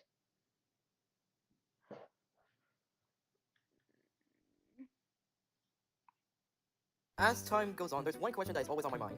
Where is Doors Floor 2? Also, what happened to Roblox Gears? Over there? No. Over here? No. Where are they? Deep in the Roblox avatar page is all the way down in the bottom. So yeah, Roblox Gears. You guys have probably heard about them. Whether you're playing those obbies that has like the same copy and paste models, there are gears in them. But you also heard them from Roblox memes. The ones that you guys have 100% heard of that are very popular. And of course, I'm talking about and for a while now, since like 2010 and 2011, which I definitely played, gears were everywhere. You cannot open up the Roblox homepage without seeing this in your front page. But now in 2024, gears are like that one scene from Smiley Friends. Dead. I mean, if you think about it, now that I'm revisiting the nostalgia for gears, you'll never have to watch Smiley Friends because this has the same story as that. No, it's not. This is just a video of me talking about gears. Gears have been around since the late 2009, where some random Roblox admin was like, we should make weapons. And they were like, it's genius. And the first gear was released. And it's the Roblox classic Virgin Sword, which does not work at all. After the success of the gears, they released a lot of gears, like 2,269 gears in total. Holy cow. And all of them have different types of gears, such as melt weapons, basically swords that is mostly close range. Range weapons, mostly guns and stuff like that. Explosive, which I don't even explain that. Power-ups, it's basically gears that give you stuff like healers, moving fast, and flying. Negativization, engager, which is basically rainbow carpet and stuff like that. Musical instrument, which again, I don't need to explain what it does. Building tools, which is of course to build stuff. One big example that is still on sale is the paint buckets. That of course, paint stuff. And also these right here. And the final one is the personal transport, which is very cool. It allows you to drive motorcycles, skateboards, rip them. And the best one in history, the best driving gear ever, the Ultimate Speeder, which can basically spawn an actual model. And the reason why it's my favorite is because the fast. Anyways, I always had fun memories with these. The idea that you can use them as weapons was so cool to me, and it's just a blast messing around. And that also led me to spend an ungodly amount of gears. Yes, I'm not joking, I probably spent like 10,000 Robux on these. Holy moly. Now the reason why I bought it is because, as I said, I used them in gear and had testing place. But there's one cool thing in these games that I love as well, and that is the gear wall. Now the gear wall may look weird, but if you actually click on the buttons, they can actually spawn gears, which is so wow. And after that, you can actually have an insane gear fight. But also, it's mostly because you can have a fight with Markiplier and Frame Faster. Me and my old friends, we had so much fun. We mostly just messing around for like hours and killing stuff and stuff like that. But also, aside from that, there was also another machine in this game, something pretty cool, and that was the gear codes. It may look like a weird machine, and you're right, but here how they work in a simple term. How they work is you find these things called ID. Now IDs are basically in a lot of different stuff in the Roblox website. Here's a perfect example. You probably heard about this game called Player RNG. In the game, whenever you roll a player, they show their player ID. Not only players have these IDs, but also the avatar accessories, including gears. So if you grab the ID from gears, and if you type in manually, the box will open, and you will get the gear from that ID. I hope that makes sense. This also works with hats as well, but no one uses them. When I first discovered these, I literally grab a notepad, and I write down all of the gear IDs. Look at the gear IDs. What do I do with them? Anyways, but there is way more games that are even more nostalgic and fun memories than Gear and Hat Testing Place. And there is one that is the most popular game, and you probably played at some point. I want to start with one of the most popular one ever, and of course, I'm talking about Catalog Heaven. Now, aside from being like a classic version of the one that we have now, to be fair, it does support Gears and VIP servers. I just wanted to find that out, by the way. However, this one has something pretty cool in it. Aside from making your avatar, you can actually grab Gears and actually go into a battlefield and fight people. And they also changed the map as well, which is cool as heck. Well, there's one game that I always play back and forth. One game that gives me even more nostalgic. A game that you never heard of. It's called Let's Party. Now you may be asking, well, it looks like just a regular Gear and hat testing place. However, there was a lot of more Gear walls, actual good ones, by the way. And the best part, you can actually build, which doesn't seem that big, but trust me, it was so nostalgic. I remember me and my friends spent so much hours on this game, playing Gears, building stuff, and I'm not joking, I have so much VIP servers on this one game. It's just so nostalgic. So yeah, you can tell that I'm a very big fan of these things. But aside from nostalgic, let's get a bit serious. What actually happened to Gears? So before we talk about that, if you're enjoying the video so far, click the subscribe button. That way I can remember when Egg Gear was dropped. Roblox just discontinued them, and there was no longer Gears created anymore because Roblox realized no one was using them, so they was like, screw them, which is sad. As I said, I really love these Gears, and now every single time a Roblox YouTuber talks about them, they mostly say it's useless, and they're right. That is what are Gears nowadays. They are just there in the Roblox avatar page, sitting in the corner, doing absolutely nothing, and they are mostly used as your profile, which no one used that, and also the fact that games don't use them anymore. So like, what's the point of buying them? And knowing Roblox, they probably would just delete the entire existence of Gears. I mean, they already did for guns, so like, bruh. So you know what? Let's do something about it. Let's start using them in games. Well, not buying them, but add them in games, or make like an entire game where Gears actually work, or using a hashtag called #GearsAreLife or anything, because we need Gears back in Spotlight. Even if they already are, let's make them even more popular.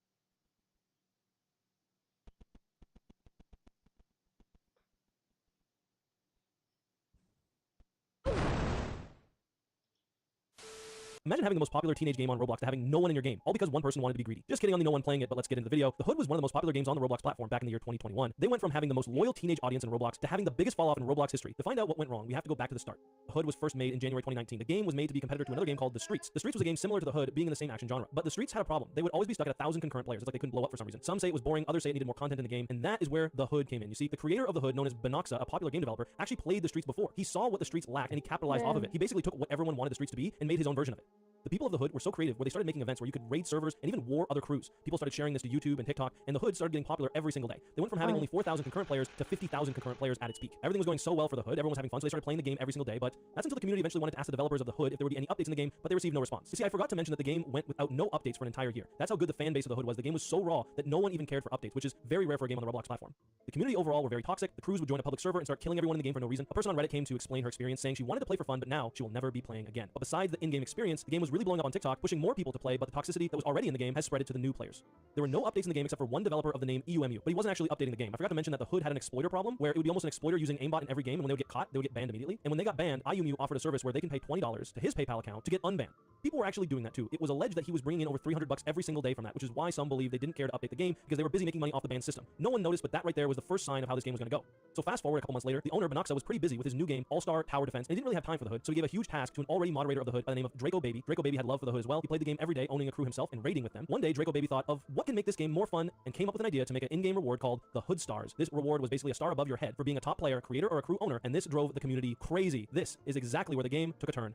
November of 2020 is where this program launched. Everyone wanted it and would do anything for it. And I mean, they would do anything for the star above their head. And this is where the toxic aspect of this game primarily started.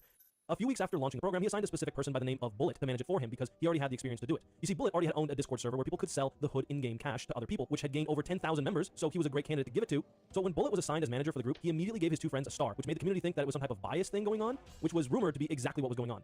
Now fast forward to a couple weeks after the program launched, basically everyone who played the game wanted to be in the program at the time. So Bullet created a public event where the known crews of the Hood could try out for it. They tried out by all joining a 20-crew war that was organized by him. But the thing was, only the crews that Bullet had friends in were only allowed to join. The favoritism got so bad that when a popular YouTuber who helped the Hood blow up actually got banned when he tried to expose on what was going on with Bullet being heavily biased. It got to the point where Benoxa, the game owner, had to step in and make it right. Now, time goes on with the Hood being a successful active game. The Hood Stars program actually plays out, and also the game started losing players because everyone knows you have to be a friend of them to actually get into the group, and also there were no updates being in the game. So the next thing Bullet does is make a subscription to where people can get a star and in-game features if they only pay around $15, which failed horribly.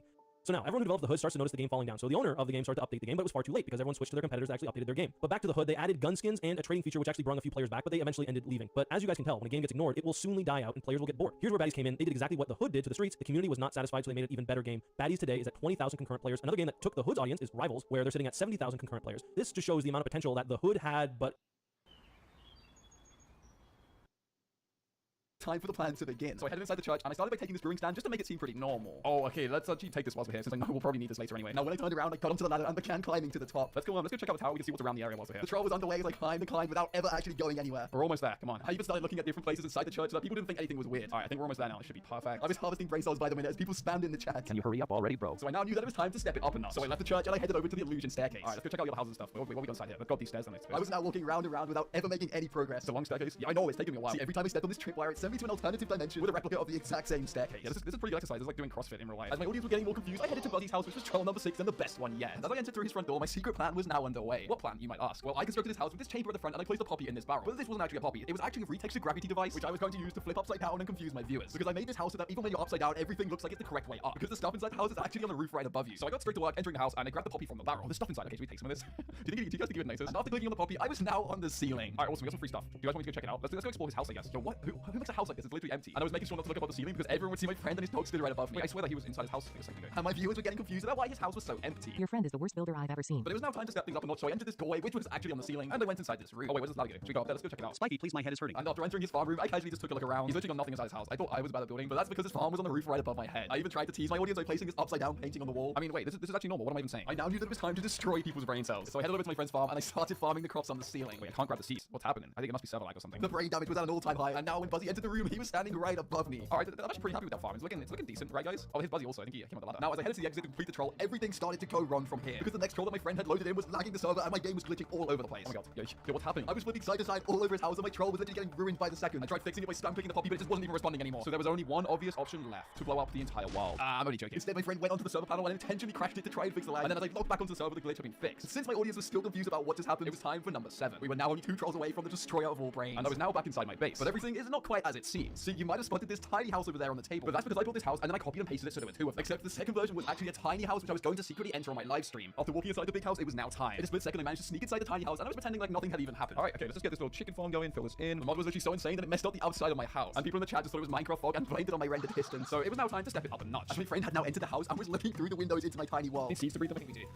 Need seeds. People had now spotted my friend looking through the window and began to get freaked out about what they just saw. They were clearly just imagining this, so there's not even anything there. But now I wanted to confuse my audience to the max. So I ran outside of the tiny house into the big house. Alright, let's go outside then, see if we can maybe make the house bigger. Okay, what's around this side? Alright, let's go back the other way around. I've never seen in my live stream just get so confused. What the actual heck is even going on right now? It was all going better than I'd actually planned. But now as I headed back inside my house, everything got out of hand very quickly. See, the plan was that my friend was going to secretly set my tiny house on fire to try and stress out my viewers. But in the process, it somehow glitched out my entire world. All of the floor of my world was now made of like this air blocks or something. Wait, what? Like the floors disappeared. I'd never even seen anything like this, and I just didn't even know how to react. Since the fire had bugged out my tiny world and it destroyed literally the only way to get back to the big world. What am I even standing on right now? I'm stuck in there and the world was falling apart by the second. When suddenly this happened. Oh, no, what? Yo, what just happened? I'd fallen out of the world somehow. I was now falling endlessly into the void down below. Oh my god, I'm gonna die. Everything was going wrong and the final troll was literally just around the corner. And somehow I died, but if there's any positive to this, I managed to spawn right back outside the house. So I quickly ran back in and snuck back inside the tiny house to begin repairing the damage. And what happened next was probably the best illusion I've ever done. Yo, what's going on right now? Wait, how am I in his hand? I was literally looking at a version of myself, holding my house in my hand and watching my own character run around in front of me. I'm so confused, my head is going to explode. My audience's suspicions were now growing, so I quickly moved on to troll number 8. Alright, we made it to the desert house. Yeah, I think the desert's the best place to live, but I wouldn't be in this desert for long. You see, I built this house before the stream and I rigged it with a secret control mechanism, and it's placed inside this hidden room. So whenever I would run upstairs inside the house, my friend would go to the control room and literally move the house across the Minecraft world. So then when I went back downstairs, my friend would go into hiding and I would walk outside the house in a completely different area. My friend was now in position, so I got ready to go upstairs. Alright, let's head upstairs. Wait, what is the spider doing right now? Now I was upstairs and in position, my friend got to work. The house was literally tilting every direction as it moved across the world. Alright, there we go. Let's get this going. So I simply started walking on a farm whilst my friend moved the house. Alright, there we go. People had now started to notice that something wasn't quite right. What's up with the pigs, wifey? I don't know. I mean, they seem pretty normal to me. So we now arrived at the first location and I headed outside to check out the biome. Alright, it's a pretty good area I built my house in actually. And then I headed back upstairs inside my house for round 2. My friend was flying the house like crazy and the world was literally tipping upside down. Alright, okay guys, we got tons of carrots now. It should be perfect. We were now at a new location and my house was finally in a solid spot. Now this was cool and all, but I decided I wanted to go fishing. But unfortunately, I just couldn't get any fish. So I took the only logical step and went fishing inside my house instead. Alright, this is a perfect spot. Let me just find where I put my fishing rod. My house was now inside of the ocean whilst I went fishing and then slept in my bed under 6 feet of water on top of my head. When suddenly, out of nowhere, the house just started flipping over like crazy. My friend was losing control of the house whilst I was trapped inside because the mechanics were breaking. Oh yeah, I think it's just lagging a little bit. He was trying to get under control, but but the house was now floating up into the sky. Literally everything was going crazy, but I had to focus, and before I could even blink, I was suddenly back underwater. Oh my god, I'm dying. My health is going down so fast. But at the last second, my friend managed to fly the house back down to the ground, landing it in a snow biome, and the troll had been saved. Oh, it's sunset right now. Awesome. People had no clue what was even going on at this point. Dude, the stream has given me immeasurable mental pain and irreparable brain damage. So since my viewers were clearly enjoying the stream, it was time to reveal the most confusing troll in Minecraft history. Because this clip that you're watching right now isn't quite what it seems. Because I was actually playing Minecraft on a computer inside of Minecraft on my stream. The chat was going absolutely crazy. And so as I walked out of this computer room, I revealed that this entire stream was conducted whilst I sat inside of a giant toilet. Oh my god, my computer's overheating right now. My stream's suddenly got subscribe, like the video, and click on the next video on screen right now. Do it.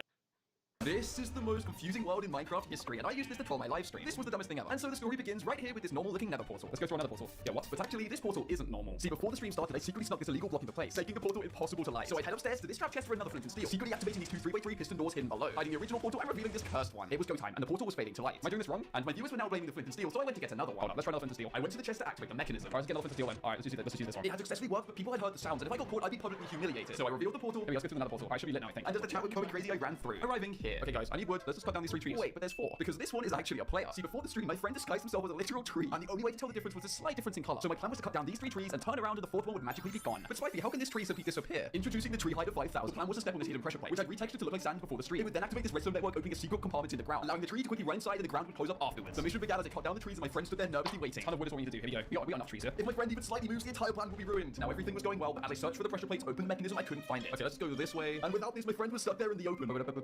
And just as I thought that I couldn't get any worse, the sky system had broken. Okay, let's just go this way. But by some miracle, I found the pressure plate, I activated the trap, and people were confused how a tree had literally disappeared. So I went mining and ended up in this cave. And right behind me in this water pool was a hidden enderman. Well, actually, this is a player. And before the stream, I set it up so that you could carry any mob in Minecraft. And you can probably guess why my dog is here. I got into position and started mining. Oh, we got iron as well. Let's take the iron. There we go. As my enderman friend was sneaking out of the water and getting closer. So I faced the other way, and we have a ton of gold to make sure that no one was suspicious of the enderman. So far, so good. And as I kept the viewers distracted, here we go. The enderman picked up my dog, ran towards the ravine, and chucked it into the burning lava down below. What happened to your dog? What do you mean? It's right here. See, I had made a massive mistake because people had heard the dog getting injured. And now the entire chat were asking me where the dog was. How could I show them the dog when it was literally dead? Psych. See, the dog was actually still alive. See all this down here? This is all completely fake. I retextured all of these blocks to look like lava. I then constructed a secret compartment right below where the dog would fall, allowing it to fall straight through this lava and landing safely in the water hidden below. The dog was now gently drifting through these secret tunnels to its final destination. You'll find out what that is shortly. But now back in the meantime, I had yet another issue. The viewers started to realize that the enderman was secretly a person, so I had to find a solution fast. But I'd actually been prepared for this possibility because we put ender pearls in my friend's inventory before the stream, so I could kill him, making it look like a real enderman. See, I told you guys it was real. Now I headed to my farm and I jumped on this block, turning it into dirt, which secretly activated this command box, sending a fake join message in the chat. I walked inside his house and there he was. But this is actually an NPC because I don't have friends. My real friend was hiding behind this painting inside the house, introducing Two-Headed Steve. Before the stream, I spent 2 hours remodeling the Minecraft code, and it was now time for my viewers to meet him. I began by going upstairs inside my friend's house, and I needed to keep my audience distracted. What's he got here? Photography table? Yo, does he even have a map? But as I went upstairs, my friend snuck out from behind the painting, deleted the NPC, and took its place. I went down the stairs, and there he was. Yo, what's up, Buzzy? How's it going, man? As the chat went crazy, I was trying so hard not to laugh. I was getting me some ender pearls, but just as I thought that I was in the clear, everything came crashing down. As I went down the stairs, I was expecting to find that my friend had put the NPC back in his place. Only something had broken with the character model, and my friend now looks like this. Oh my god. What? I didn't have a clue what was going on, but I knew if I didn't fix this, I could get banned on Twitch. I tried reloading the resource pack to fix it, but it didn't work. Oh my god, are you okay? And I kept looking at my friend, and I couldn't stop laughing. So I had to mute my mic and run out the house. But by some miracle, I reloaded the resource pack again, and it fixed it. And remember that dog that I mentioned was in the elevator earlier? Well, it was now inside my friend's house. You guys told me my dog was there. There he is. He's right there. I then went to a Minecraft village and entered this house. But don't let it fool you, because this house was about to start moving. Oh wait, there goes my crafting table. I was now inside this house while I went for a stroll around the area. I'm just chilling inside my house right now. And as my chat began to lose brain cells, I was struggling not to laugh. But you might be wondering, Spifey, how is this house moving? Well, for this troll, I mined out an entire chunk below my feet. And as I approached the house, my friend had been secretly waiting down below. He activated this minecart that was set to go around on the track on the cave floor. But the trick was that the minecart was secretly attached to the bottom of the house. And after finally managing to get out of the house, I was faced with this. Yo, how's the weather down there? I had secretly remodeled the Minecraft villagers to make them look completely broken. But these villagers were the only thing that were broken, because I'd also messed with the iron golem, making it now have a slight malfunction. But the main troll is actually here. No. I'm referring to this. See, these are Minecraft motors, which basically lets you do stuff like this. And before I went live, I placed this motor right below the house, attaching it with glue. I then stuck every single block together, meaning that the motor could rotate the entire house. So the plan was that on the stream, my friend would secretly activate the motor, enabling the house to start spinning. But this just wasn't enough, because I secretly attached the motor to every single thing in the village, like this tree, entire farm. Let the confusion begin. I started by exploring the village, as my friend was now activating the spinning house. Let's go inside the house. I think I can get inside for some reason. What's happening? And as the viewers quickly got confused, I decided to head to the other side. And someone thought that they saw the tree move. I don't know what they're talking about. But as I turned around, I saw this. One of the motors had malfunctioned and was now spinning at 1 million miles an hour. This decided to lag the server, and it was likely soon going to crash. So we needed a solution fast, otherwise we would never make it to the most confusing thing in Minecraft. My friend had tried switching off the machine, but it wasn't working. So in a moment of panic, he did the only thing that he knew and used TNT. But this wasn't a small amount of TNT. The whole area was now exploding and it was damaging the next troll, so I moved quickly. And you might have noticed a moment ago that this came up on my screen. See, this random player had found my server during the stream and had joined. So I ran over to see them and soon realized that this player wasn't even moving. Oops. See, that's because this is actually a chest. And I placed this here off stream so that I could run over to the Steve and open him in half. It was now or never, so I ran towards the fake Steve. Oh, here he is, Stevie. And it was time to confuse my audience, so I dropped him some food. Yo, take some food, man. Only the food was now stuck inside his body. And people were now realizing that this was a fake player. He's an NPC. Nah, I don't think so. But I now realized that I'd made this far too obvious and people could clearly see what I was up to. So to cover up the troll, my friend quickly snuck in and took his place. And I think it had worked. He's good. The switch had successfully taken place and people couldn't understand how the chest was now moving. No, he's literally like a human being. As the audience were distracted, I went into the water, swam past these fish, and entered the secret portal that I set up before the stream, which then brought me to here. See, I built this house so that no matter which window you look through, the inside of the house will be different every time. I approached the house and looked through the first window. Yellow wall, he made his house out of yellow. And I told my viewers that this was Stevie's house, so they were less suspicious. But now the second window was completely different. It's kind of big, you know. And then the third window was even more insane. He put lava inside his house to make you better work. People were now asking me to go inside the house so they could understand what was happening. So I went inside, only to make them even more confused. You want to go inside? Okay, here we go. That was kind of nice inside. See, I set up a secret portal in the doorway, which connected my wooden house to this entire castle, meaning that the house is 15 times bigger on the inside. What else we got here? What else we got? This is kind of small, because as I walked around, people soon realized that my wooden house had turned into a palace. I then left the house and decided to run over here. We had finally arrived at what I believe to be the most confusing thing in Minecraft history. And after removing 8 million blocks from under the ground and spending 3 hours sticking together this entire biome, it was ready. Ladies and gentlemen, I present Minecraft's first moving biome. Oh my god, I was now standing on top of a world that was moving across a world. This is insane. See, this entire biome is attached to a secret minecart. And as I approached the end of this minecart track, I was now standing on a world that was falling out of the world. Not sure why, but I think I might be lagging a little bit. Am I lagging? Hello?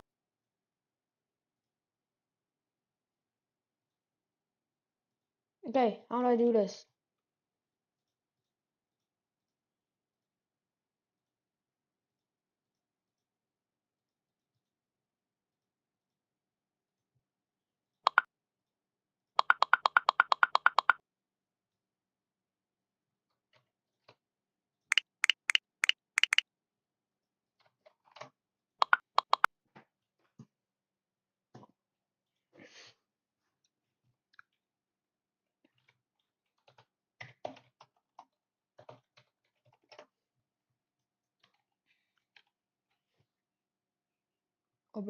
Roblox.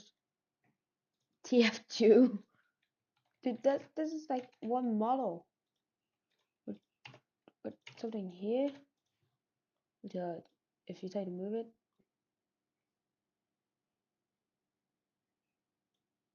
The mesh part, which is an arrow.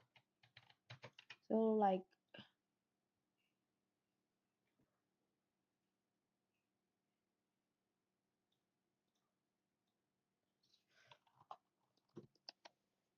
iron dispenser.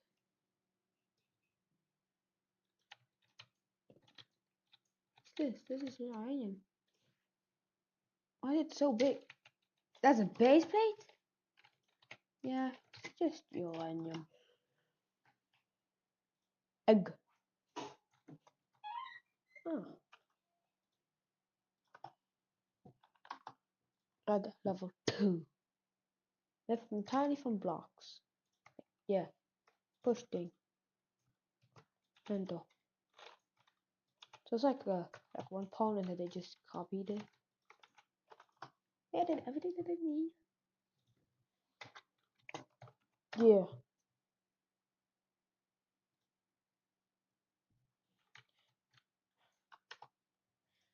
Gear dispenser.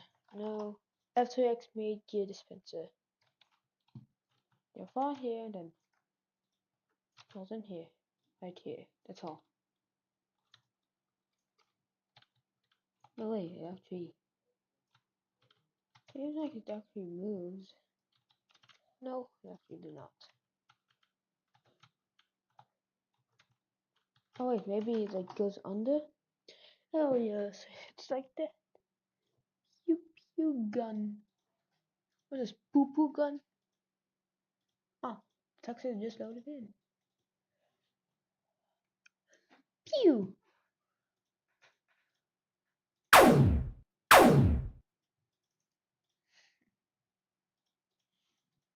The saw zombie. Ah yes, humanoids. What are humanoids? I don't even think, don't even know.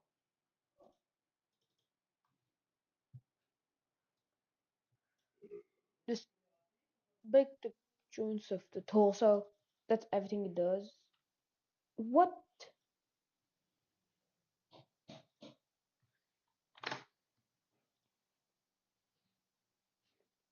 Like,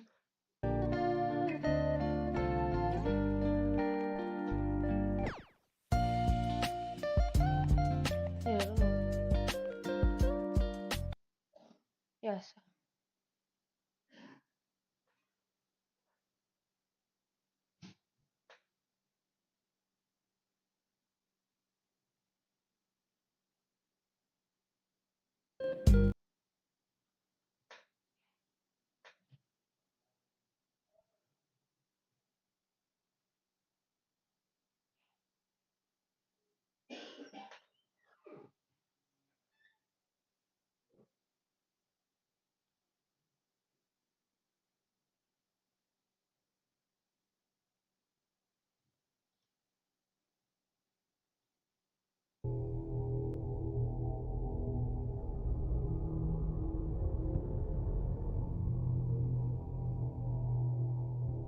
What? What? How? How are people making these things? Like, how are people making?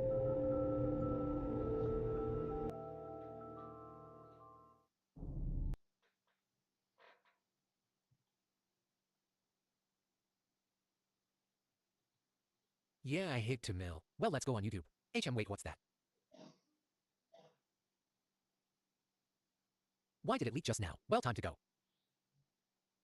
I'll start live here. Subscribe PLC.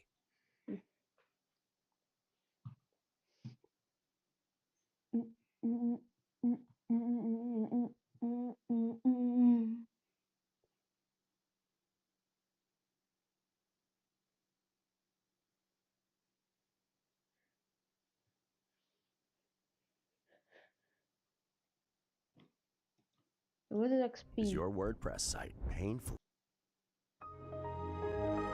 Alright, so here we are in Windows. Ones we could try.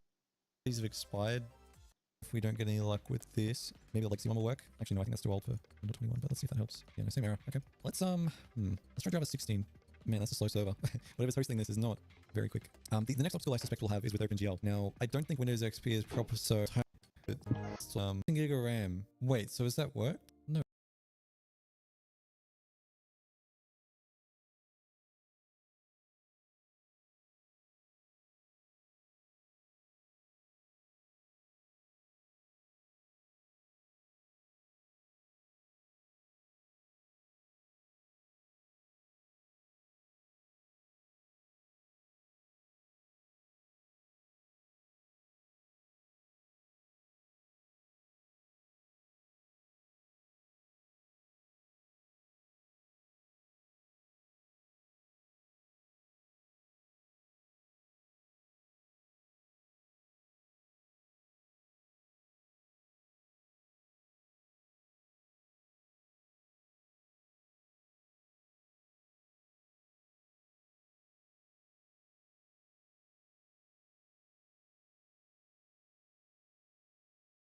No way. What? I think it's worked. Let's try it. Yeah, could not reserve. Minecraft for the Xbox 360 and Xbox One were important parts of my childhood. Both were crucial in making me who I am today. They allowed me to be creative like no other game could. Now, since I only play Java Edition, those worlds are lost to time. Or are they? In this video, I'll be using some devious methods to bring my childhood home. And if you enjoyed this video, maybe hit that like button. Yeah, that one. You see it. Yeah, right there. You stupid son of a bitch. Awesome person. Okay, thanks. So this is gonna be a whole tedious thing, but you know, we're gonna do it. So in order to get these worlds over to Java Edition, I have to go through a bunch of hoops. The first of which is to go onto Bedrock Edition on whichever console you're trying to migrate and sync your old worlds. This essentially creates a clone of your Minecraft world on Bedrock Edition. And this can take a bit of time. I am the champion. You're gonna hear me roar. So now that that's done, I'm pretty sure that the way I have to do this. Wait, can I join Realm? Oh god, do I really gotta go through all of this? Yes. Yes, you do. The only way that I know of to get a Bedrock Edition world from console to PC is to first start a Realm on your console, upload the worlds, go to the Windows version of Bedrock, and download a save from your Realm. So I gotta get Game Pass Ultimate. God damn it. I've come back with Mommy's credit card. Got it. So now if I want to join a Realm, no. How do I make a Realm? Play on Realm. Fine. $3.99 a month. I can live with that. Jokers. Yay, it's all yours. What do you mean? Oh, it's broken. Oh, it's data. Choose a slot. Right there. I want this one!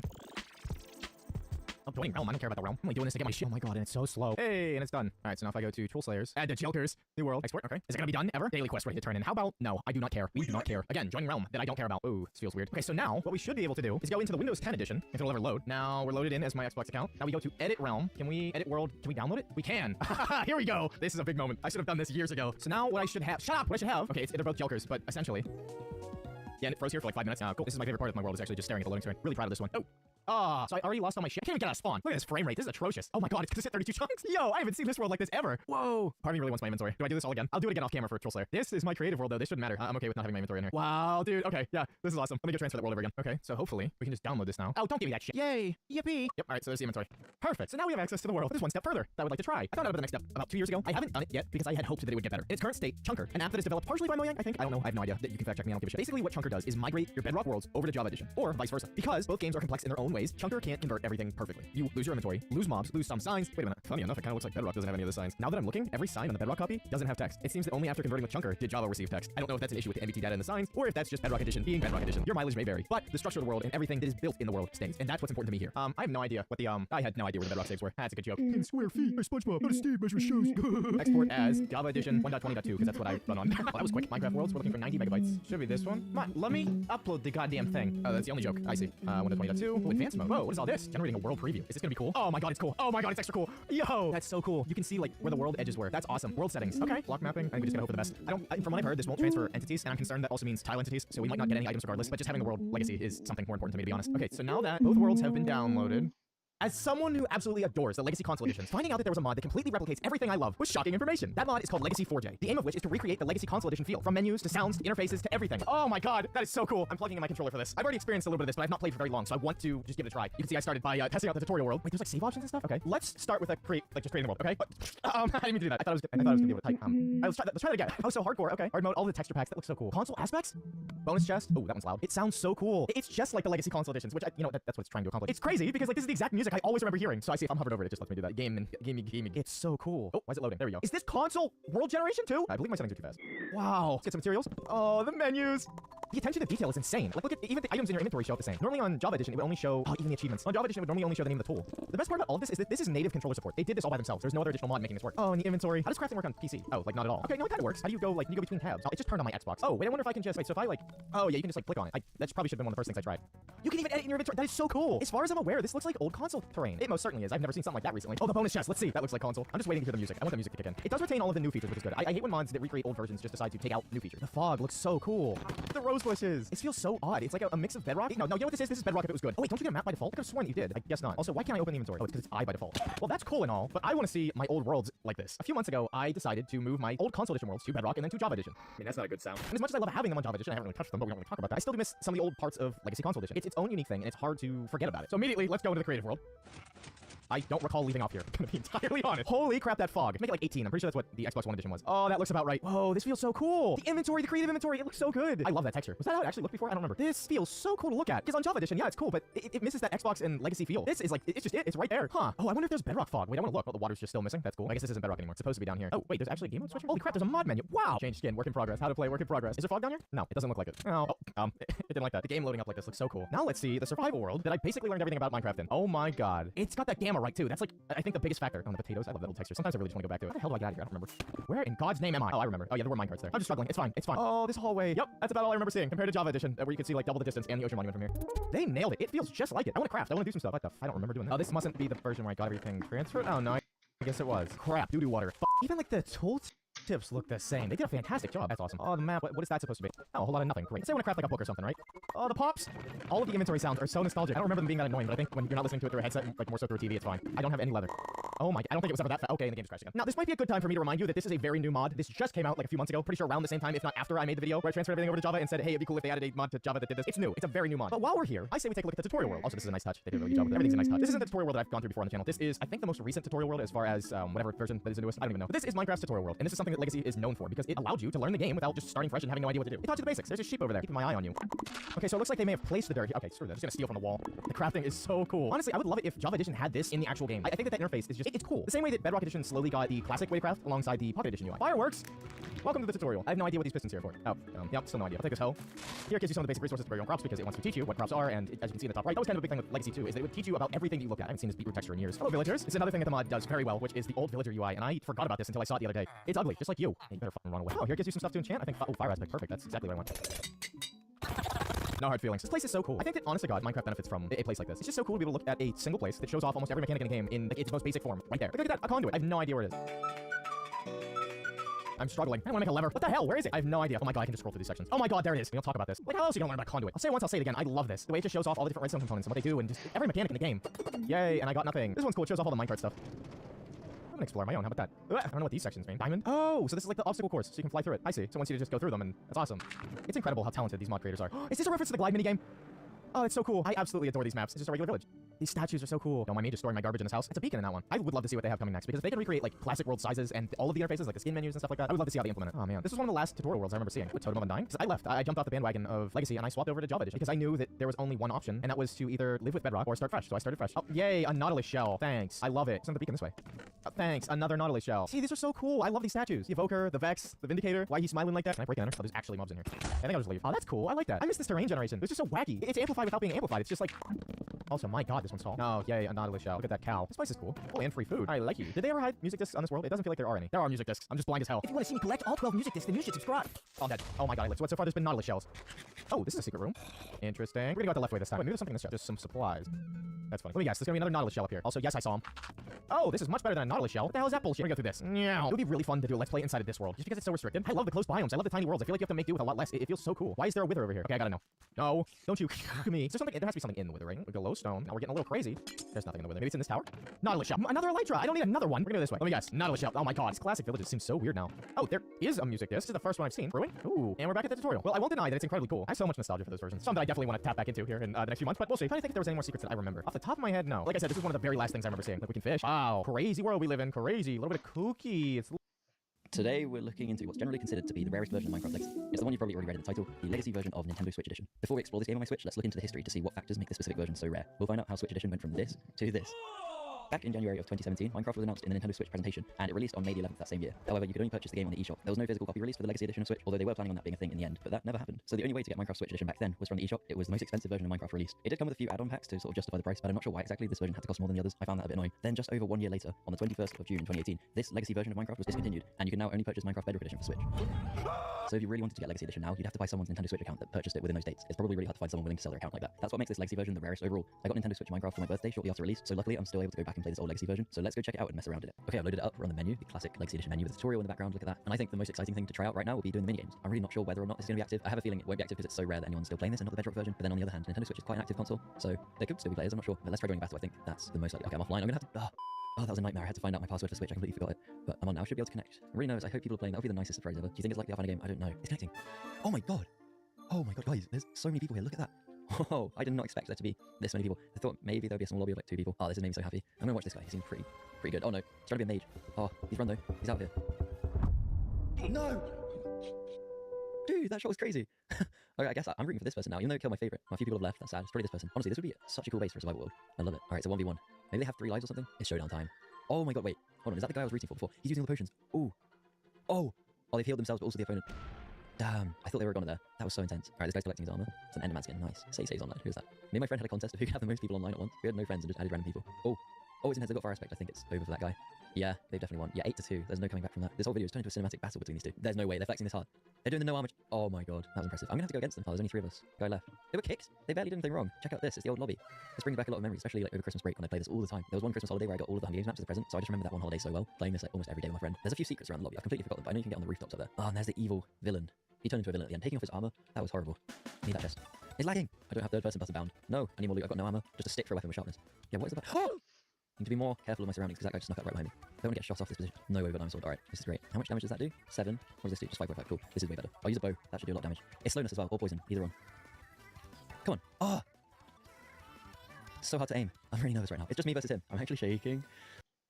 When joining 2v2t, one of the first things you'll probably notice in the chat are players advertising in-game items that sell for real money. Now, I've always advised players to never purchase these items for a few reasons. First, it could be a scam. Second, you could probably end up finding a dupe stash yourself if you look long enough. And lastly, it could actually go against Minecraft's end-user license agreement. But today, I'm going to ignore all of that and purchase some of these items anyways. I have a feeling that this isn't going to go too well.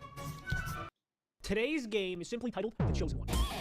It's another one of those games that promises to give the player free admin, the highest rank you can get on any Roblox server. But this game has a catch. You see, not everybody gets to be admin. If everybody got to be admin, there would be nothing special about acquiring it. In other words, when everyone's super, no one will be. That's right, I just threw a syndrome quote at you. The only way that you can get admin is if you have the longest wait time on the server. So you basically just have to sit there the longest. When everybody else leaves, then you get to be admin. Now what you could do is join this game and just wait it out. You know, sit there for hours and hours, which is a good strategy. However, it takes a long time. My strategy is slightly different. I'm going to seek out the smallest servers possible so that I can weed out the competition. The fewer people in the server, the fewer people I have to outwait in order to get.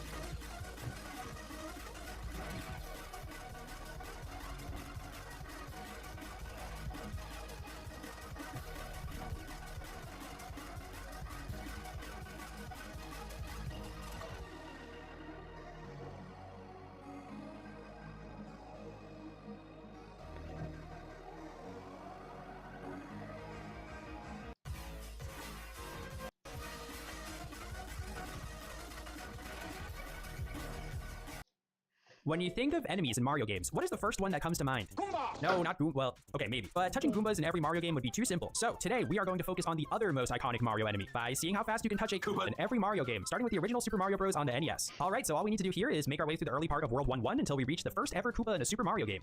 Next, we got the Lost Levels, and dang, we almost touched a Koopa without even having to play the game. But yeah, this is a quick one.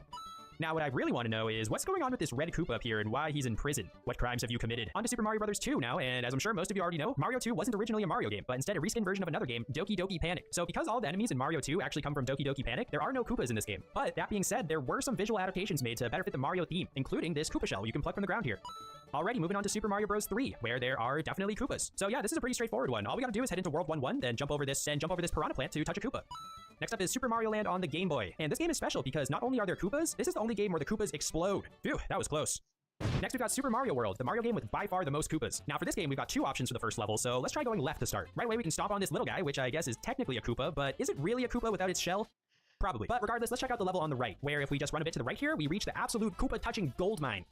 Alright, Super Mario Land 2. One thing I appreciate about this game compared to the first one is how they supersized everything, so it makes it a lot easier to see stuff. So let's go ahead and touch one of these big Koopas early on here.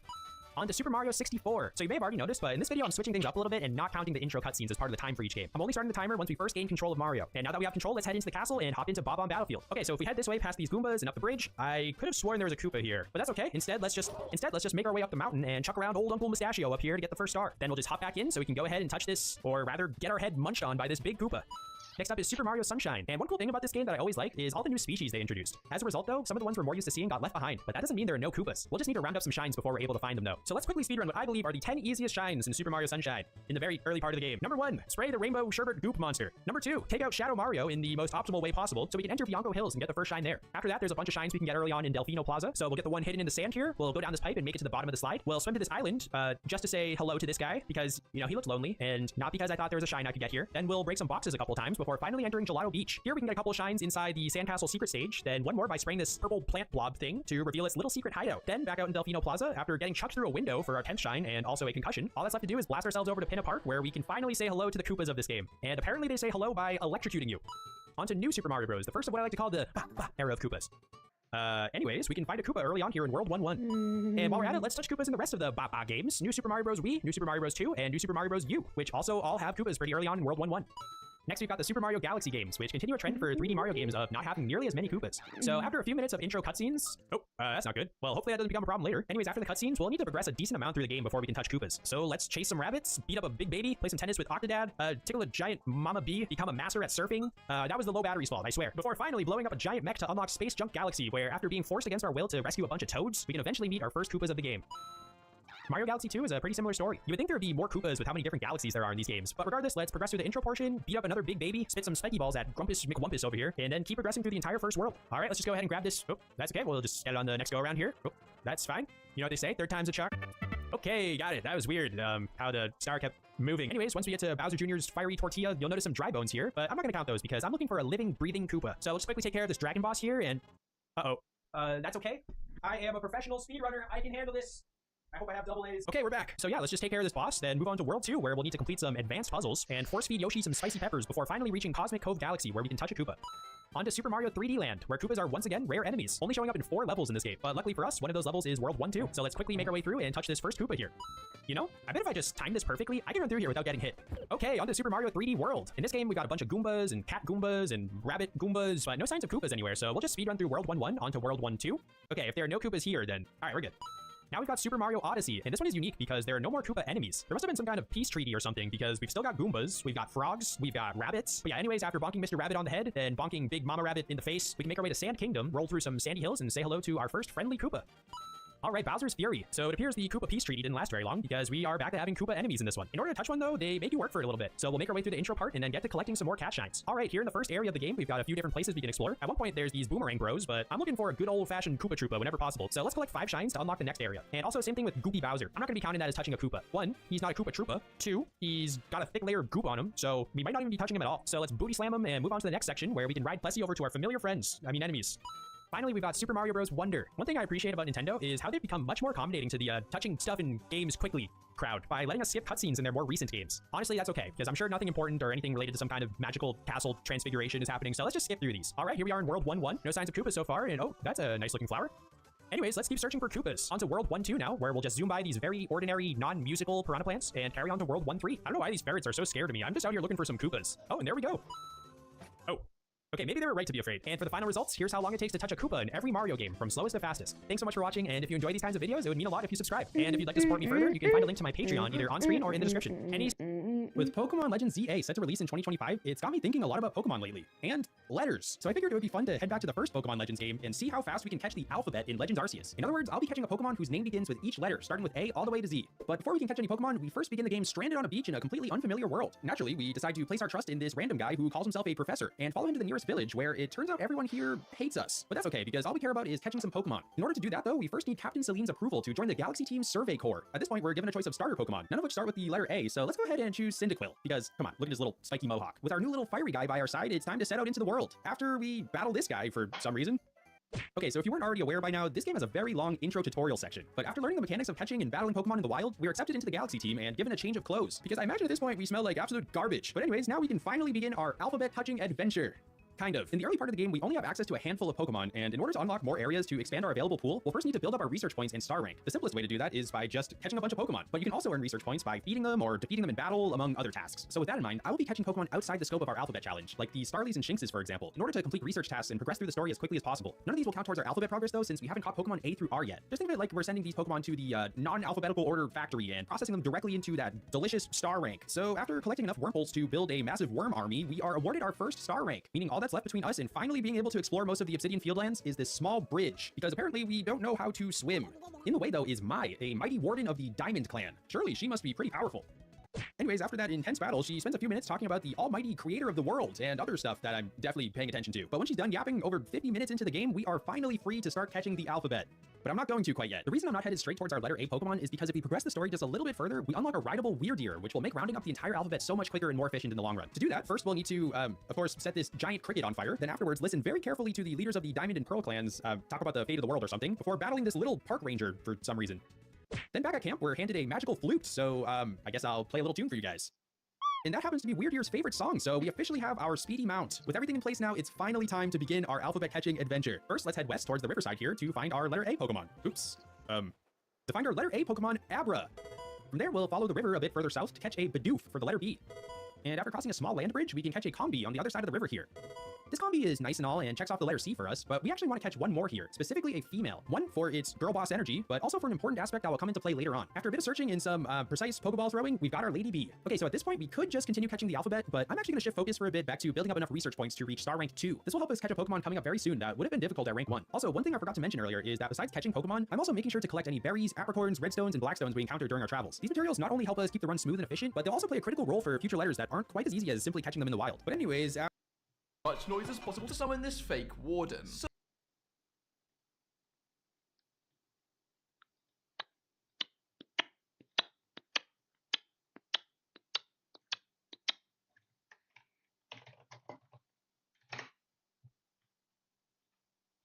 Where's the gear? And I want a gear walls. Gear walls. Like, look, there's the gear wall that has the fine carpet, unaligned, capybara, Stormbreaker. What the advice? No. Save. Oh. Sorry. Yeah.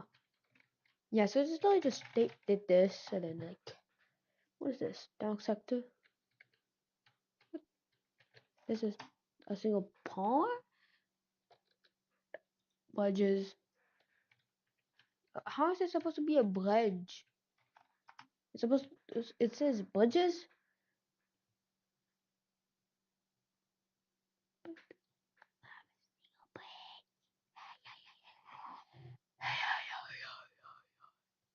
Look, there's multiple of these good traps. Gear wall. Roblox.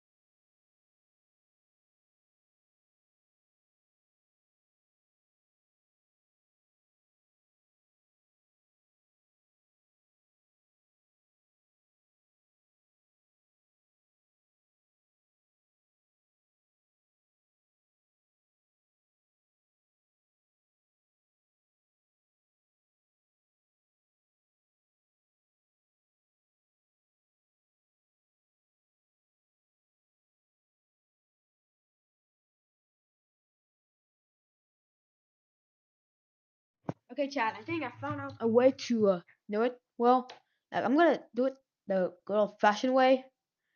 By that, I mean literally just taking the entire LPI map. Yes, the entire LPI map. And then here I'll need some these. Oh, that's like what gets. Oh, so yeah, there's apparently two sides. So that's why there's like multiple. We already have this. So we already have this.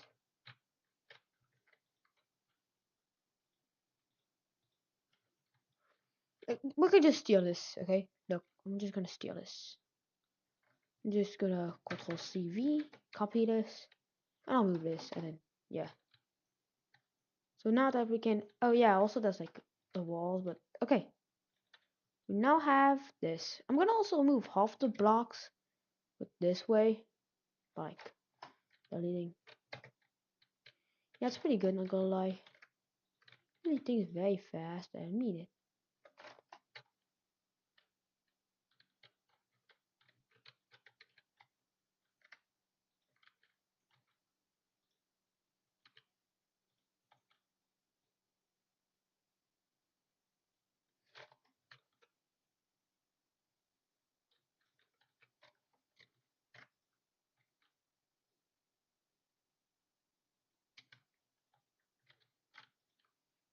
Why did he? Yeah, look, it's just these.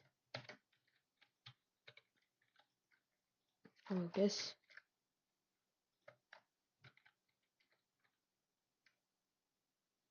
It's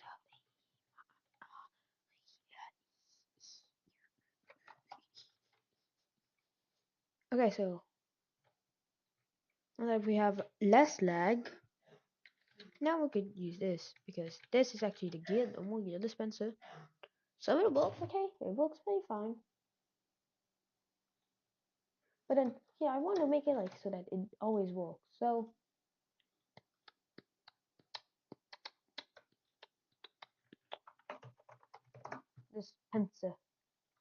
dispenser, and then here we'll just do for I/V and scale out parent. If V is a model and V find for child, drop 0.1.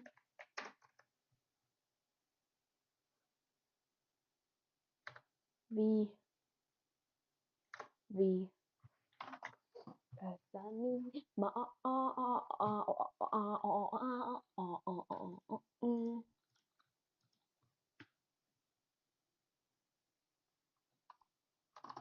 yeah, I can also move this so that it's like a couple lines less. I have to move this and then I have the N. What do you mean? I just deleted like look, I deleted two of these. Oh, it uses these. You know.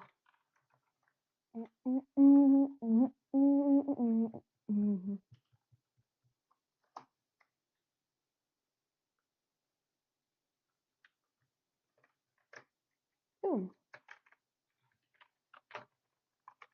But no. I also will need a inserted object.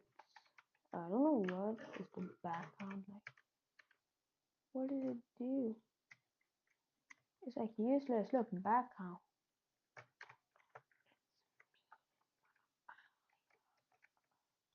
So yeah, now you have two buttons. Yeah. So only one works. I need to add the buttons folder. So yeah, buttons folder. I don't know why there's background.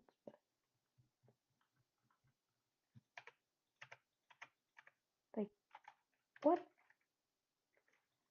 I find it's badly made.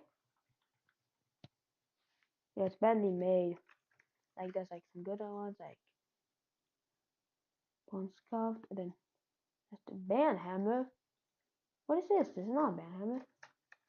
Yeah. So it looks like we're like the 1x1 thing where you can just click and get free. Free gear walls. It's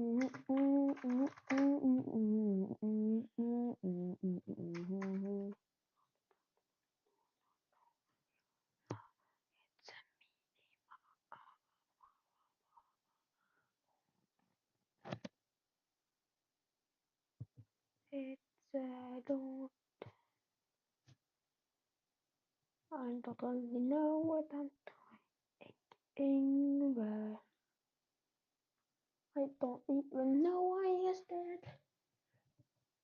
I hope he dying. The map with no, I want LPI. Roblox. One game. La la la.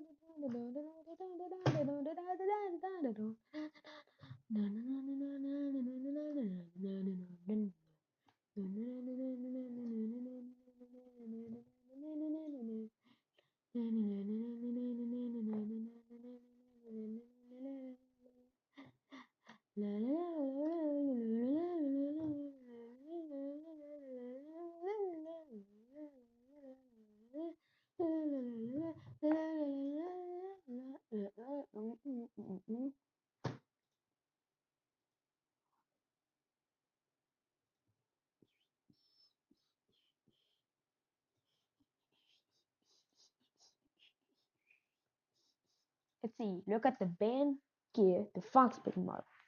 Look at the band gear, the Fox Pit model.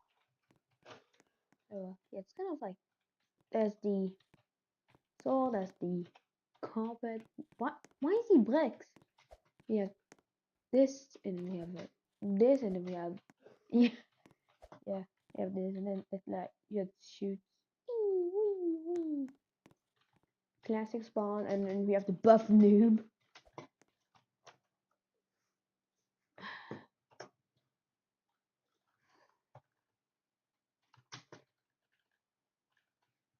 That's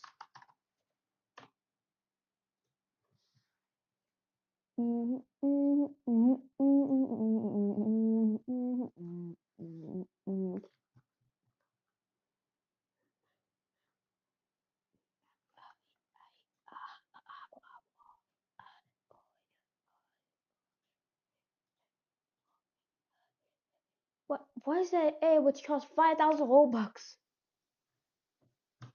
Oh my god!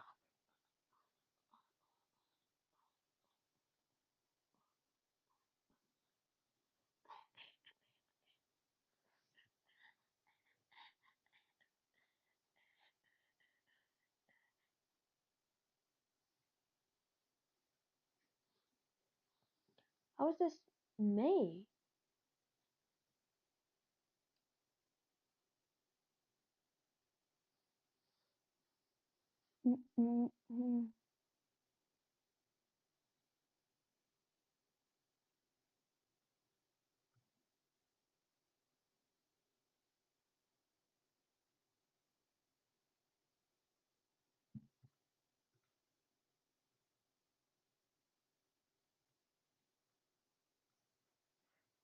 Black Iron. Devs chess.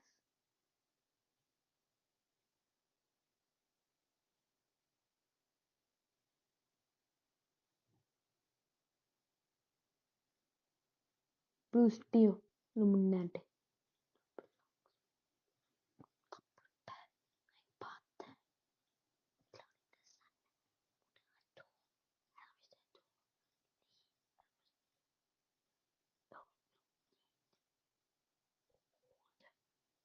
It's stupid.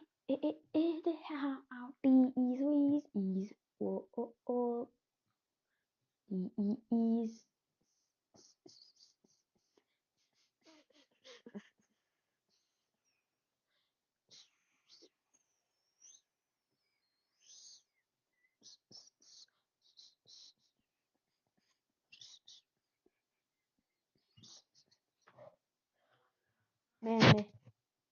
Mayonnaise. Okay, so I found these spawn here, and then you just get the tool, and then you get this, and then you just click. I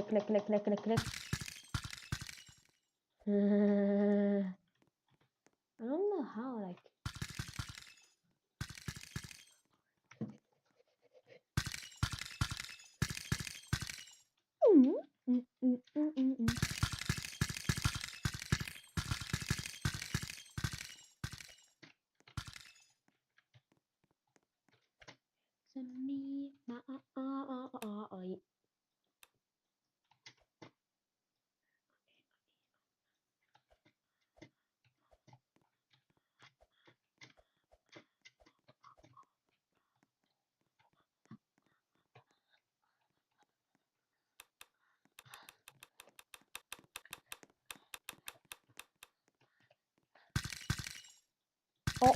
Yes.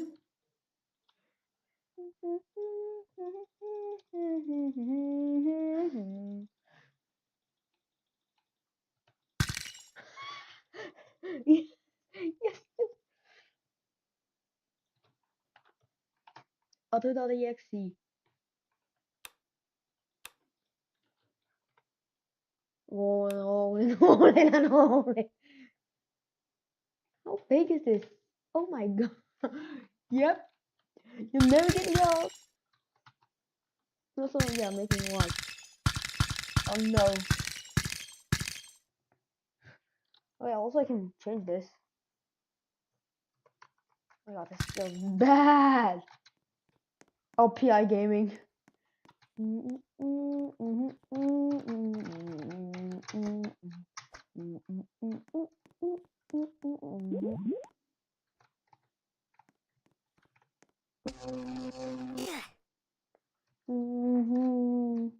Duh.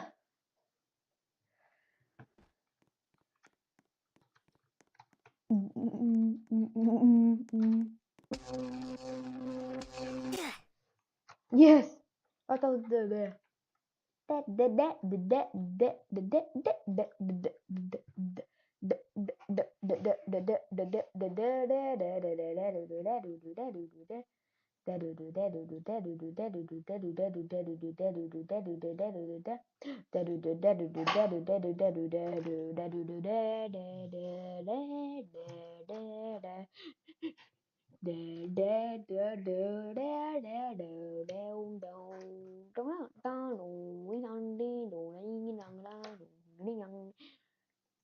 Good, let's party.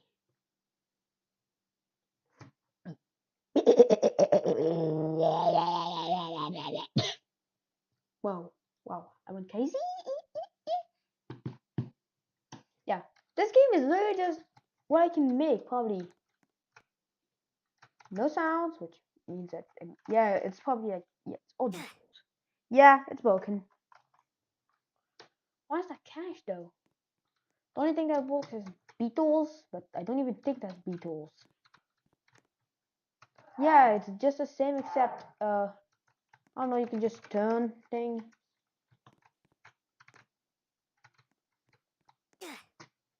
D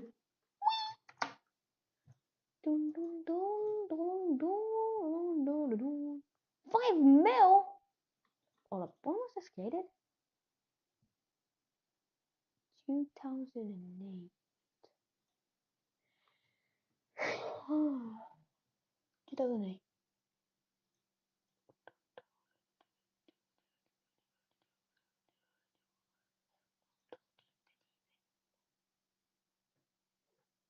Polygon. Okay. Look at how much. Look at Chrome Machine. Treasure Go give us. RPG. Level 1 RPG. Ding, ding, ding. This was actually a 2008.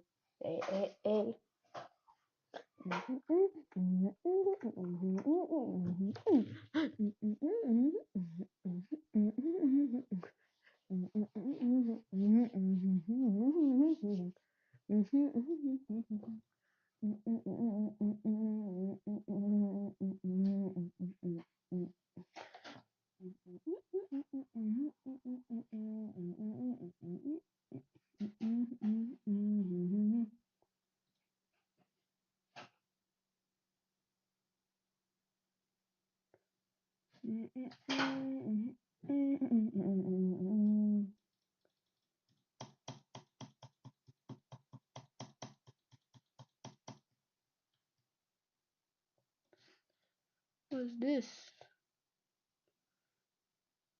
What?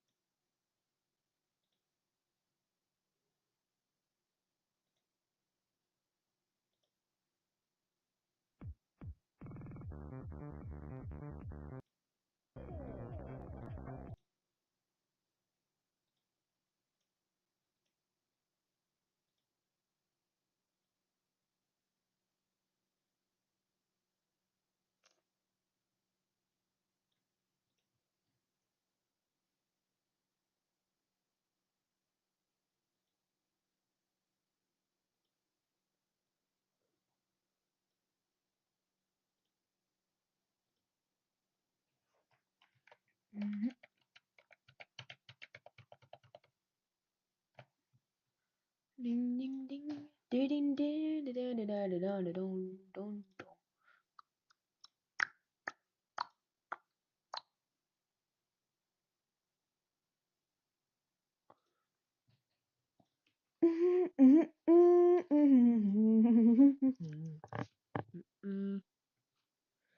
ding ding.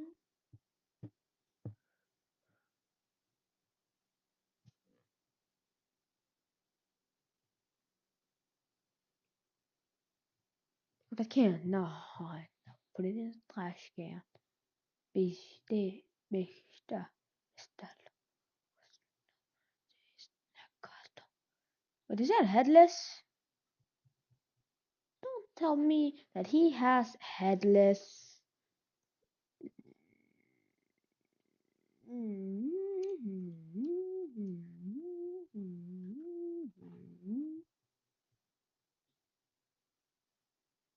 Let's see, does he actually have head?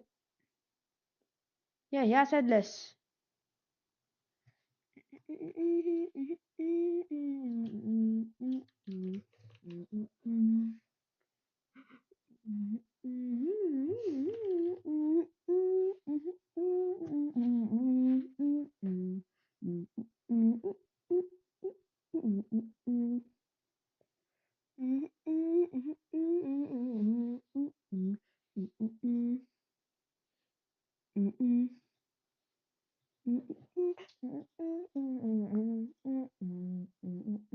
Wheatley?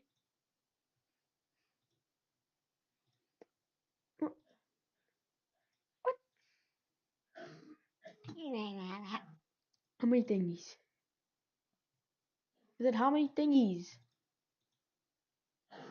How many? How many does he have? Ding ding ding ding ding ding ding ding ding ding.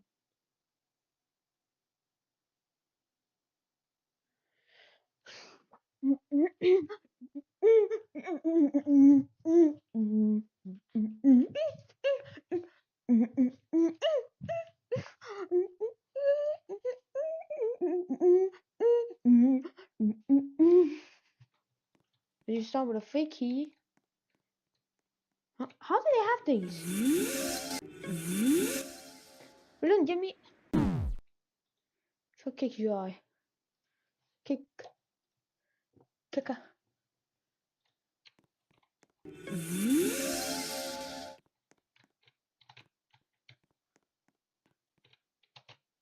Those are females, not gonna lie. Kill Streaks World.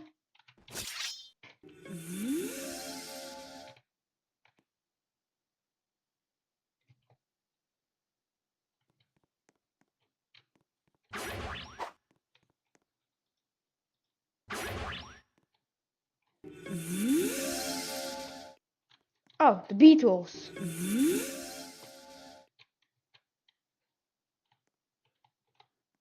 Damn, that's a lot of duels. Not gonna lie, band gear. Bandwagon pass. What is these? What's this? SpongeBob?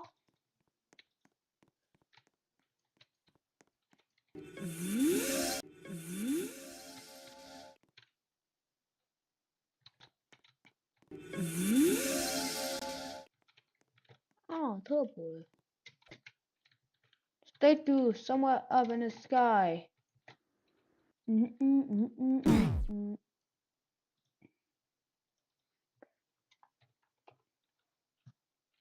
Like myself.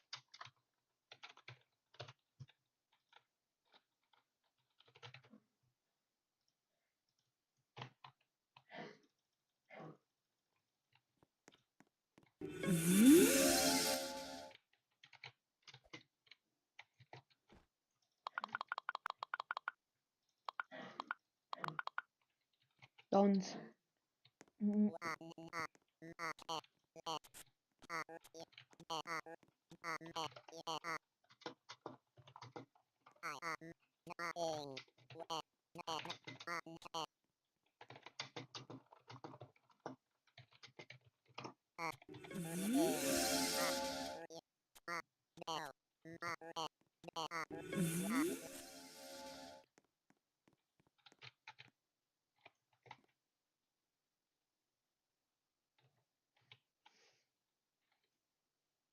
Fan, Michael Cannabis.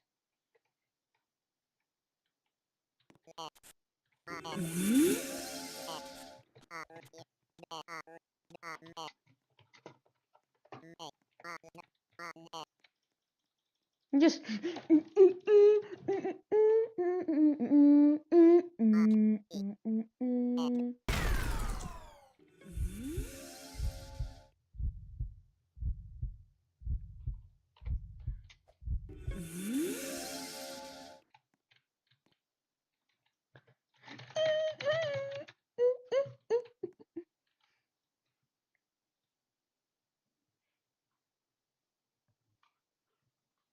anyway. Mr. Roblox.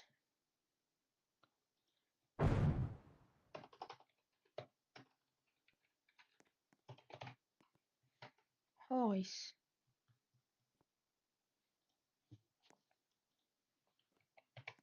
I'm gonna get fixed SpongeBob. Goals. Mr. Madness. Take a pickle. Models and packages. Wow, beetles. Give it sculpted pots. Acid.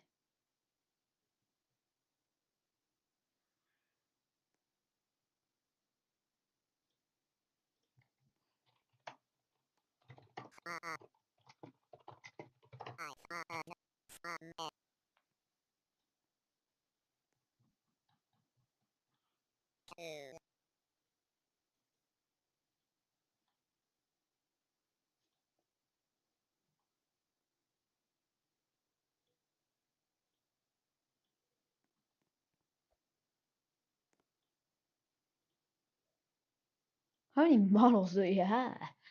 What? Boogie, Fortzip, JD, Super Roblox. Ah, gesagt. Wait.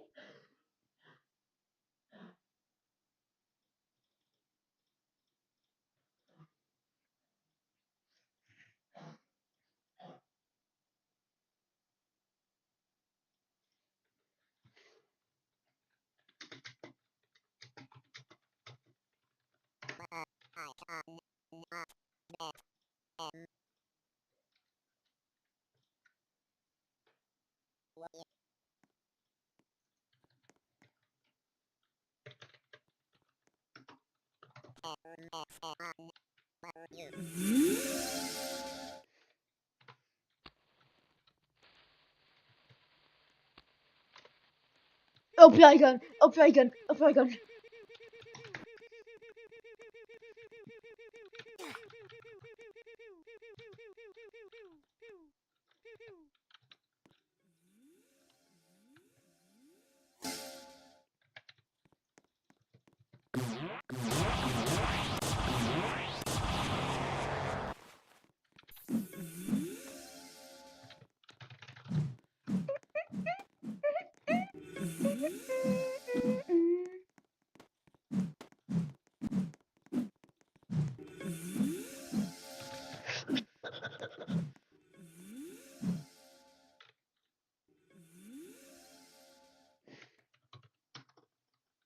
What, Roblox?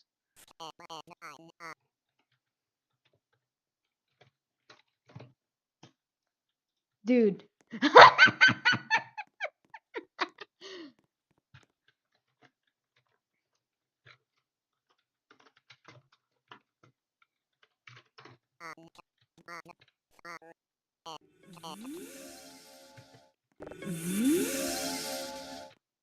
I'll go for the kick.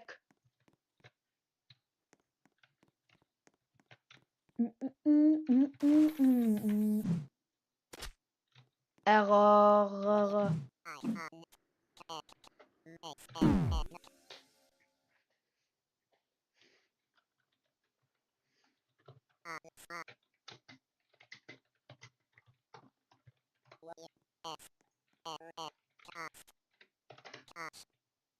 What's that cash?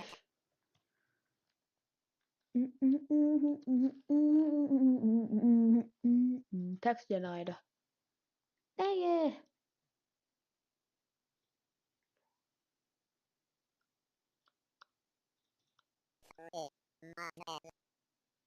What do you mean? I need to get wall 2 and wall 3, but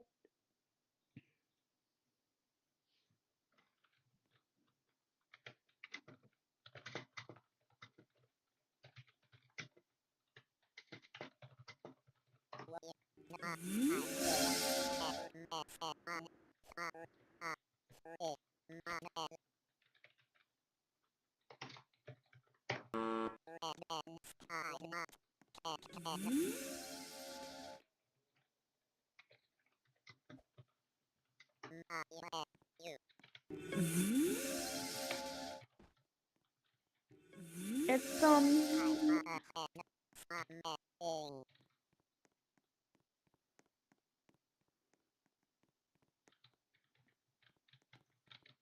ooh, ball gun.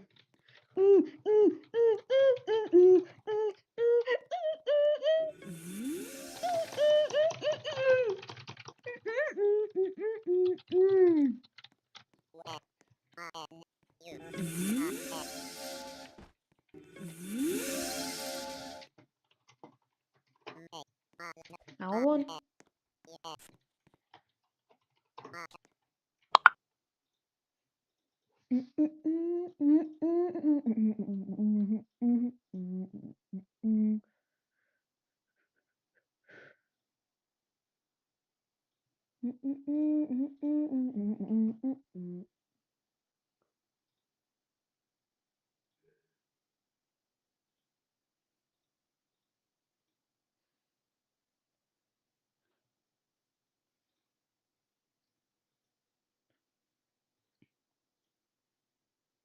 Yeah, there we go.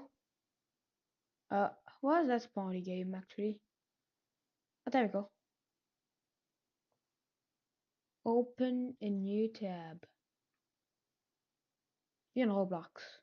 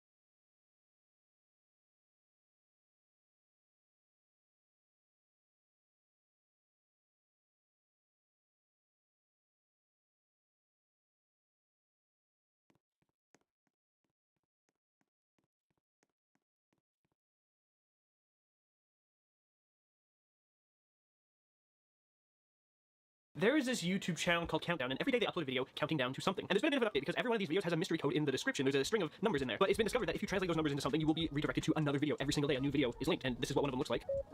That's it. So we're going to look into this new mystery to Countdown because it's even bigger than before. So before we begin, click subscribe because I'm surprised that this mystery is even deeper than I previously thought. So a few weeks ago, I made a video about this channel going over how they now have a new set of numbers. Because this happened 2 years ago. You see number 100 2 years ago was a previous thing where Countdown released a video every single day of just a number. That's all the videos are, just a number. Like this is number 100 from 2 years ago. It's just a ding-dong sound, like that's it, just a Taco Bell. But by the time we got to day 0, we were rickrolled. That's what happened. So today I figured out what this new countdown is going to lead to, and I'm not very happy about it. So let's take a look at the most recent videos. Coincidentally, I'm filming on a very important day, day 69. This video is a little bit different to the other ones because every single one of these videos, like let's go to 73, just a random one with another sound. It's a bit more ominous, right? That's it. That's it. But if you go to 69, it's a little bit different because, of course, memes. 69. Okay, that's the only thing different about this day. Of course, let's look at the new mystery here. Now, these numbers I thought were like maybe you could replace them with letters or something, and you actually can't. So I was onto something there. I just didn't know what. But I got a lot of messages from people, so we're going to look into that as well as look into what day, like in 69 days, what this falls on, because it's something I missed. Okay, and I'm really angry. So let's take a look first at these string of numbers. You would think that these are just like random. So it's actually something called ASCII, which is just another language. So what we're going to do is take all of these numbers and put it into an ASCII translator. So put them all into here. Now, what we're going to want to do is actually like put them on the same line. So Countdown kind of has made this a bit tedious for us, but luckily we don't have to really worry about that too much. Because look, I'm smart. We can just use this like website to remove the line breaks, and heck yeah, we got it. So let's put this into ASCII, and this is what we get. It's a random string of numbers and letters. So what is this language? It's an acronym for American Standard Code for Information Interchange. I'm not a coder, so I've never heard of this before, but apparently it's big. So then what we got to do is take this random string of numbers and letters, and let's go back to number 69. You see at the top here where there's the video URL, we're going to remove everything after the watch v equals, because that's the, you know, the unique ID for a YouTube video, and we're going to paste in this new code that we just got from the description and go there. And where does it take us? What? You see that? It takes us to another YouTube video. So this code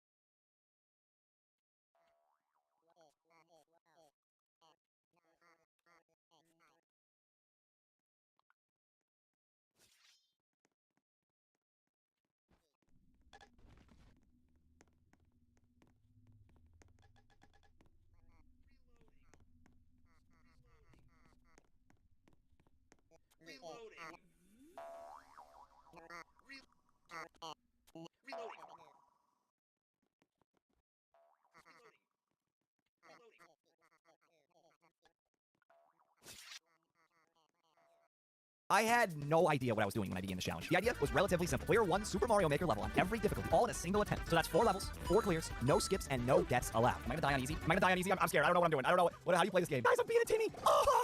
Okay, but how do I defeat your boy Starman or something?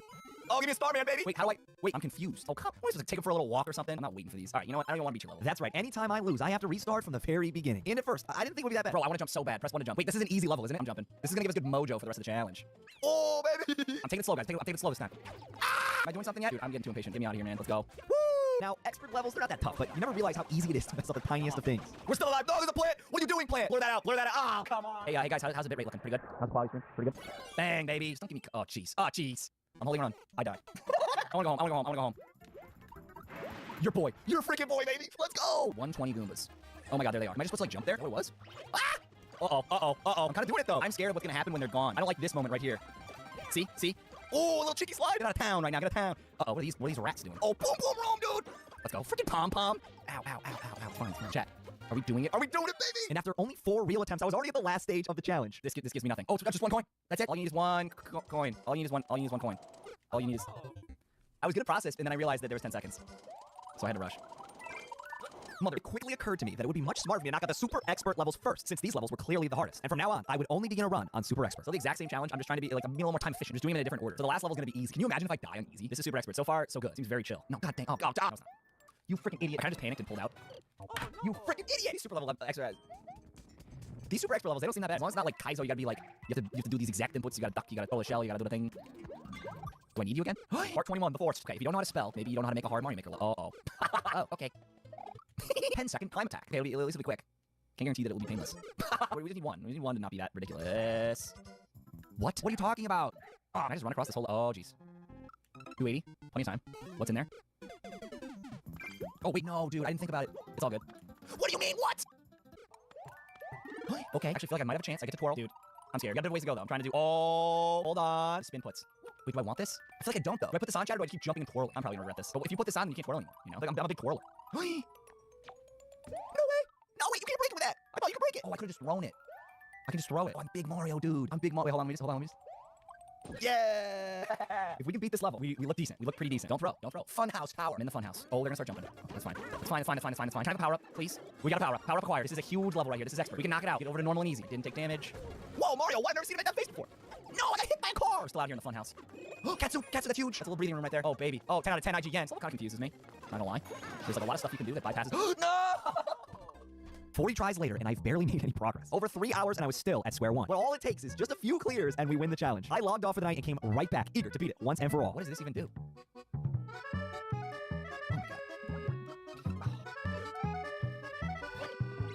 Why do I feel like we can do this?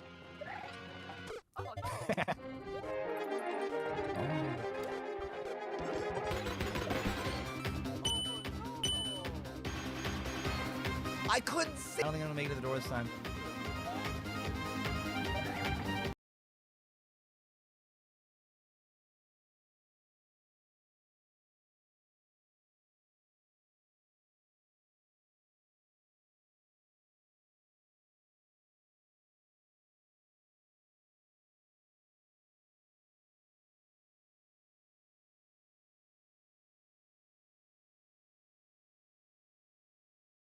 Get wrecked, nub!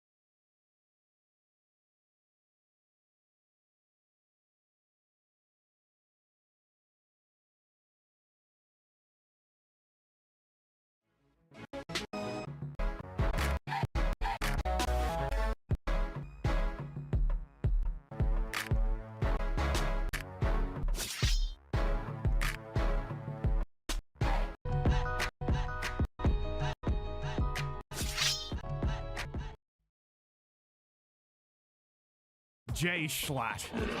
Behind this YouTube funny man persona is a complicated and messy relationship with Minecraft. I would know. I asked him myself, despite his mixed feelings. Then I'm just another Minecraft YouTuber again, and I don't want that to happen. I would argue this not even that huge of a YouTuber is why the game is still alive. The year was 2018. Everyone thought Minecraft was dead in the water, but literally at its all-time low. I suppose the simplicity of my 7th grade life coincided pretty well with the simplicity of Minecraft. Schlatt released a tribute to Minecraft. The video went over his experience with it as a kid and how now it sort of lost its charm to him. And it resonated with a lot of people. But this video was only the spark. So this is the entrance to my house. Got a nice door here. Cursed Minecraft started blowing up. It seemed like Minecraft was cringe and they were making fun of it. But after Dream blew up with these videos, he started uploading genuine Minecraft gameplays, and it worked. No one watched Cursed Minecraft to laugh at a cringe kids game. It was nostalgia. God, I hate that word. So anyway, this gave two funny YouTubers an idea. Do you think a creator SMP would work in 2019? Probably not. Dude, I'm gonna go professionally smoke weed. Yeah, let's make an SMP. And with that, SMP Live was born. The two owners invited a bunch of their friends, some older Minecraft YouTubers, and Schlatt, who'd never spoken to any of them. But he kind of missed playing the game, so he figured he might as well. Oh, you bastard! He did it! And people thought he was hilarious. I also think Schlatt's clips on SMP Live were part of why Minecraft became cool again. But Schlatt wasn't the only funny person on the server, so why did he have so much more success? Well, for a while he didn't. But he started playing this character, partially based on growing up in New York, but most of it's from his childhood favorite YouTubers. Spending so many of his formative years watching YouTube, it naturally became the only job he wanted to do. One way or another, he was gonna find a way to make it work. And whether he liked it or not, this loud persona is what got views. But he was starting to have a problem. Junior year of college is when his classes became too much to handle. So he sat his parents down for a serious conversation. What, am I gonna tell people my son's a dropout? Bitch, I'm literally making more than if I stayed. Do not speak to your mother that way. Schlatt didn't want to throw away the opportunity of a lifetime, so he dropped out. With more time than ever to dedicate to content creation, he grew considerably faster. It seems like he really struck gold with this persona he created, but Schlatt was still afraid people were only watching for Minecraft for some reason, so upload slowed down, and he tried his best to move away. As much as he loved Minecraft, he was deathly afraid of being just another Minecraft YouTuber. Unfortunately though, this problem was about to get a whole lot worse. Around this time, Tommy Innit had been blowing up by copying Schlatt. This then got the attention of Dream, who invited Tommy to the Dream SMP. Boys, we are playing on Dream's SMP. Up here. I have so many. Tommy was like Schlatt's biggest fan, and he just invited him without asking. What's up, man? The hell is this? That's George. Oh, you gotta tell me what the hell's going on. With our boss. Oh, there we go. Oh, and that's it. Schlatt got banned because he wasn't supposed to be there, but the fans really liked him. For now, we'll get to that. And they wanted him back. So less than 3 months later, he was officially invited. Tommy must have pulled every string. Schlatt was starting to miss SMP Live, so he accepted, adding his character to the dynamic on the server. I've got my endorsement. Here he comes. Presidency. You think me a president? I'll be my own president. Schlatt 2020 has been inaugurated. Yes! Upon winning the election, Schlatt immediately started abusing his power. My first decree is to revoke the censorship of Wilbur. Actually, that one was a good move. But throughout this, and arguably because of it, the Dream SMP was growing exponentially, taking Minecraft with it. And all this narrative tension Schlatt and the other members were building was coming to a climax. But before we reach our climax, I have an announcement. I've sold the f*** out. You can now get a Skyway plushie. For the next month, if we're able to sell 200 of these, they'll be shipped out in real life. It's only $30, and you'll get a complete refund if we don't sell all 200. And it arrives right around Christmas. It took so long to make that the eyes are still brown. Anyway, back to the Dream SMP lore. With Schlatt's brutal leadership, the rest of the server was fed up, and they declared war. This is the vault. I am ready for revolution, boys. oh my God, there's Junior. He's got enchanted god apple. Get a dream, get a dream. Wait, where did Schlatt go? He escaped into chaos. The tyrant we once feared had become nothing more than a drunken wreck. Schlatt, you ready to have this end now? Are you ready to die? Hello? This was the last time Schlatt ever logged on properly. He probably could have come back, but turns out a lot of the fan base was just like girls with crushes on Tommy Innit. I mean, look at the gender ratio of his comedy tour. So there's a lot of weird shit. And they were also very unhappy with how edgy Schlatt could be sometimes. So because he didn't comply and become more brand friendly, he became public enemy #1. Could someone do the one favor and get rid of this man? So he gave them what they wanted and left. Because Schlatt stuck to his values, his career thrived even without the server. Contrast this to someone like Quackity, whose original fan base before joining sees him as cringe. The Dream SMP continued their weird lore without Schlatt. At least to me though, the only memorable parts were when he was in it. After Dream SMP, it became 10 times harder for Schlatt to escape the Minecraft YouTuber label. This game he'd always loved had become so tied up in the stressful world of content creation, he couldn't even look at a creeper without thinking of Dream ship art. So he did something drastic. We made a bot to scrape every single Twitch account that had Carl Jacobs not found, was taken, in it, all of them. Gentlemen, if you are part of the lucky few, this is what it's all about. They were gone. Actually, only like 3,000. This list is very incomplete, but it sent a message. Dream SMP didn't define him. TikTok reactions did. After banning 3,000 of the stands, he immediately invited Tommy onto the stream. He literally just did it to piss them off. They can complain all they want that he was a controversial homophobic piece of shit, but at the end of the day, he was still hanging out with Dream SMP golden boy Tommy Innit. By sticking to his values, he earned a different fan base interested in him. They'll follow whatever he decides to do, which a lot of the time happens to be Minecraft. Whenever he touches it, a new batch of players start their own little 2-week Minecraft phases, and every time he touches it, it's because of the good times he used to have. Like recently, he made what a lot of people are calling SMP Live 2. It's actually called SDMP, which never mind. But he and his old buddies just mess around on there and have fun. Schlatt isn't a Dream SMP YouTuber. He's not even really a Minecraft YouTuber. But because Minecraft gave him so many wonderful memories in his childhood, he never gave up on the game and his content. I guess that's just the power of creating a good experience for someone though. Like he repaid it a decade later. It's telling that when he's in a bad spot, he still immediately compares it to Minecraft. I feel like Minecraft Steve, dude. I feel like Minecraft Steve, who just made a dirt hut with no door. He can't just leave Minecraft behind. It's part of who he is. So I decided to go back in. For the first time in half a decade, I turned on the Xbox. Spawned in my wooden house. Sweden faded in. And I just started crying.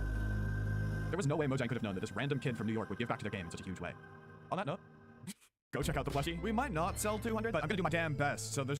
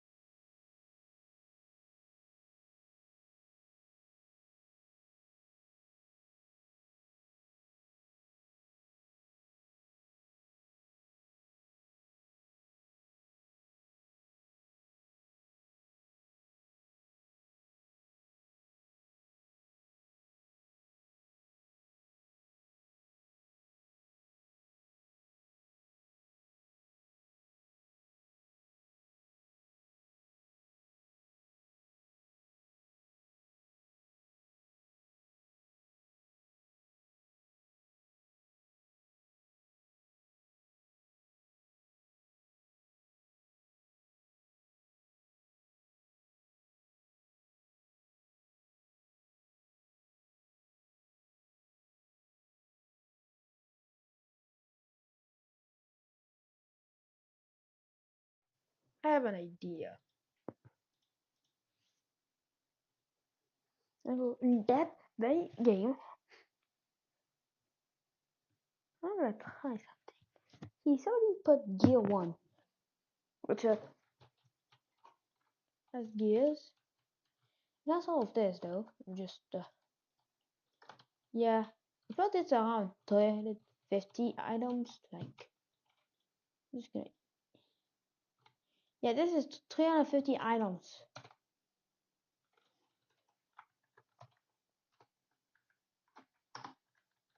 Gear 2.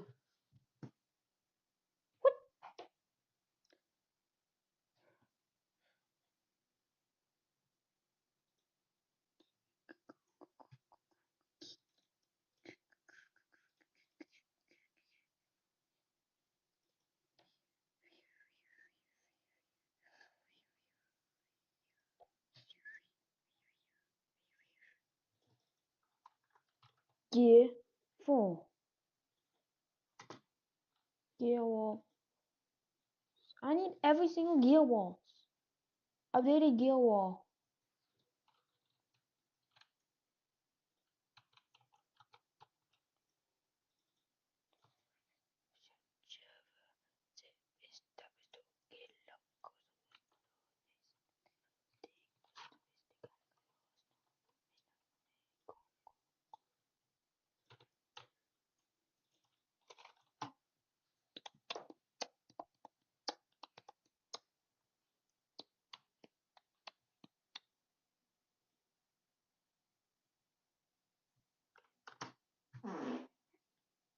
We have sword cases.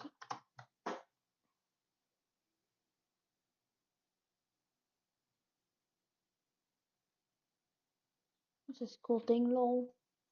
HUD. Oh, the single unit. Way. FE2 slide. I found an FE2 slide. I don't understand. Like a single, like, gun wall. I'm just looking for gears. Not these. Gearboard. That's a lot of gear. Dude, but I can't take them. Weapon wall. Is this the same? It's the same except well, there's a 2 gears missing. A couple, probably. Yeah, some are missing.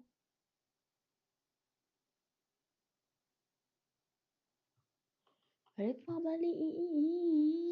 dito.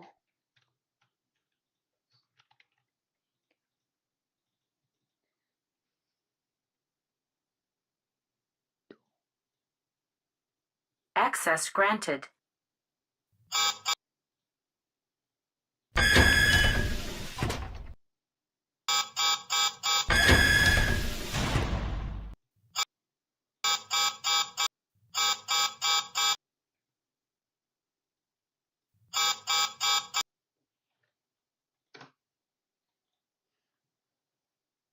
Gear walls.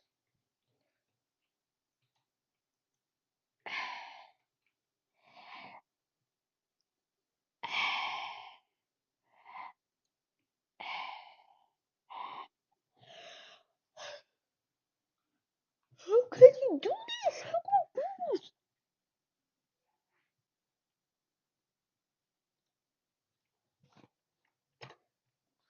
How did they go here? They go in. That's, yeah. They go in here. They somehow have females.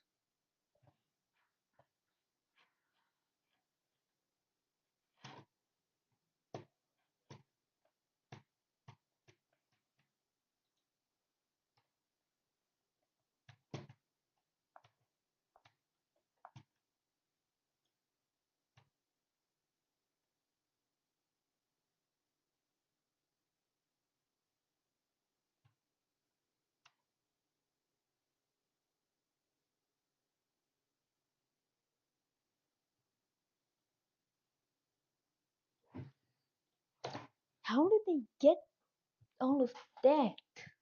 I'm confused. I say nowhere, and I mean nowhere.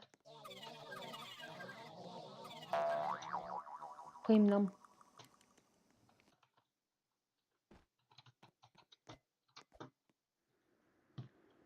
I am the Jet Premium error. You already have Premium installed. Noob. Bloompo.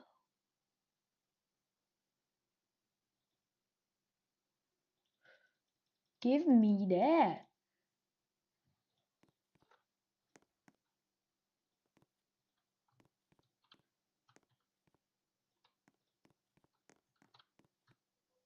Oh, give me that.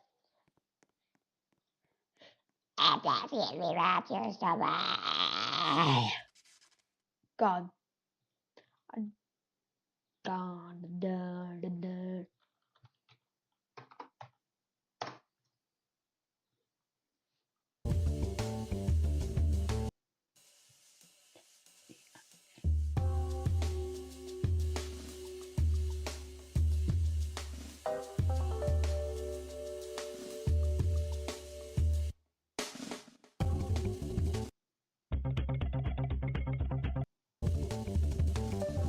Hours, 15 watch hours. But we're on 17. We're 2 hours ahead of schedule, meaning if we keep up the pace and we do a 3-hour stream, that's over 30 watch hours. If I do a 4.5 hour stream, you just mad. If I do like a 4.5 hour stream, then that's just straight up ding it. I think I'm gonna do like one more round of this, then play Apeirophobia. As much as I like this, it's not a game I can repeat. It's not a game I can play over and over again.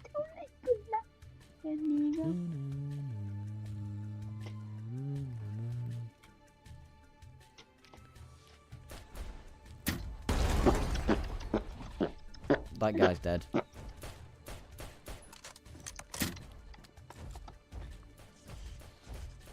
Will's actually so smart.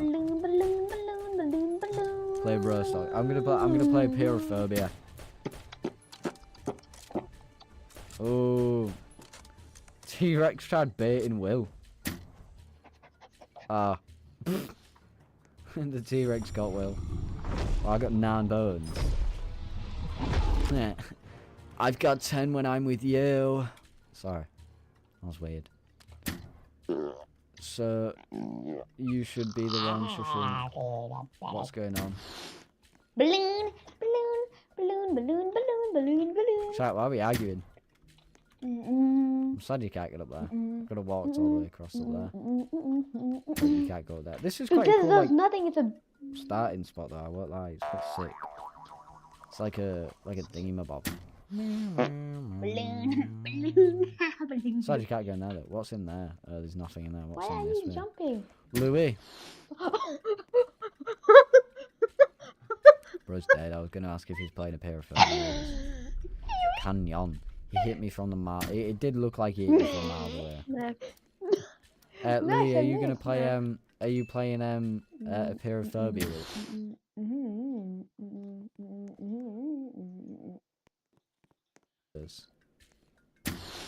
I'm playing Apeirophobia or whatever. Come on, just go. Apeirophobia. Apeirophobia. Apeirophobia. Apeirophobia. No. Yeah, I'll play it. Wait. Okay. It is a horror game, by the way. So you can't wuss out. You've got to play it. Okay. Alright, sorted then. Well, I just need Alright, well, we're just doing this last round and then we'll be playing it. So. Let's go, Will. Right, if we find any oil cans, make sure we get them. Alright, because that's what we need. Yes! Yes!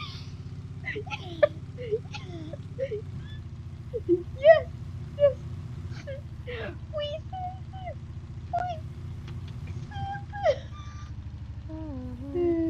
the guy just left. Oh my god, I actually... What? He's getting tired?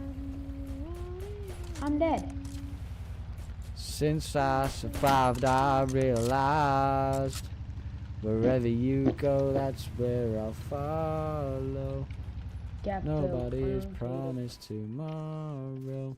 Cause I'ma love you every night like it's the last night. Yeah, I'm just fueling up, Will. And then there's another fuel tank over. Oh, bollocks.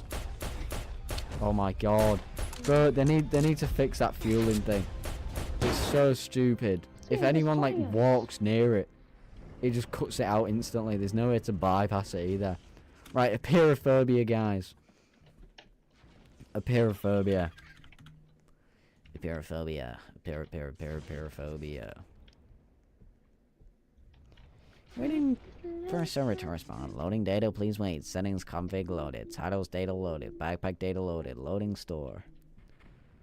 Was that cool, guys? I think that was pretty cool. Wherever you go, that's where I'll follow. Wow, so rude. What was rude? Alright, I can have up to 10 people. Mini gang. Mini Are you on a Apeirophobia? gang only. Input password locked. Mini.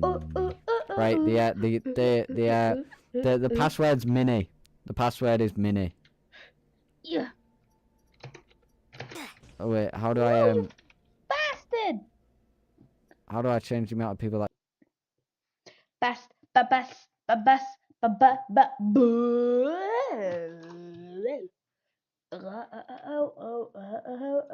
It's Wednesday, it's Snapshot Day today, and I was not going to make a video on this at all. In fact, I waited an entire week, hoping the dust would settle, but it hasn't, and it sort of shifted the dynamic once again. Apologies, last week I was still recovering from COVID, but thank you all for your support and subscribing as usual. Alright, what am I talking about? Last week, Mojang released a teaser on their WhatsApp group with a hand wave and a bow tie. Now, this was rather relevant because Mojang released a ton of teasers recently. There's a lot of hype that's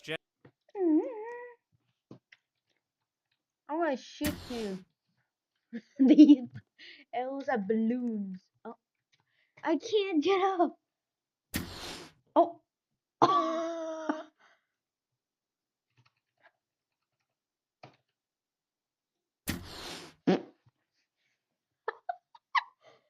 Come on, get in. Get it. Get him. Yes, he's going. What the? Ooh, very scary. Respawn.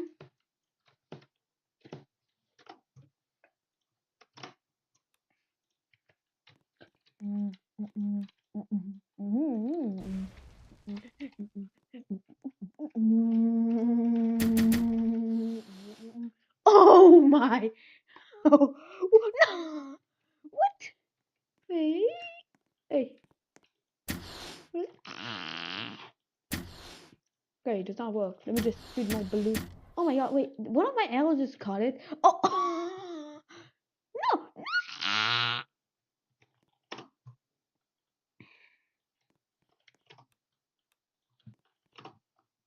Gaming!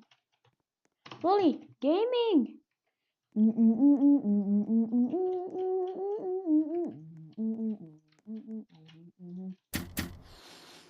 I shot. Whoa!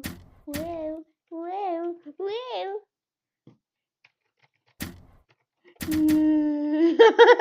Oh my god! The onslaught.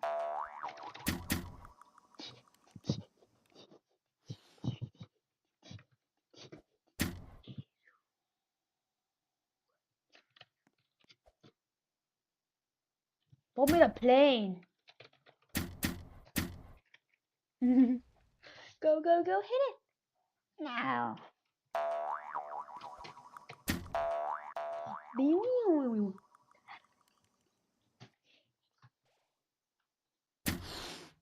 Wait, what? Can I actually? Yo, wait, I put a balloon in myself. I'm gonna die.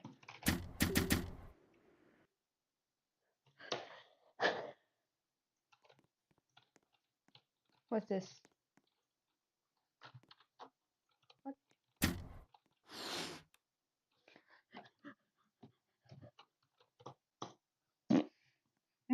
water. I don't care. I'm just gonna.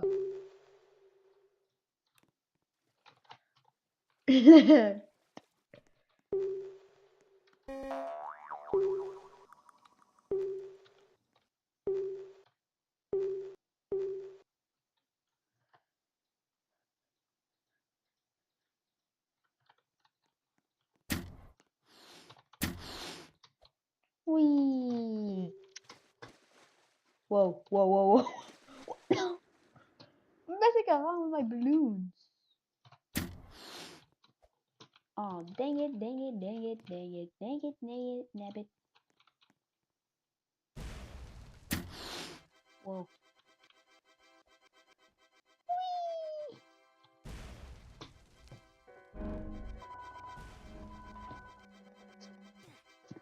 Nice.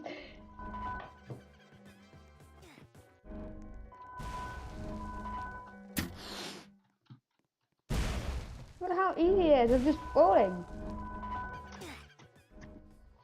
I'm holding on this place.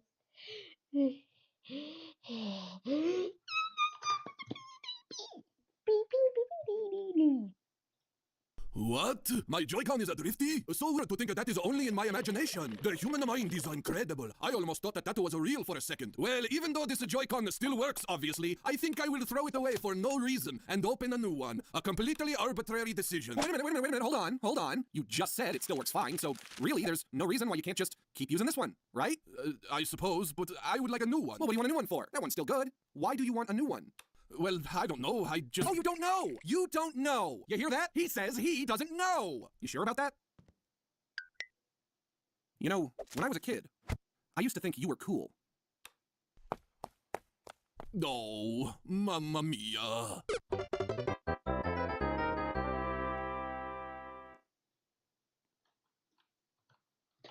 I'm gonna shoot you. What? I don't shot him.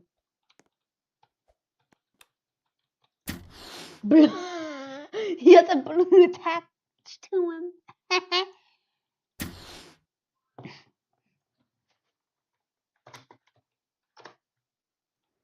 Go float. Oh my.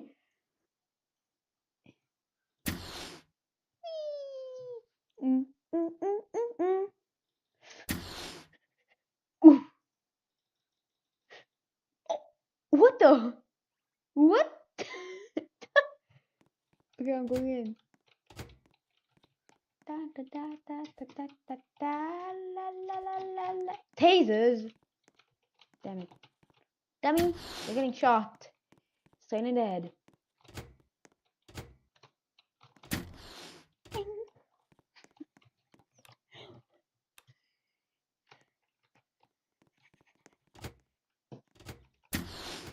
Go up. Come on, I said go up. Should I could go up? That's how you can fly, I can lie. Yeah, he has to attach his thing.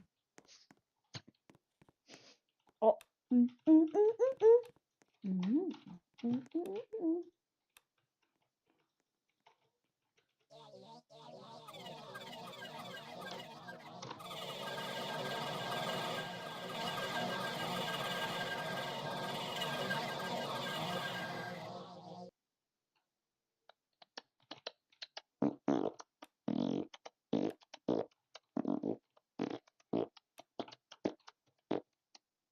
Oh, this is get broken. They can't keep getting away with this. Oh. Yeah, we just teleport to here.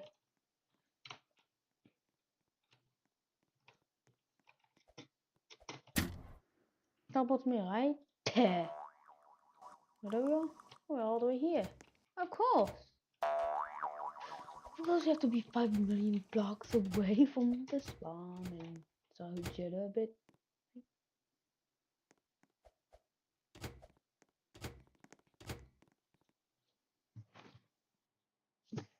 What Macadon is?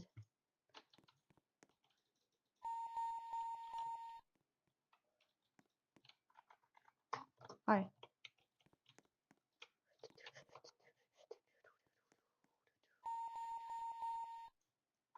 Block, block, block.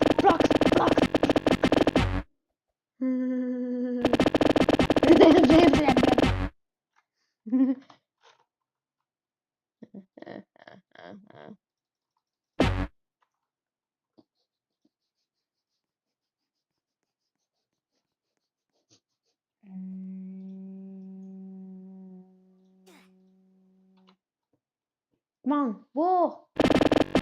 Oh my!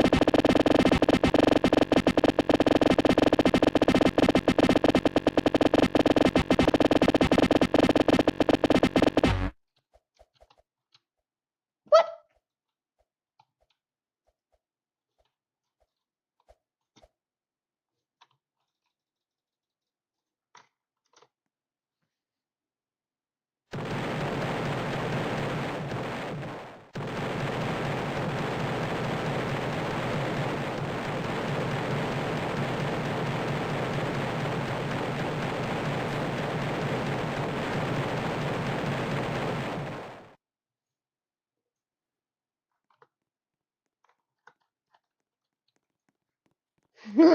Look at this.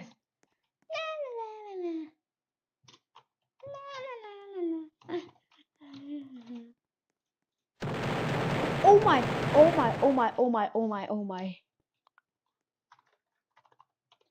G. Oh my, oh my, oh my.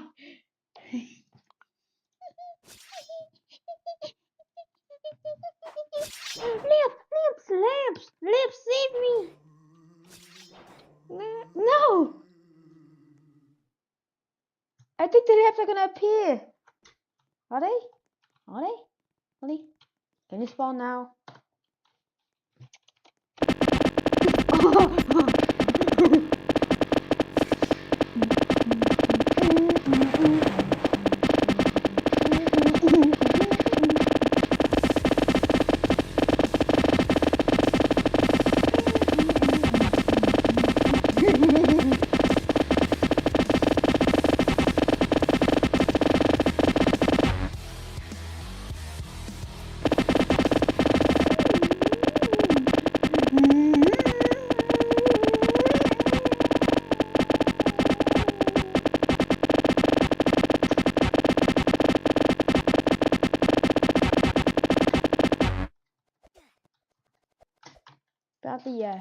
It's funny. Yeah, what the hell did you do? Actually, it's dead. Yeah, the server is dead.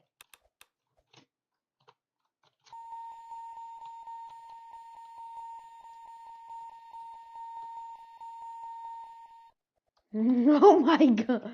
Decline. Oh. Dude. Give me this. No. Yes. When will Beatles work?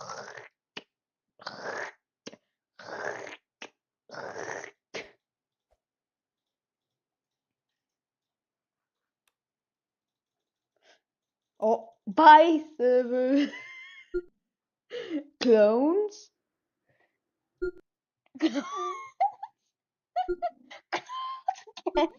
Clones again?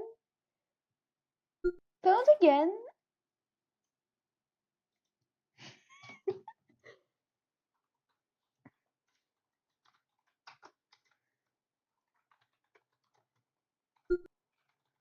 Lag 9,000. Lag 9,000. This is a Disney dollar. You can tell it's not a real dollar because Mickey Mouse has not been elected president of the United States. But it's not a fake dollar either. This was a real form of currency that saw use for nearly 30 years. You see, Disney has a very weird history of treating itself like a government. And in fairness to them, that's because they literally are a government. At least in this part of Central Florida, where they can manage their own utilities, issue themselves liquor licenses, and when the time comes, exercise their legal right to become the world's 10th nuclear power. But since running an autocratic government in the middle of a swamp can get kind of old, Disney decided to take the next step in the late 1980s and start their own currency. Now, this raises a few questions, like, are you actually allowed to do that? And, well, that's the only question. But the answer to that question is kind of complicated. You see, the US Constitution basically just has one vague little sentence about who can print money, and it shockingly doesn't acknowledge the possibility of a privately owned currency printed by a cartoon duck who, guess what, was not even born in the United States. The consensus seems to be that you can distribute your own private currency if you throw about 100 asterisks after that sentence. One of these asterisks has to do with how people perceive the currency. If there's any way that someone could confuse it for government-issued money, then the government would issue you a bonk on the head. And this has happened. In the mid-2000s, a guy named Bernard von Nothaus started printing money and minting a new currency called Liberty Dollars. Now, these weren't all that different from other small-scale community currencies like Massachusetts' Berkshires or New York's Ithaca Hours. The problem was that too many people thought that they were official US currency. After all, they were called dollars, used the dollar sign said trust in God, came in the exact same denominations as US currency, and the coins looked exactly like US coins except that they had Ron Paul's face on them.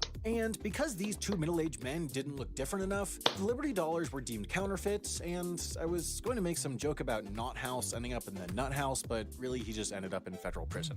Now, the other main restriction on private currencies is how they can be used. Disney was not the first company with the bright idea to make their own dollars. That actually started with the coal mining companies of the 19th century. But those coal companies weren't making their own coal bucks as cute souvenirs to remember your time down in coal mines, they were making them to screw over the proletariats. Basically, since the mining camps didn't usually have much cash on hand, they would pay their workers with their own made-up currency instead. The currency could only be spent at their own stores, and those stores just happened to have terrible, super inflated prices. This also made it basically impossible for any of the miners to leave because they had been accumulating their life savings with what were essentially just Chuck E. Cheese tokens that could only be spent on bread at a single tiny shack somewhere in rural West Virginia. Now, these currencies were called company scripts, and they were enough of a problem that Congress had to pass some laws to stop companies from paying their workers with them. Nowadays, it's still legal for a company to create a currency. That currency has to be easily exchanged for real money that can be spent outside the company. So basically, as long as Disney didn't pay their own employees in Disney dollars, and as long as Disney dollars couldn't be mistaken for real dollars, the government couldn't do anything about them. With those two restrictions in mind, the Disney dollar was born in 1987, coming in denominations of 1, 5, 10, and 50. The idea was pretty straightforward. You could buy or spend Disney dollars in any territory of Mickey's empire, namely Disney World, Disneyland, Disney stores, Disney cruise ships, and on Disney's private island in the Caribbean, which is not technically subject to the laws of the United States, but turns out that the Bahamian Constitution doesn't say anything about privately owned mouse money either. The value of these Disney dollars would be pegged one-to-one with the US dollar, and because of the law I mentioned earlier, all of these locations would be legally obligated to buy back any Disney dollars in exchange for real money at any time. Now, I know you must be thinking, if Disney had to offer me real money for my Disney dollars, wouldn't it be super easy to just counterfeit the fake currency and then use it to drain Disney's enormous coffers to buy myself a jet ski? And that's a great question, but the answer is no.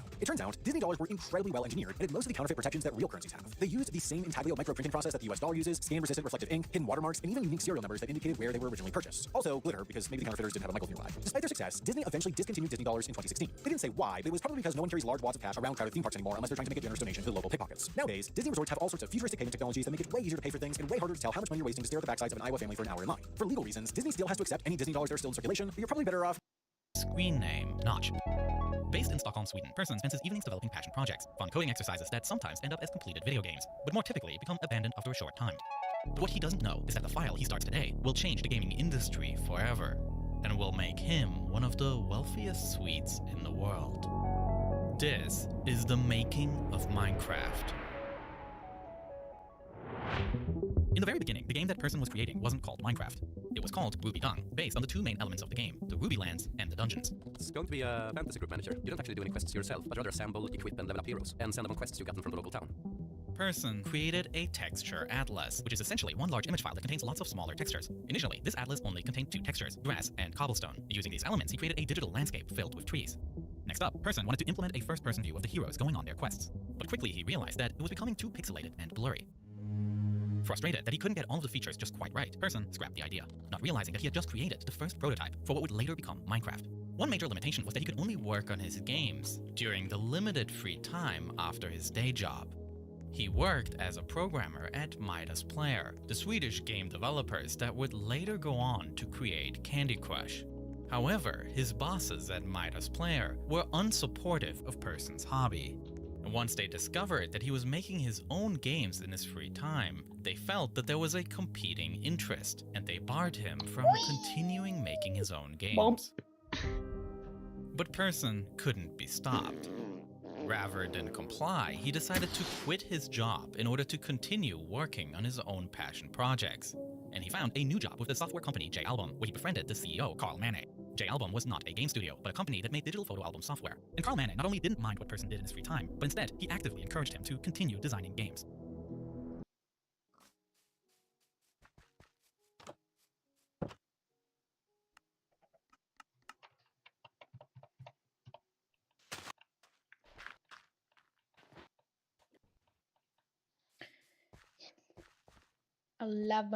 Before this video begins, I have a special announcement. For the first time in the history of this channel, I have merch. Introducing Buildables, a collectible buildable figure of yours truly. Standing at 6 inches tall and complete with a full color instruction booklet and trading card, my Buildables is 195 pieces of pure awesomeness. I worked closely with the design team at Buildables to create the most accurate and epic version of my character, and I must say, they did an amazing job. And the best part is that it's available right now, but you have to be quick, as pre-orders end in just 2 weeks.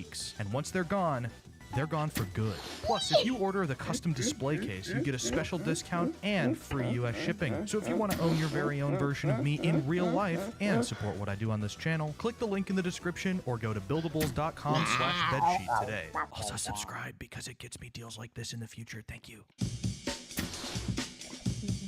Back in 2015, this little indie project called Undertale was released, and it massively changed the indie game scene forever. The shockwave that Undertale caused in the gaming world is still being seen and talked about to this day. But while this game did a lot for gaming as a whole, it also reintroduced one of the most complex and relevant questions the larger gaming world has ever been asked. Are video games art? This question became mainstream the instant people thought about it, and what better game to ask that question than Undertale? Toby Fox is primarily a composer, not a game developer. This game was made out of pure passion for the craft, and it shows. But since Undertale turns 10 years old this year, it had me once again asking that very question, but this time under a different type of microscope. Since Undertale's release, it's been generally accepted that yes, certain video games can be considered art, but not all of them. Obviously, there are games that are designed first and foremost to be played competitively. The amount of attention to detail put into things like story, character writing, and general art style is less than that put into the game's balancing and core mechanics. Within this context, that difference is what separates games like Undertale from others like Counter-Strike. That and, multiple other small things. But the question I want to tackle today is not, are video games art? Instead, I would like to ask a similar yet very different question. Are Roblox games art? Some of you may have just laughed at that idea, either because you already assumed that because the games on Roblox are technically video games, they're held to the same standards as non-Roblox games, or you laughed at the idea because you don't even consider Roblox games to be real video games. Roblox, out of every video game and gaming platform, is by far the most misunderstood one. The amount of pure negativity flowing through Roblox is enough to make it the single most isolated gaming platform on Earth. I already made a whole video about this, but it's important to bring up because it helps us answer the question of are Roblox games art? For years, Roblox has been looked down upon for being childish, surface level, and even manipulative. The larger gaming space has brushed Roblox off as nothing more than a casino for kids, robbing helpless developers of their time and money. But what they fail to understand is, while yes, those things definitely happen, it's not the only thing that happens on Roblox. In reality, while the rest of the world looks on wondering how this website is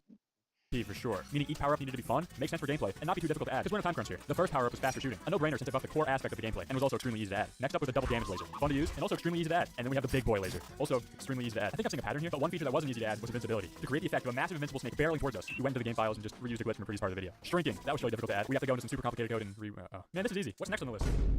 Pico's got this one. To start making the snake missile, we borrowed this missile asset from the internet, and after a little tweaking, it was something. But since this was a guided missile, we need to give it some flight controls. Luckily for us, we'd already accidentally made some in an earlier, much buggier version of the game.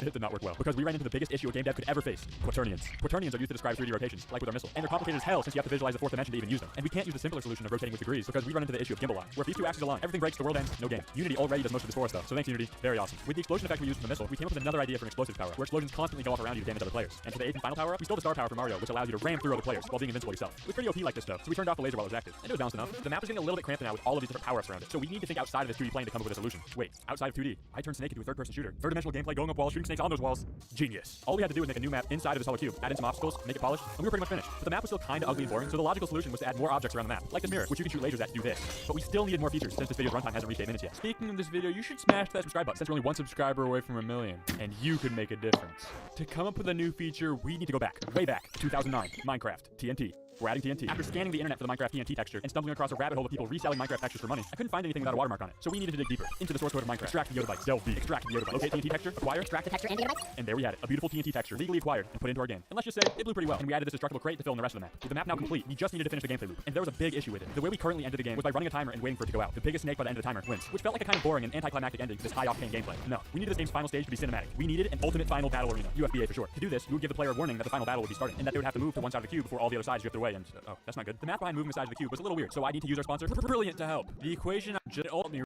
and will break 30 days, as well as 20% off Brilliant's annual premium subscription, or just visit brilliant.org/Cole. That's brilliant.org/Cole.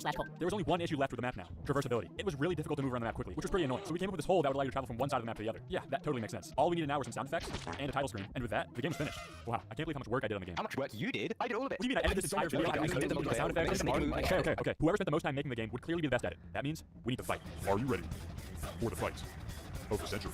And gentlemen, start your Oh, back. Oh, you just ate me. I was looking in the sky. I'm invincible, bitch. Oh. Oh, you're dead. Oh, you're oh my. No. Oh, I see the shadows. Dude. Let's go, squad. Oh my god, the game's still extremely buggy, so we're not going to release it. If you liked the video, subscribe. I'll see you later. My game has an issue. It was designed to be a rage game, but my friends beat it in just minutes. Yeah, your game is really easy. It's free, bro. It's so easy. Do they think my level design is easy? Yeah, I do. Do they think I'm just some fragile-minded person who takes their insults to heart? We design impossible levels. Making impossible levels requires making impossible features, and to come with those, I'd have to look in the game itself. Our game is a platformer where you use your dead bodies to beat levels, but you have limited lives to beat the game with. So making longer levels might seem like the best way to make the game harder, but we'd also need to add in some harder features. The first obstacle we decided to make harder were these pistons, since all we do right now is push the player in ragdolls around, and they have big potential to be player-crushing machines. So by detecting whenever the player was pushed inside of a piston, we blew them up, which mostly looked like crushing. And of course, it needed some particles and sound effects to give it extra juice.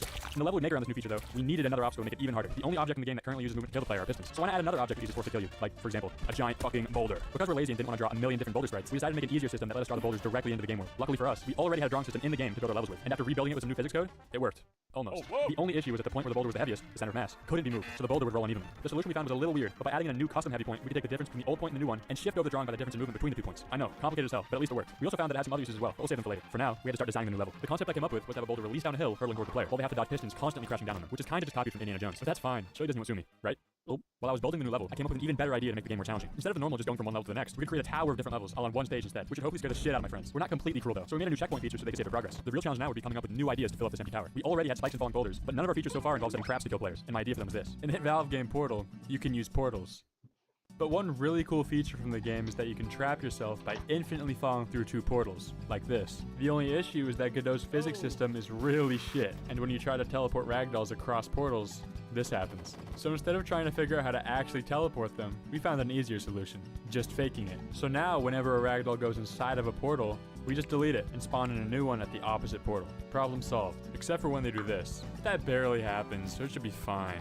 With the second floor complete, one issue still remained. How would the player move from the first floor to the second? You might say to just use portals again, but that's too easy, and we need more features. The answer? Giant fans. We started by tracing a picture from Google Images and adding in a hitbox to push the player and ragdolls around. So cool. Which almost worked, except for them not blowing in the right direction when rotated. But since fans are essentially just pistons that are always pushing, by reusing the piston rotation code from the last video, they worked flawlessly. Oh, that's cool. And they even have potential for killing the player too. When we blew enough ragdolls into portals though, a glaring issue started to arise. It turns out that applying all of these different physics to our flimsy ragdolls would completely break them, sometimes making them disappear, or worse, sending them into orbit. Forever. But after spending 8 whole hours reprogramming fans, portals, and tweaking ragdolls, it worked well enough, and some of the remaining bugs could be used to kill my friends. Now with all of these different features to launch players around with, we didn't actually have anything to launch them into besides things that kill them. But after launching myself into a wall enough times, I became inspired. The trajectory of me being flung by a piston into a wall looked exactly like an arrow being released by an archer. And what do archers shoot at? Targets. I am a genius. For the floor built around this, we added piston and fan catapults that you use to launch ragdolls super precisely into small targets, which unlock a portal to the next floor. Remember earlier when I told you about how drawing boulders had a different use? Me neither, but this is how we're going to use them. By drawing little carts instead of boulders and pairing them with conveyor belts we made in the last video, we can create a maze of different intertwining belts that the player has to use to move ragdoll parts under different pressure plates. This should be a lot more difficult for the players to beat, because not only do they have to be good at the game, but they'll need to be smart as well. And to make sure they can't cheese the level by moving ragdolls around with their mouse, we added in a no mouse zone to make it just a little bit harder. Out of all of these new features, none of them struck the true fear into my heart that I wanted my friends to feel. So, we needed to think harder. After toiling away in the dark depths of the Cold Gaming Discord server, someone came up with an idea. Now why don't you just add bombs? Genius. Bombs should be easy enough. Just add in a new texture, apply some explosion code, and... What? It turns out that we were applying force to the bomb incorrectly, so after a little tweaking, they blew correctly. This also meant that we had some new movement tech in the game, since bombs can be used to launch ragdolls and other objects super far away. They blow into things like targets well, so we decided to use them on that floor, as well as putting a few of them on other floors to cause a little more chaos. But even after adding in all of these features, one comment from my friend still stuck. Okay, that looks toxic to me. So this kills me, right? It's acid. The slime on level 6 kind of looks like acid. Are they stupid? Surely, right? Oh, whatever. We added an acid that kills players when they touch it. With 4 floors of the tower now complete, we only had the 5th and final floor left. So we decided that the best way to scare my friends once and for all would be to create a decoy level. But we'd have to save that for later. Huh? Alright, let's go. We're gonna make you play through the first part of the game again, but you're not gonna use up any lives there, so just have fun with it and just relearn the game again. Where's Mr. Alexander? He's gone off. Bang. Whoa! Oh. That was crazy. Oh my. What the? What the fuck? What the fuck is this? Wow. I'm assuming this question. Oh fuck. Oh, what the fuck? Okay. Oh, got crushed. Okay. They crush you, by the way. Oh, and so does that thing. Oh. This is some cool math games shit, bro. I see. So it's Indiana Jones. The boulders coming after me. Oh wait, you got it? You got it? Oh fuck! No fucking way! Oh. Holy shit! Fucking run! Fucking run! What the fuck is this? You actually understand the... Oh shit! It didn't kill him. Unintentional strat. Okay, there's a red one, and there's How does he already know? How does he know? Because I'm smart. I always know. Portal reference? Wait, I love Portal. Let's go. I probably needed to do that. Okay, unlucky. No. Oh no. Which portal do you choose? What? Oh, yeah, true. Okay. Oh. All right, let's go. Oh fuck. Oh fuck. Oh. I almost deleted.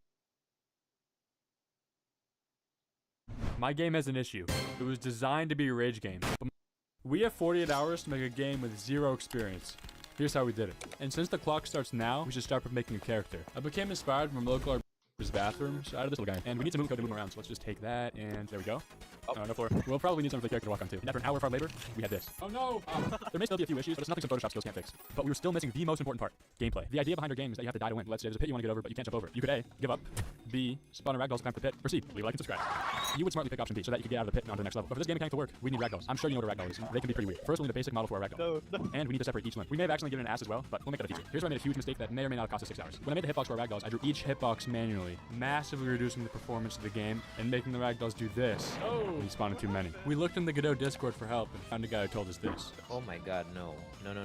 Just use a circle shape, bro. This is a huge performance, like, handicap you're doing to your game. And after some fixing up, we had our new ragdolls. Okay, holy crap. Well, I think I owe you money. Looking back now, I feel like an idiot. So let's just hope that trying to figure out the physics of the ragdolls doesn't take us another 6 hours. If you didn't know you create black holes with ragdolls, now you do. Now, we need some animations to go with their character. Neither of us know anything about rigging models, so for some reason we decided it would be a good idea to draw each animation by hand, which took more time than I'd like to admit. But I'd say they look pretty good. Just show them what you did. That last frame is like awesome, man. I also got to work creating and mixing sound effects to go along with them.